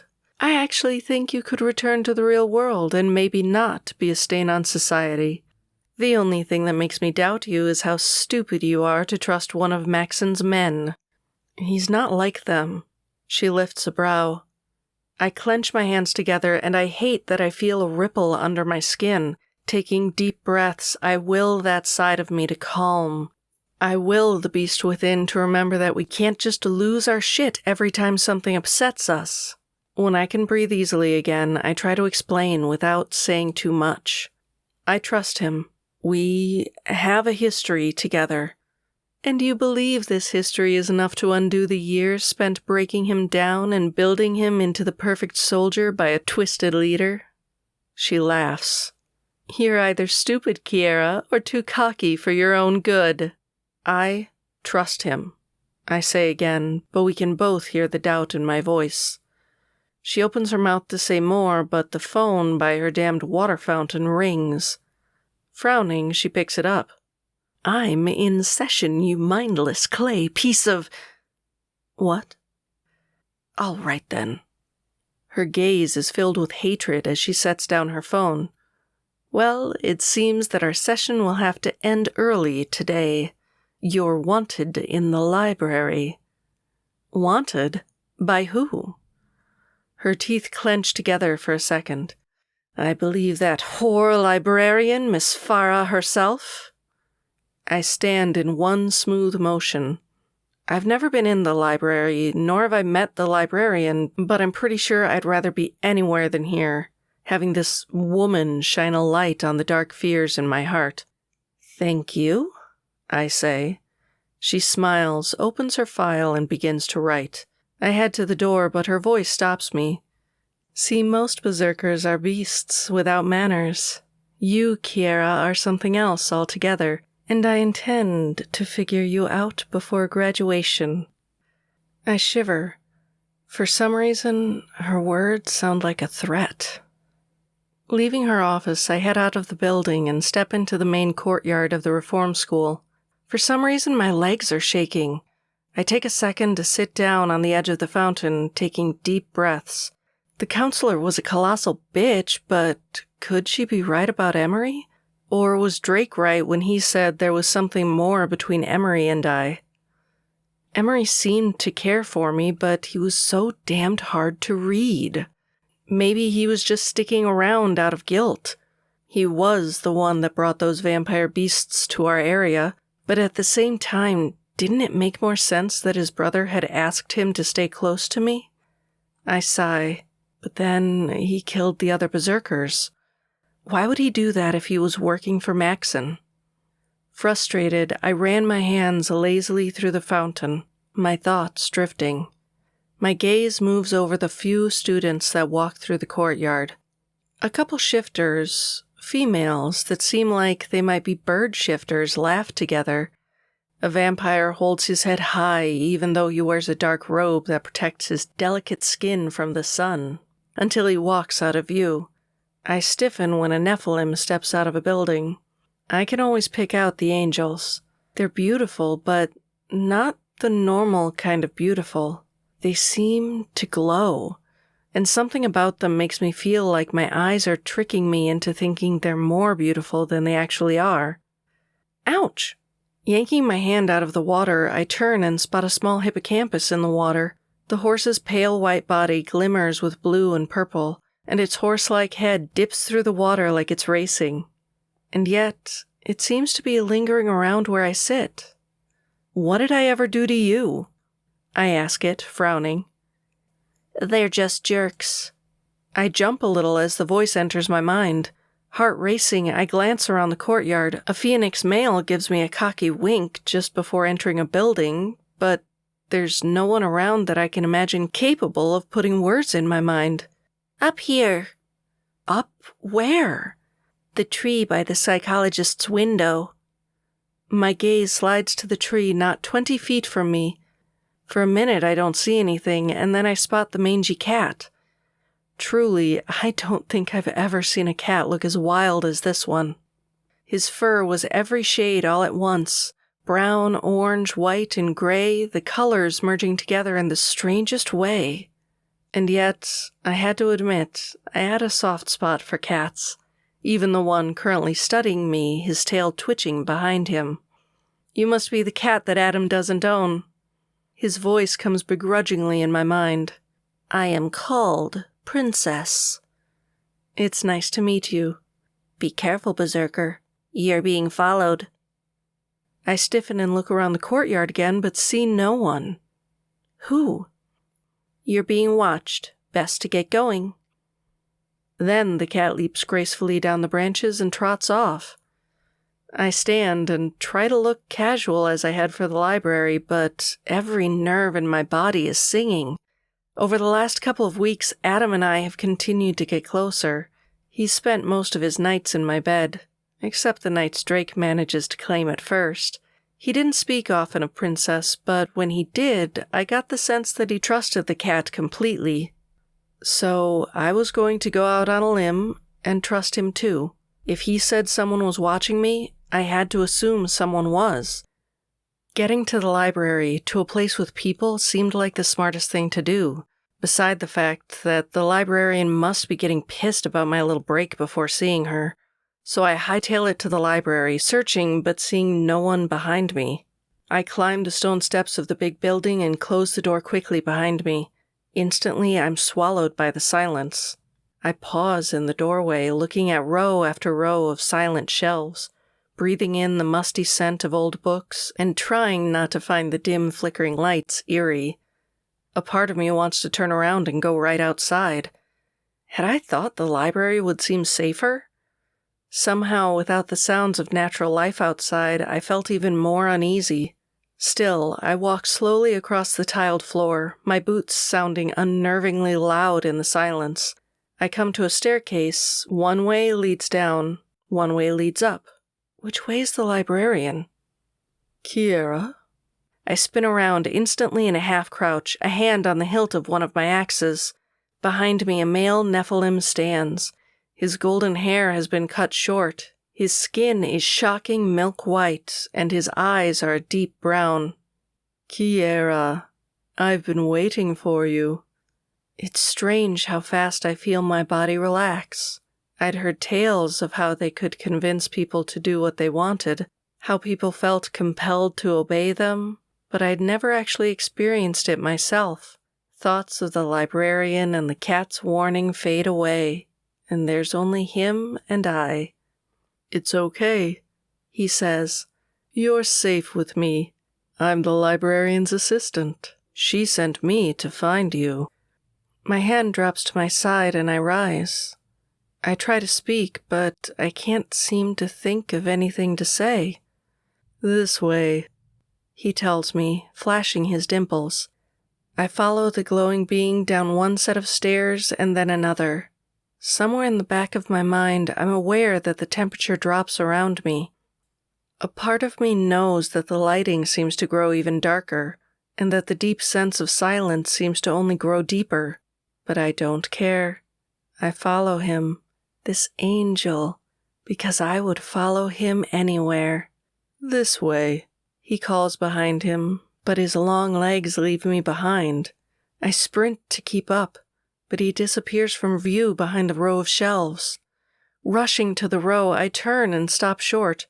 4 male angels stand at the back of the dead end, the man who led me here among them. There's a sense of alarm ringing somewhere in my mind, but I remain where I am, staring at their brilliance.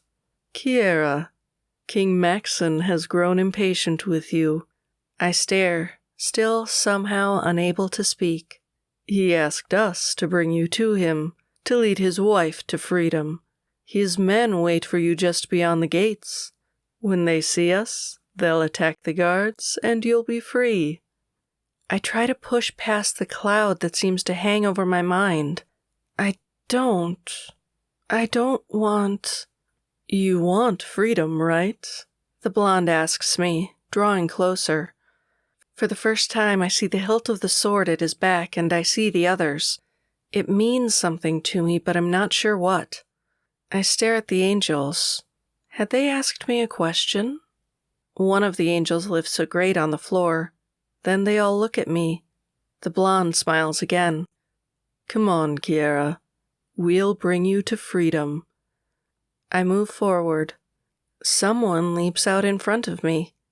It takes too long for me to realize it's Emery, breathing hard, his sword held out before him. Get out of here, Kiera, he orders. The anger in his voice bothers me, although I can't quite be sure why. I hear the blonde angel laugh. Berserker, this is a fool's errand. There are 4 of us and only 1 of you. This fight will be over before it starts. Kiera, run! I don't move. Instead, I shake my head. I close my eyes. In my thoughts, a calming melody seems to play. But Emery is disturbing the melody. Emery is making the world's colors brighter. Come on, the Nephilim says, and now there's a purr in his words. Put down your sword. Fuck off, Emery shouts. Another angel whispers, Why isn't it working on him? You aren't the first winged assholes I've fought, Emery hisses. Fight? He's fighting them? Why?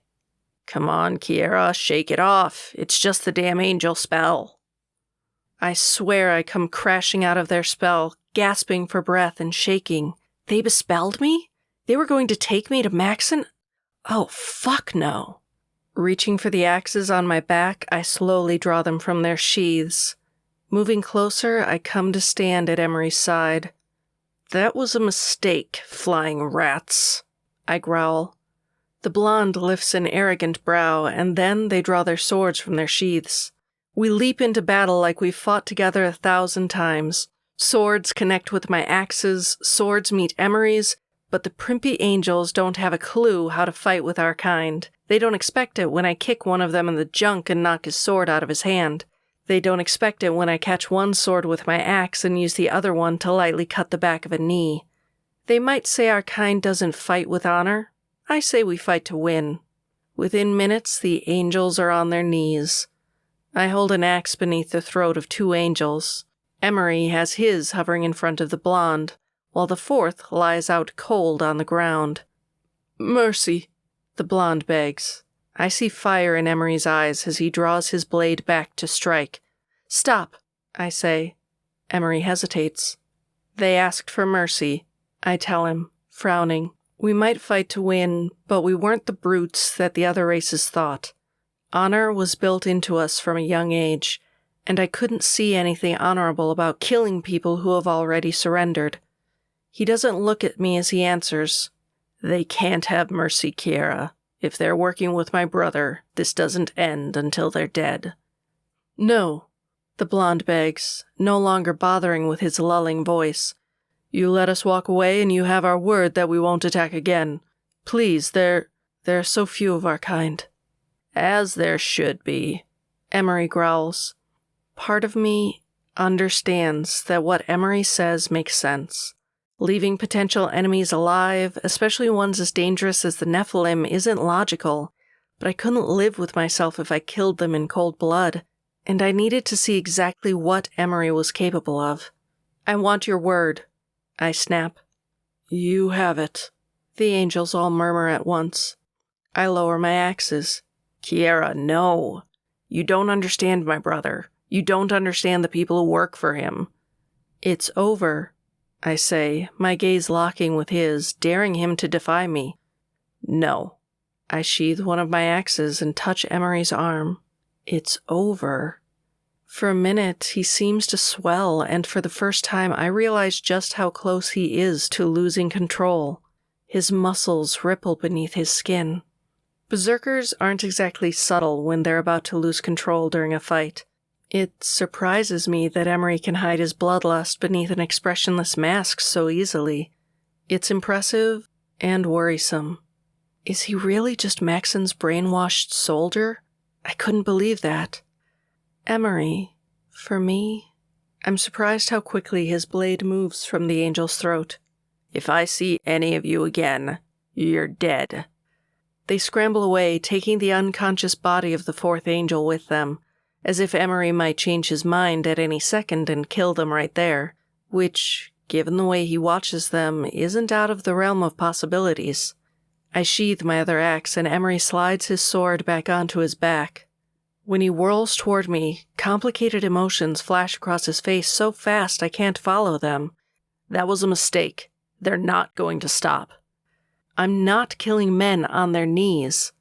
He swears and runs the back of his fingers along his beard, his jaw tense. If you want to survive against Maxon, every fucking moral code, every fucking line you've learned not to cross, it all needs to be forgotten. Is that what you did? I ask, half in accusation, half curious. He lowers his gaze. I did whatever I had to, and you need to learn to do the same or you'll be his. For some reason, anger rises inside of me. You're not that guy, Emery. No, he wasn't. He wasn't some beaten-down man who served a master like a broken dog. He draws back from me. I am who I am. I grab him by the shirt and drag him closer. His deep blue eyes meet mine, and there's surprise and longing in his gaze. You are Emery of the Winter Berserkers. He tries to draw back from me, shaking his head, but I yank him closer. You're Emery of the Winter Berserkers. You're stronger than every man there. You're taller than any man there, but even as a boy, you liked the sunrise. You liked cold nights, and you thought bear tracks meant our ancestors were still watching over us. His head falls. Kiera, that side of myself, it's not there anymore. I'm not Emery, the boy you knew. I'm not Emery, a man who's grown into anyone of worth. I'm just nothing anymore. Fuck that! I slam him back against the books and he nearly loses his footing. Kiera! And then I'm on him. I crush those soft lips of his under mine, and he returns my kiss with vigor. I press against him, and the second I do, I feel him harden. He breaks our kiss, his gaze burning into mine. We can't. Stop me, I say, then grab him by his hair, hard, and kiss him again. His hands slide up and down the sides of my body like he doesn't have a clue what to do, and I press my tongue into his mouth. His tongue tangles with my own, and something changes about our kiss. I don't know what I was doing. Punishing him for not being the man I thought he was? Proving that he wasn't the man he thought he was? Well, hell, maybe this had started out that way, but all of that had faded away. Now it was just Emery and I, wanting to ease the tension that's been building between us from the first moment we saw each other. I know the moment he snaps. He shudders and turns us, pressing me against the bookshelf. My hand drops from his hair and he continues to kiss me as if his life depends on it. The intimate scene has been removed to comply with YouTube standards. To listen to what you're missing, I have included several places to find it below this video. At last, he starts to speak, his voice low and confused. Kiera, we shouldn't have... I bite his ear, still trying to catch my breath. I think you meant we should have done this sooner. He looks at me, and his eyes gentle. I stiffen. Something in his gaze is overwhelming, like he's about to say something neither of us can take back. And as much as I want to hear it, I'm not sure I'm ready, but I'm also not sure I can stop him. Behind us, someone clears her throat. We both jerk toward the sound. A woman stands at the end of the shelves, her arms crossed over her chest. She's petite, probably shorter than me, and that's saying something. Her hair is long and dark, silky smooth as it flows over her shoulders, and her expression is harsh. Why are 2 students fucking in the ancient magic section of the library? Don't you know fucking is for the psychology section? And why the hell is there blood on my floor? I have no idea what to tell her. She lifts a brow and glances at the berserker brand on my arm. I'm guessing you're Kiera, the female berserker. I nod. Get dressed and meet me in my office upstairs now. Spinning on her heel, she marches away. Emery draws slowly back from me and we dress quickly. When we're done, I swear Emery plans to just walk away, and for some reason that pisses me off. Were you following me before? He stops. You were. Why? I just wanted to make sure you were safe. I'd be safer with you at my side, not hiding in the shadows behind me. Emery slowly looks back at me and a coolness has come over his face. That's all I can give you. Now come on, I'll show you her office. He doesn't look back to see if I follow. He just walks away. The tiny office is just a desk with a computer on it, a phone and bookshelves squeezed in around us. When we enter, the librarian gives Emery a dirty look, but then directs her attention to me. You may call your family. I stiffen. I thought phone calls weren't allowed. She raises a brow. You really want to question this? I shake my head, my pulse racing. To my surprise, she leaves the room, closing the door behind us. Going around her desk, I sit in her seat and draw the phone closer. Staring at the handle, I don't know why I hesitate. I guess part of me fears that the second I hear my parents' voices, I might just lose it. Still, they deserve to know I'm safe. They deserve more than that. Careful, Emery says. Maxon will have tried to get to your family. You might not like what you hear from them. My eyes narrow. You might have forgotten, Emery, but no one can break a winter berserker. He looks like he might argue, but I start to dial. The phone rings. Once, twice, 3 times, and with each ring my heart beats faster. What if they don't pick up? What if... Hello? Mother's voice comes over the line, and I swear it's the sweetest sound I've ever heard. Mom? Kiera! There's shock in her voice. I'm here. I hear her shouting for my father and brothers, then, you don't know how worried we've been. You don't know how scared we were when we heard... Kiera! Suddenly, my father and brothers are talking all at once, launching questions at me, telling me how much they've missed me.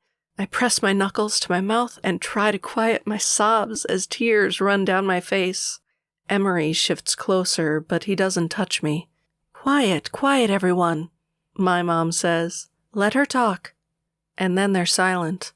I rub my tears from my face and take a deep breath, not wanting my family to know just how hard it's been to be away from them. The vampires killed Lucy, and I went berserk. I didn't mean to. I didn't know I could. And then Emery... Emery? Emery? I hear my oldest brother ask in shock. I look at the big berserker, but his face gives nothing away. Yeah, he was there. He tried to get me out of the club before they could get me, but they caught us both. And then we were at the reform school, and now Maxon is sending his thugs to try to get to me. My words suddenly stop. What else should I say? Listen. This time it's my father's voice. Maxon is dangerous. More dangerous than you can ever imagine. He's already called us. But don't worry about us. There's nothing that bastard can do to us. But you have to stay safe. You can't marry him. I know. I'm trying. I want to talk to Emery. Is he there? I'm surprised. Yeah, he is. Put him on the phone. I slowly hand the phone to Emery. Then I hold my breath. What does this mean? Why did the librarian let us call? Did Maxon threaten my family? And why would my father want to talk to Emery? But I don't have any of the answers. All I can do is watch Emery, ears straining, and wait. Chapter 24. Emery. I hold the phone to my ear and feel my heart thudding against my ribcage. Kiera's dad had always been the father I never had. When my mother's boyfriend ignored me, when he seemed to see me more as an obligation than a child, Emmett Frost had taken me under his wing. He'd been the one to teach me how to fight, how to treat women, and how to be an honorable berserker. He'd be disappointed to discover the man I'd become. Emery. His deep voice, filled with authority, awakens old memories inside of me, and I have to force myself to remain calm. Yes, Lord Frost. It's really you. It is. Silence swallows us both for a moment before he speaks. I'm sorry about what happened to you. If I had known what exiling Jimmy would lead to, if I had known your mom didn't want the responsibility of you anymore, I would have taken you in as my own. A shudder racks my body. Fate was a cruel mistress. One single decision led me to a life of pain and suffering and loneliness. But in front of me, I could see it all. The same choice made differently that could have meant a life of happiness, of kindness, of love. You couldn't have known, I say, but even I can hear the hurt in my voice. I knew who your father was, he admits softly, but never thought your mother would give you to him. She came to me seeking sanctuary. She knew what was in store for both of you if she remained at the House of Berserkers. And yet she dropped me off and left. There's a pause. Emery, you know there's no way your mother made it off your father's lands, right? I'm panting, my head spinning. What? Going there, she had no choice. I rub my forehead, trying to calm my emotions. All these years, I'd hated my mom so much for what she'd done to me. I'd hated her for taking me away from my family with the winter berserkers and delivering me into hell. But she was dead? I'd been hating a dead woman. I'm so sorry. I forced the words past my lips. It doesn't matter. It was a long time ago. There's another long pause before he continues. Can my daughter hear us? I glance up and take a step or two back from Kiera, as far as the cord can reach. Not if we're quiet. He speaks again, his voice lower. Maxon is worse than his father, even though I thought such a thing was impossible. I can't risk Kiera being taken by him, so I reached out to the other lords. I thought if one of them agreed to marry her, she'd be safe. My heart aches. That's smart. Emery, none of them would do it. None of them would risk Maxon's wrath. My hands clench into fists. I hadn't wanted to see Kiera with another man, but I also knew it was the smartest thing I could do. But now that option was gone. So we have to keep her away from them.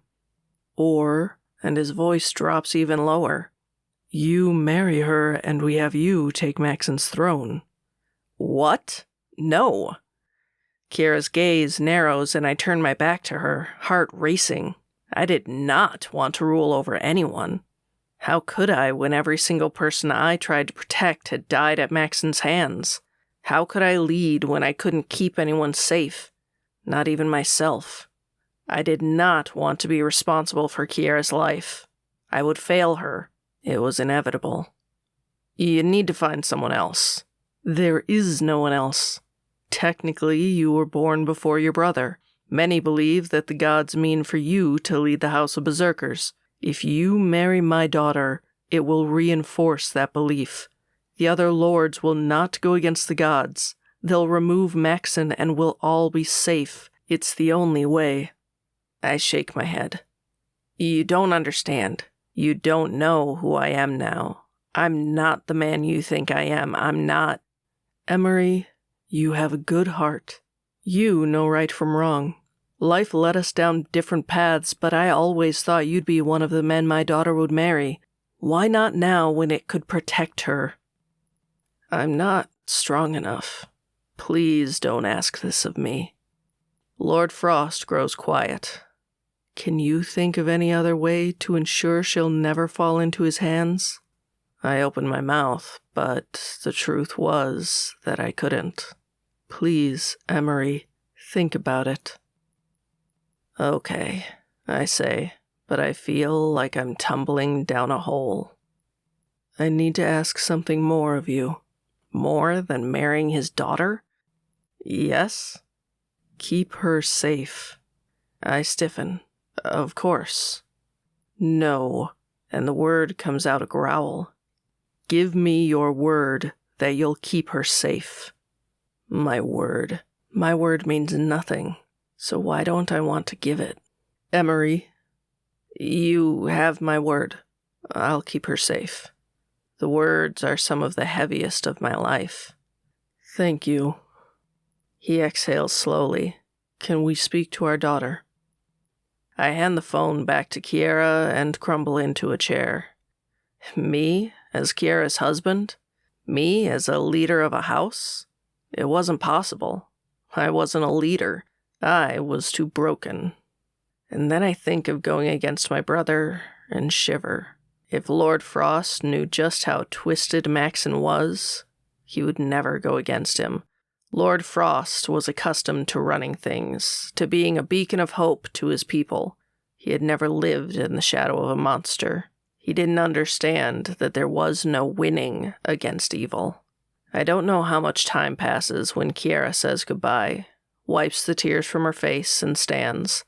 It takes me a long moment to remind myself not to touch her, not to comfort her.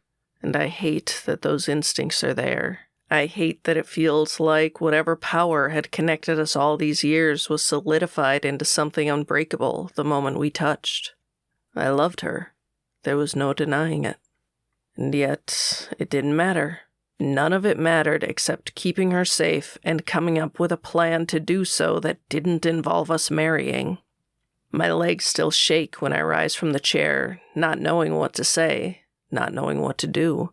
We'd just had sex. Somehow, she'd been allowed to call her family, and her dad asked me to marry her. What the hell was I supposed to do? Her gaze meets mine, and I look away. What did my father ask you to do? She is too damn smart. I don't want to talk about it. Emery, we have class. I know I'm running away from her and the whole situation when I open the door and head out, but I must be a coward because I keep going. Not far outside the door, the librarian is putting books on shelves. She frowns at us when we emerge. As we move to walk past her, her stern voice stops us. Whoever your family is, they're powerful. Students never get phone calls.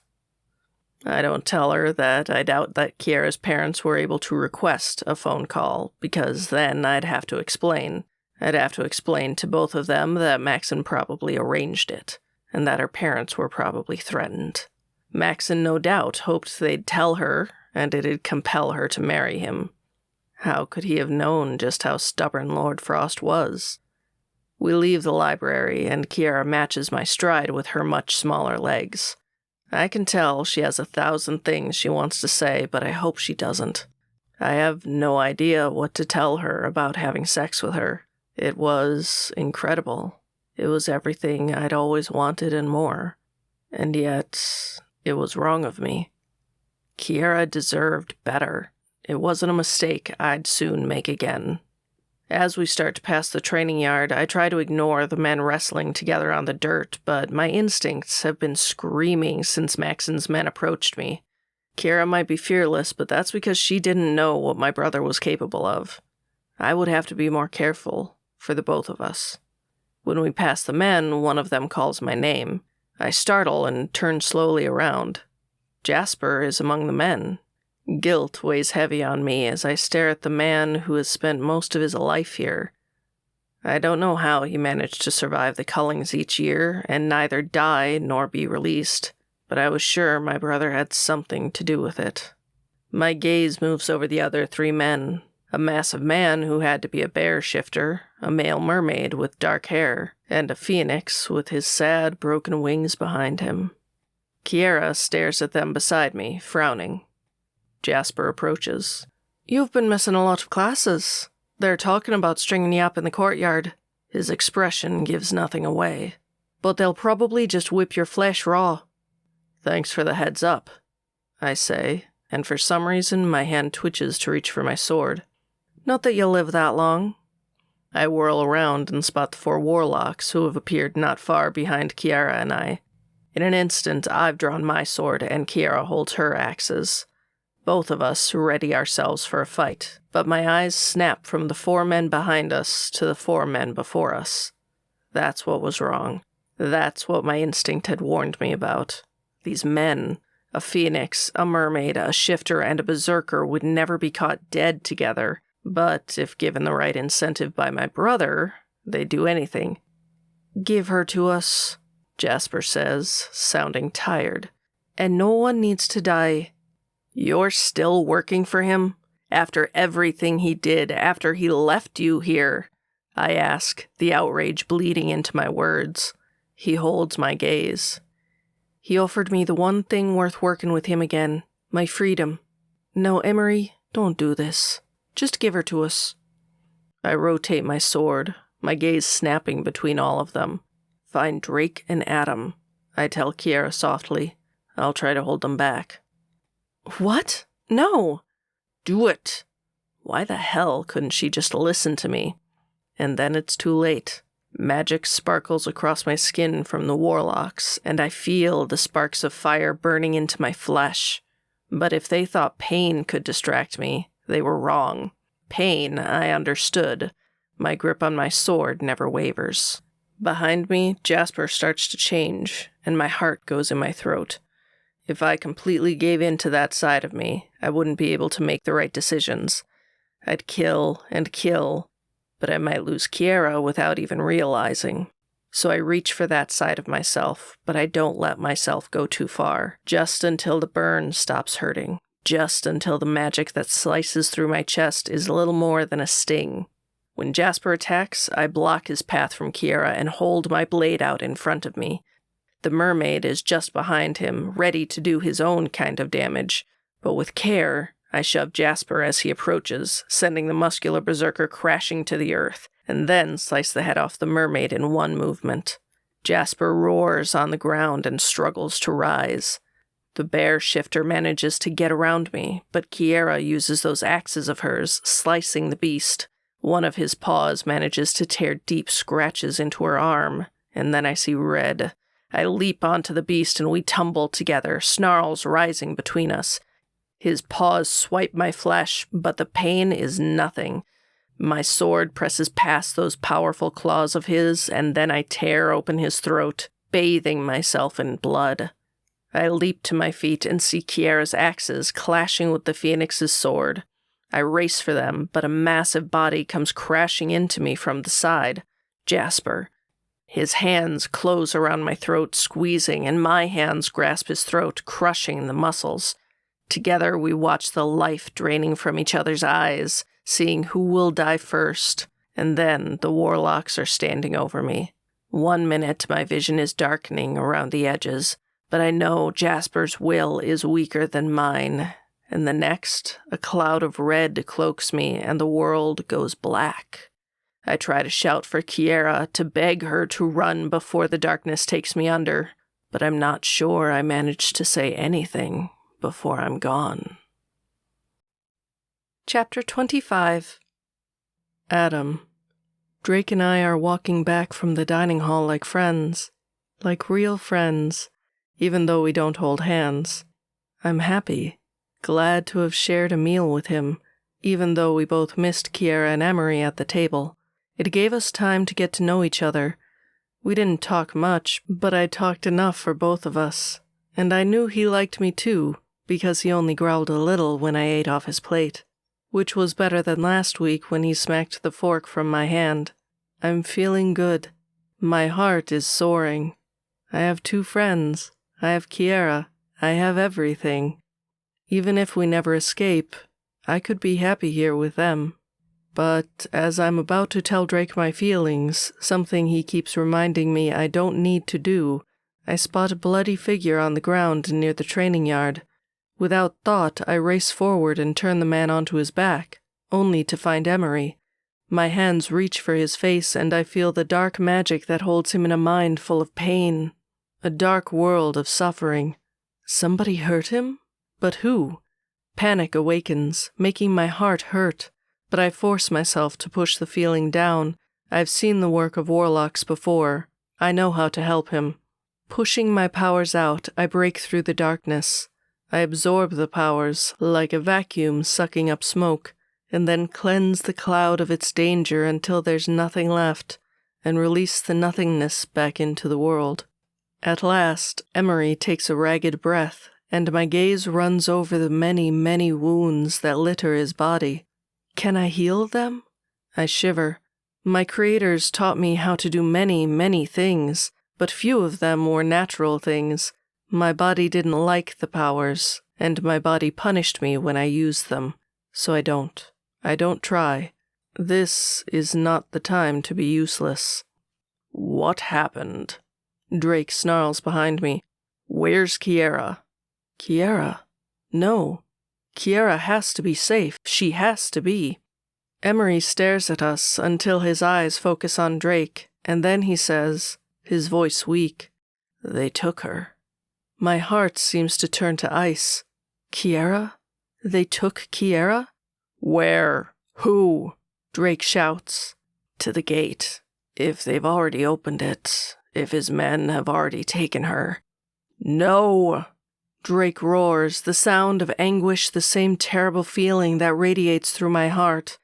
He hauls Emery to his feet like he's a rag doll, and then he's running to the gate, dragging Emery until the berserker finds his footing, and then they're both running. I rise to my feet and follow them, overtaking them with ease. But I'm not like them. I'm not ready for battle. But even more so, I can't imagine losing Kiera now. As the wind whips around me, I remember the lab I was created in. I remember the many different creatures that they merged with my own genetics. From the first time Kiera and I had touched, I'd felt something powerful between us. I'd thought it might be the shifter part of me, the part of me that chose a mate and couldn't live without them. But then I remembered a show I'd seen long ago. I remembered the penguins. Their connection wasn't magic like it was with the shifters. It was something else, something more natural. When they chose a partner, it was for eternity. Without them, there was no one else. And when they died, those without mates would sometimes stand together. They would watch the sun rise and fall and, I swore, mourn their lost partners. I think Kiera is my penguin. I love her when we touch. I love her when I'm inside her.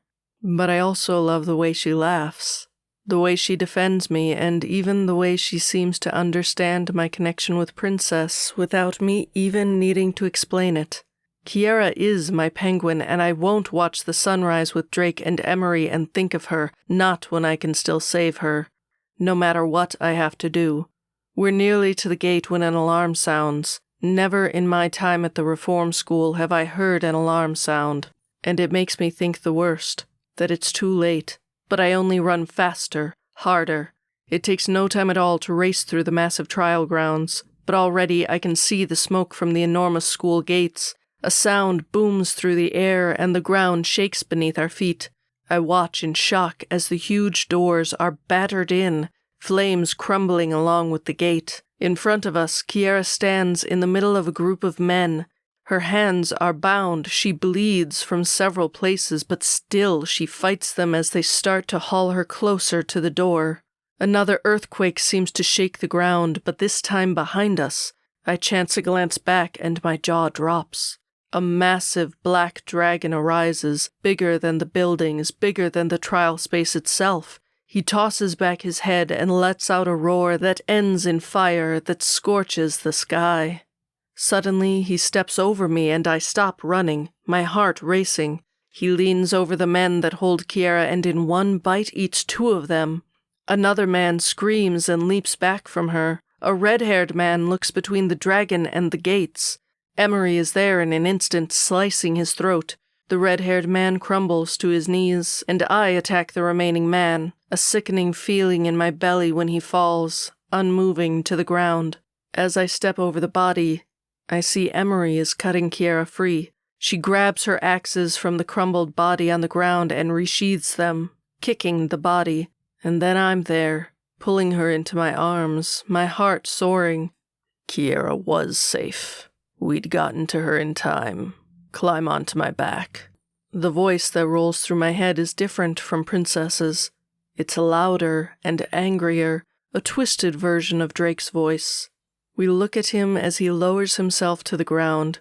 Kiera doesn't hesitate. She climbs up his body and onto his back, and so I follow, sitting behind her. Emery pauses, resheathes his sword, and then joins us. I thought you couldn't fly, I say. I've been practicing. So you can. We'll see. He begins to flap his massive wings. I stare at them, seeing the scars that connect the delicate tissue, wondering if, in all his practicing, he's had a successful flight. Ahead of us, I hear the sounds of magic exploding. I look beyond the flaming broken gates and spot a group of men standing around a car. In the center of them, I know, is Maxon. There's something about him that reminds me of an evil version of his brother, something I can't quite put my finger on. Behind me, I feel a tremble rack Emery's body, and I wish I could say or do something to take away his fear. But then we launch into the air. Drake's big wings flap and flap, but the launch is anything but elegant. He struggles, his flight uneven, but we manage to pass the school gate skimming just above the trees. I sense more magic exploding behind us, but Drake continues forward. With every second, I think we're going to crash, that we're going to drop into the trees below, but Drake keeps us safe. You can fly, I hear Kiera whisper in front of me. You can really fly. Drake says nothing, but I can feel his pleasure. Never before have I dreamed of flying. But now that I am, I find that I like it. I like the fresh air. I like the feeling of nothingness and everything around us. I like flying, I say. It's like a dream, Emery whispers. And then I have that terrible feeling again, the feeling of dark magic. I turn around and spot a massive ball of black flames rushing towards us. Drake, watch out! I scream. As Drake turns, twisting in the air to avoid it, we all slide and nearly fall from his back, but the ball of darkness slips past us. Drake begins to right himself, and we have one moment of relief before the black ball turns back around. Drake! You'll fall, he says, and even though he tries to twist the other way again, I can tell he's trying to keep us safe, which is his downfall. The black magic strikes one of his wings, and he screams, a horrible sound worse than the final sounds of a dying phoenix. He plummets to the ground, and I take a deep breath and try to do something I haven't done since the scientists made me, because this time we'll die if I don't. I push out the force around me, trying to protect us all from the impact. The blue, glowing ball expands around me and out far enough that I pray it will protect Emery and Kiera too. But when I try to push it out to protect Drake, we hit the trees. His massive body crashes, smashing into tree after tree before he slowly comes to a stop, unmoving. Drake! Kiera screams, and the ball of blue around us fades. She scrambles off his back and comes to his face. Her hands touch his scales gently, but his eyes don't open. I try to go after her, but I simply collapse. The shield. I never liked it. Afterwards, I was as weak as a babe. And being weak with the scientists was dangerous. What's wrong with you? Emery asks, sounding breathless. The magic. He grunts, and suddenly he lifts me onto his shoulders before sliding down Drake. I can feel with Emery something that I've never felt before, the way his body trembles, the way the wounds on his body aren't even attempting to close. He is weak, weaker than he's letting on. Drake! Kiera whispers, and tears slide down her face. We need to keep going, Emery says. Kiera looks back at him. We can't leave him like this. He needs to shift. If he can go back to his human form, we can take him with us. I'll be too weak, rumbles in my mind. We have to do this before they reach us. Put me down, I tell Emery. He does so, but my legs collapse beneath me. It takes me a few tries to stand, but when I do, I finally see the group of us. We look like hell. But Emery was right, we needed to run before the bad men found us. But could Drake shift in this bad of shape?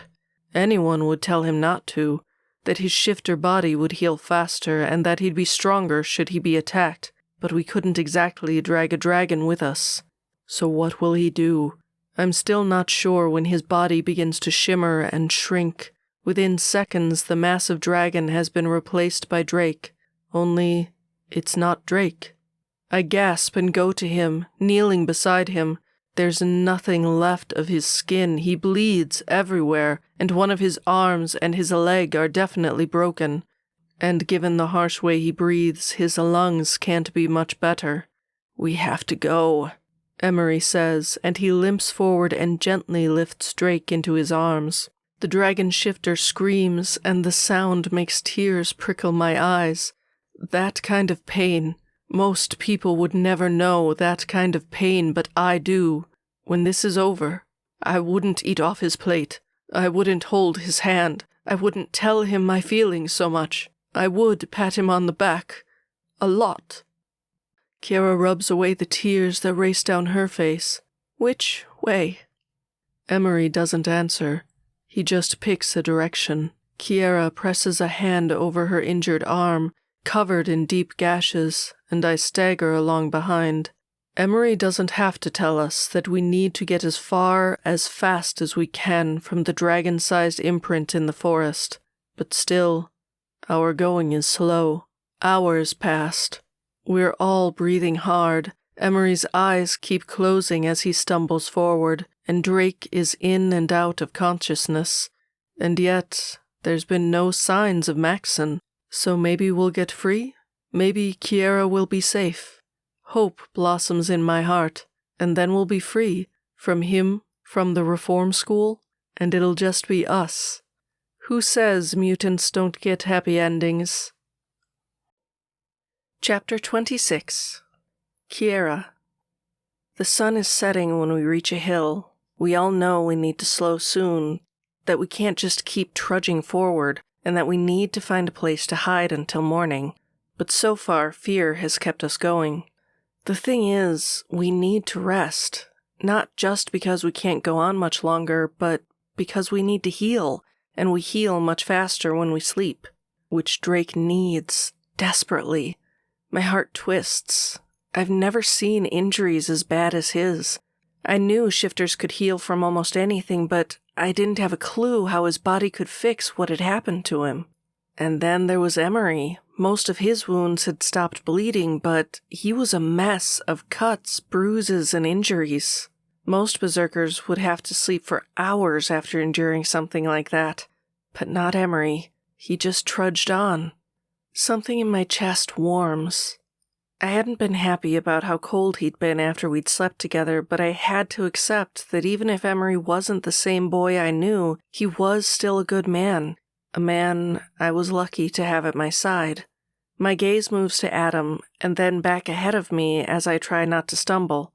Adam had used a power I'd never seen before, and in doing so he'd saved us. I didn't know what he'd done, but when this was all over, I was going to ask him about it. After this hill, Emery says, gasping in breaths, we find a place to stop. We all move a little faster after that, but when we crest the hill, Emery freezes.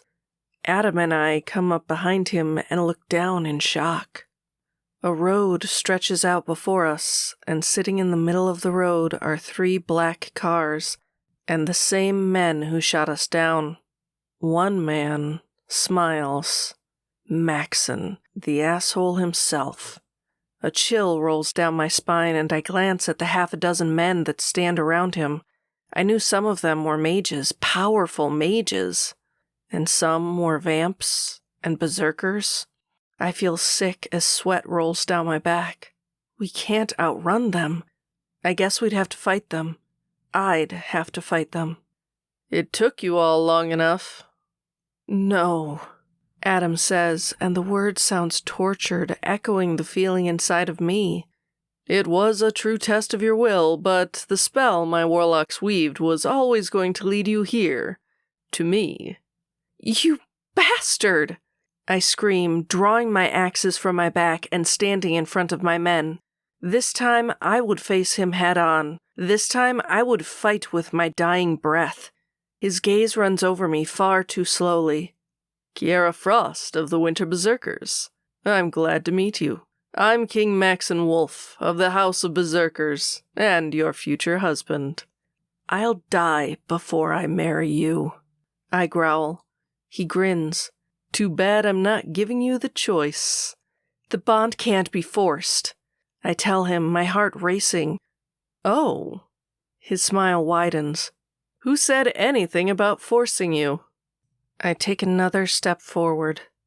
I challenge you, Maxon, false king of the Berserkers. One warrior to another. Winner takes all. He laughs. That challenge is for males, Kiera. Are you afraid? No, my sweet. I simply don't wish to hurt you. His gaze slides to Emery. Is that the dragon and the mutant I've heard so much about? We'll bring them with us, Emery. One never knows when a life might have a use. My hands tighten on my axes. If you think for 1 second, Emery steps out in front of me, still carrying Drake, and heads down the hill. Emery, no! For a moment, I'm too shocked to react. In another time or another place, I might have dug my axe into Emery's back and saved Drake, but something in me can't process it. Can't believe it when Emery walks away from us and joins Maxon's side. Adam is beside me in an instant, and we both stare in shock as Emery dumps Drake's body in the trunk of one of the cars. Emery, we're friends, Adam says, and his voice is so damned innocent. Emery comes to stand beside his brother, and Maxon sets his hand on the berserker's shoulder. I'm afraid that's what Emery had to pretend to be to bring me my bride. But he isn't capable of friendship. He isn't capable of anything. Now are you coming with me willingly, or should we separate your dragon from his head? He would want you to run, Adam whispers in my ear. He would, but I can't. Go, Adam. Run. They won't go after you if they have me. I don't turn to see if he obeys me. I resheath my axes and come toward Maxon, my stomach twisting, hating him more with every step I take. When I stop in front of Maxon, my gaze slides to Emery. His expression is blank. He simply stares ahead without even the hint of guilt. And something breaks inside of me at that moment. I realize that even when he walked away, I hoped this was a trick, that he had some kind of plan up his sleeve to save us all. But now I see, and I hate myself for it. Emery never pretended to be anything he wasn't. He never pretended this was anything but trying to make us even. I should have listened. I can't believe I trusted you, I say, and hate how heartbroken I sound. Maxon sets his hands on my shoulder. You aren't the first to be fooled by him. I jerk back from the man, and anger flashes in his eyes. Careful, Kiera. We wouldn't want to get off on the wrong foot. Fuck you, he smirks. Get in the car. We'll clear this up at home. Suddenly, 2 of his men step forward, and Adam is dragged forward. I whirl around and stare at him in shock. I said to... I could never just leave, he whispers softly. Maxon's eyes seem to drink in Adam. A talking, walking mutant. Oh, you are going to be fun. Put him in the trunk, with the meat bag. I'm shoved into the back of the car, even as I struggle to see Adam. In his face I see fear, but not surrender, and steel uncurls in my spine. Maxon might have won this round, but we would win the next. And when we were done, I swore I would watch as the life drained from his eyes. We drive away from the Wicked Reform School, me squeezed between Emery and Maxon. I could feel Maxon's eyes on me, so I smile. Let him see. Let him see that Kiara Frost of the Winter Berserkers would not be defeated. No matter what he did to me, I would never be like Emery. I had the heart of a berserker, and berserkers never give up. Did you enjoy Untamed? Enjoy the next book in the Wicked Reform School, Narcotize. And if you want to pre-order the next book that follows Kiara and her men, pre-order your copy of Unknown. This has been Untamed, House of Berserkers, a reverse harem romance from the Wicked Reform School series. Written by Lacey Carter Anderson, narrated by Ruby Lucene. Copyright 2020 by Lacey Carter Anderson. Production copyright by Lacey Carter Anderson.